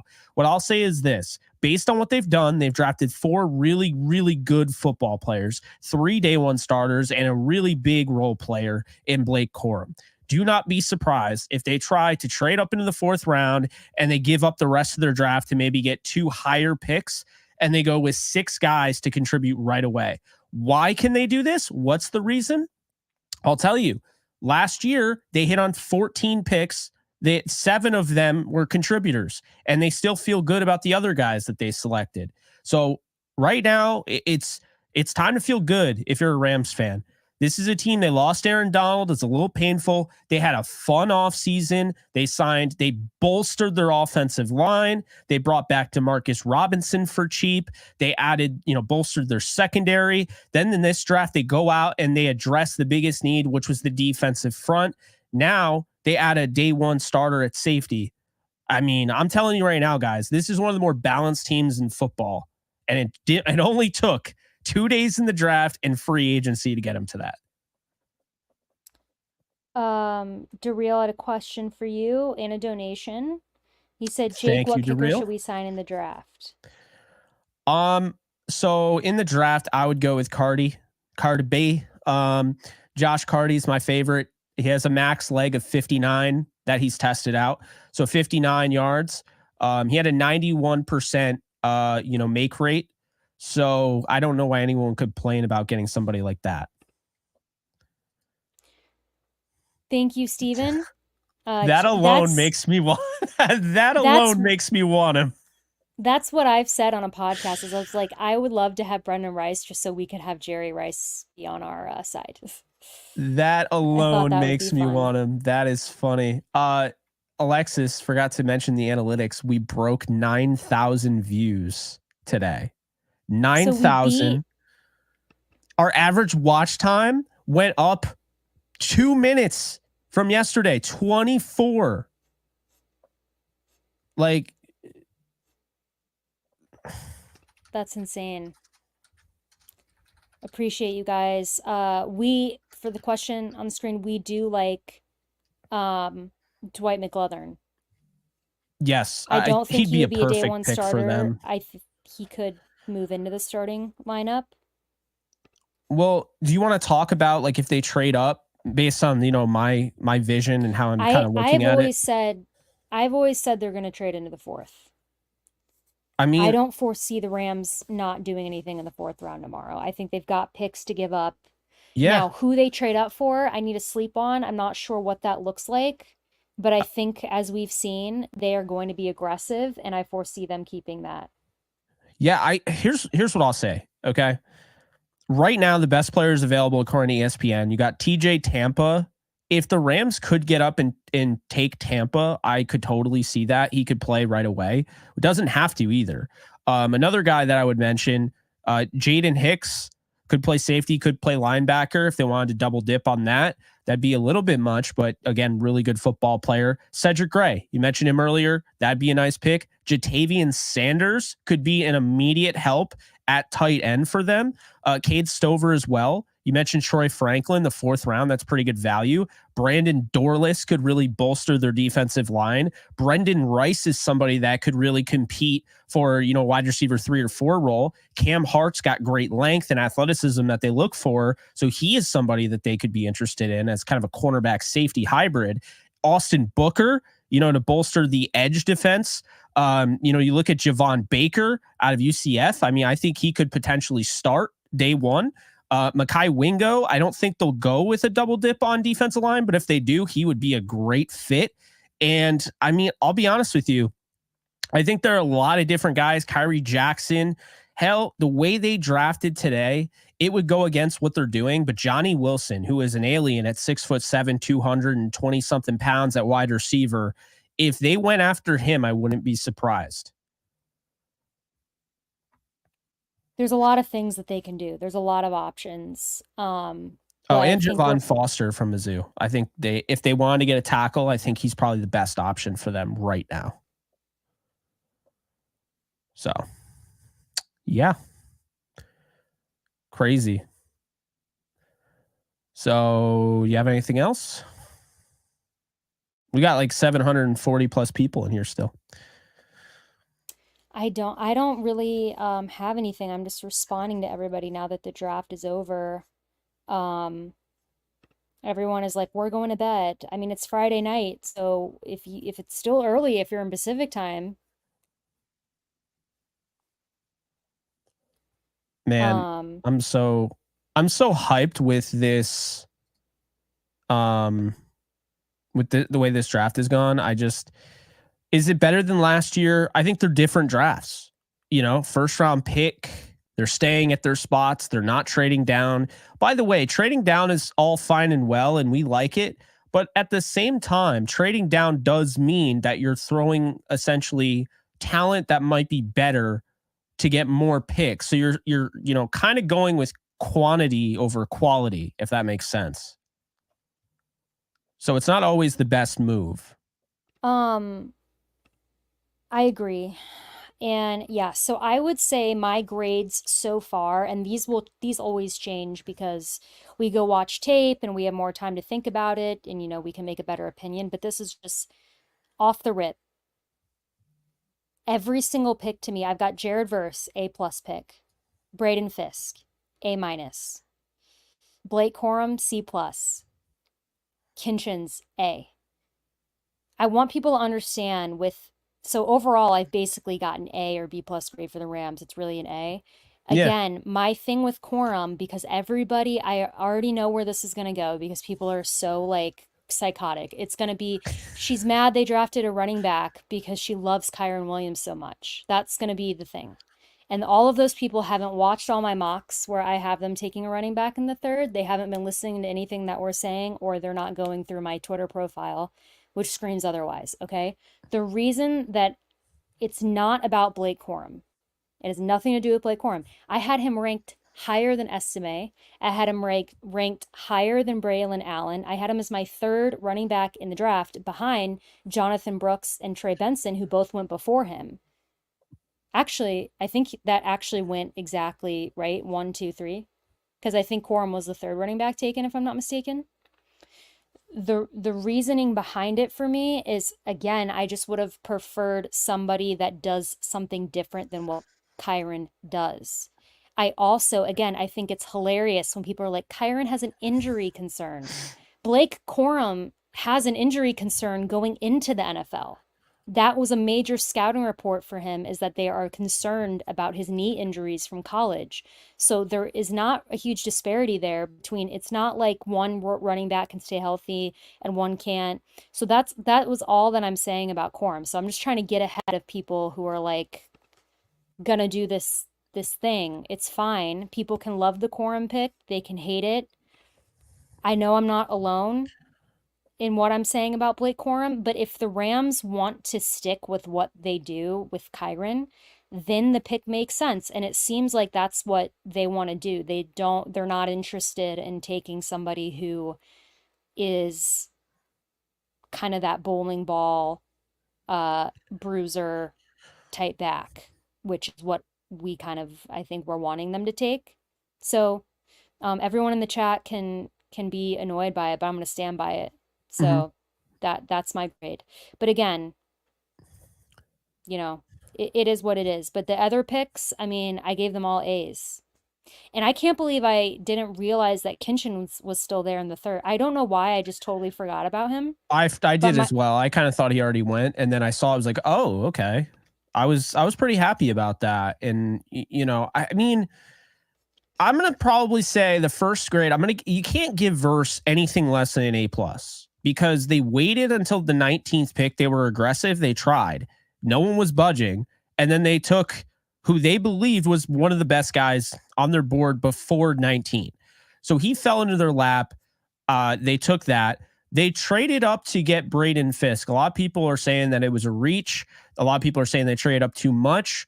I get the reasoning behind it was because they really wanted to stay in this draft. They were not trying to dump a bunch of picks to move up. They were trying to get rid of a pick. They're like, all right, we'll take care of that spill next year when we don't have a second round pick, but we really want this guy. And they found that, and they, you know, went out, and Fiske essentially is going to replace Aaron Donald. Now, is he going to replace Aaron Donald? No, he'll never be Aaron Donald. No one ever will be, but he's going to be in that type of role essentially, or close to it. So you go out, you get him, you bolster the defensive front. To me, I'm going to give Fiske an A. I'm not going to give it an A plus because they had to trade up, but I'm going to give it an A. On Fiske, I'm going to give A plus to Verse. Corum, I'm going to give a B. I think the running back at 83 was something that I had been talking about for a while. And to be honest with you, just because they didn't take my guy doesn't mean I can't give it a good grade. It's the same thing with Verse. They didn't take Chop, who I had ahead of him, but I would have given it an A plus either way. The fact that they addressed that position, didn't have to move. I give it a B because I had other guys that I would have preferred over Corum.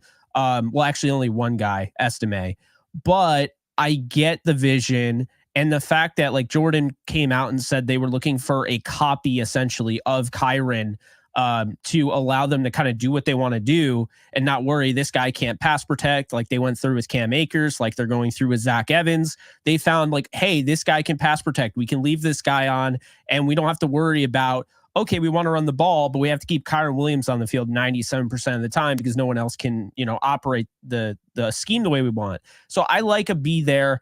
And then lastly, Kinchins is an A. You got a day one starter at 99 in the draft. So basically you lose Raheem Morris and you get a day one safety who, by the way, has ball skills that they don't have. Okay. They don't have ball hawks in the secondary, and they did lose John Johnson, we'll see if he re-signs, but they did lose Jordan Fuller, who was a little bit of a ball hawk at one point. So I do think that is something that they addressed, and I'm excited to watch Cameron in the safety room. I'm excited to watch Jared Verse and Braden Fiske, Kingpin from FSU. And I'm excited to watch Blake Corum and not, groan every time they take Kyren Williams out. And I'm sitting there like, no offense to Royce Freeman, but I'm like, I think Corum can carry the load if Kyren needs a breather for a play or two. And Corum's touchdown production allows them to keep Kyren out of harm's way and throwing him in every single time they're at the goal line. Because I'm sure there were times where they're like, you know what, we want to run the ball at the goal line, but like we only trust Kyren to do it. And Kyren is kind of worn down from that last 50-yard run. And so maybe they're calling a passing play because of that. I like the vision here. I gave it a B, and I get that. That's not exactly glowing reports for Corum, but I like the Corum pick. And I really like this Rams draft. I'm going to say right now it's an A-. I think they've done a wicked nice job. And this is also, again, a reminder, quality over quantity. They don't have all these crazy picks. We love our mock drafts. We love our simulators.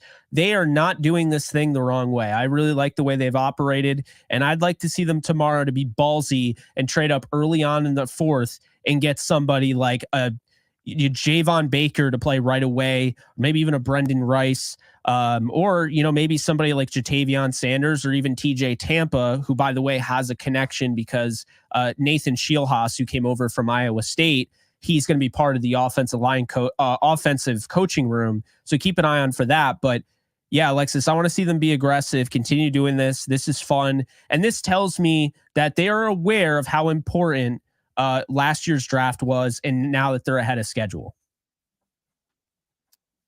Thank you, ID89. Thank you, ID89. I had to get my spiel out. Really appreciate you. Can't wait to hang out with you tomorrow. Appreciate the donation. That's very, very kind. Yes. Thank you for sticking around. I am fired up, Brett. Very, very interesting to see what the Rams will do tomorrow, because like we said, they don't as of now have a 4th round pick, but they could. We don't know. Yeah. As of now, their first pick is in the 5th, so we will have to see what they do. We will see.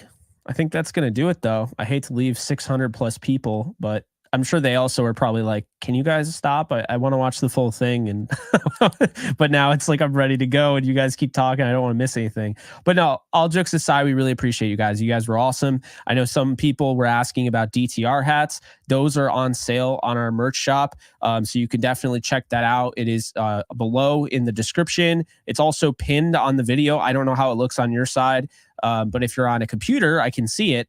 It's kind of hovering over the display. So if you want to check that out, also merch link is pinned in the comments section. But yeah, it's been another fun day 2 of the draft, and man, it went by so fast. And day 3 does the exact opposite. Day 3 goes by very slow.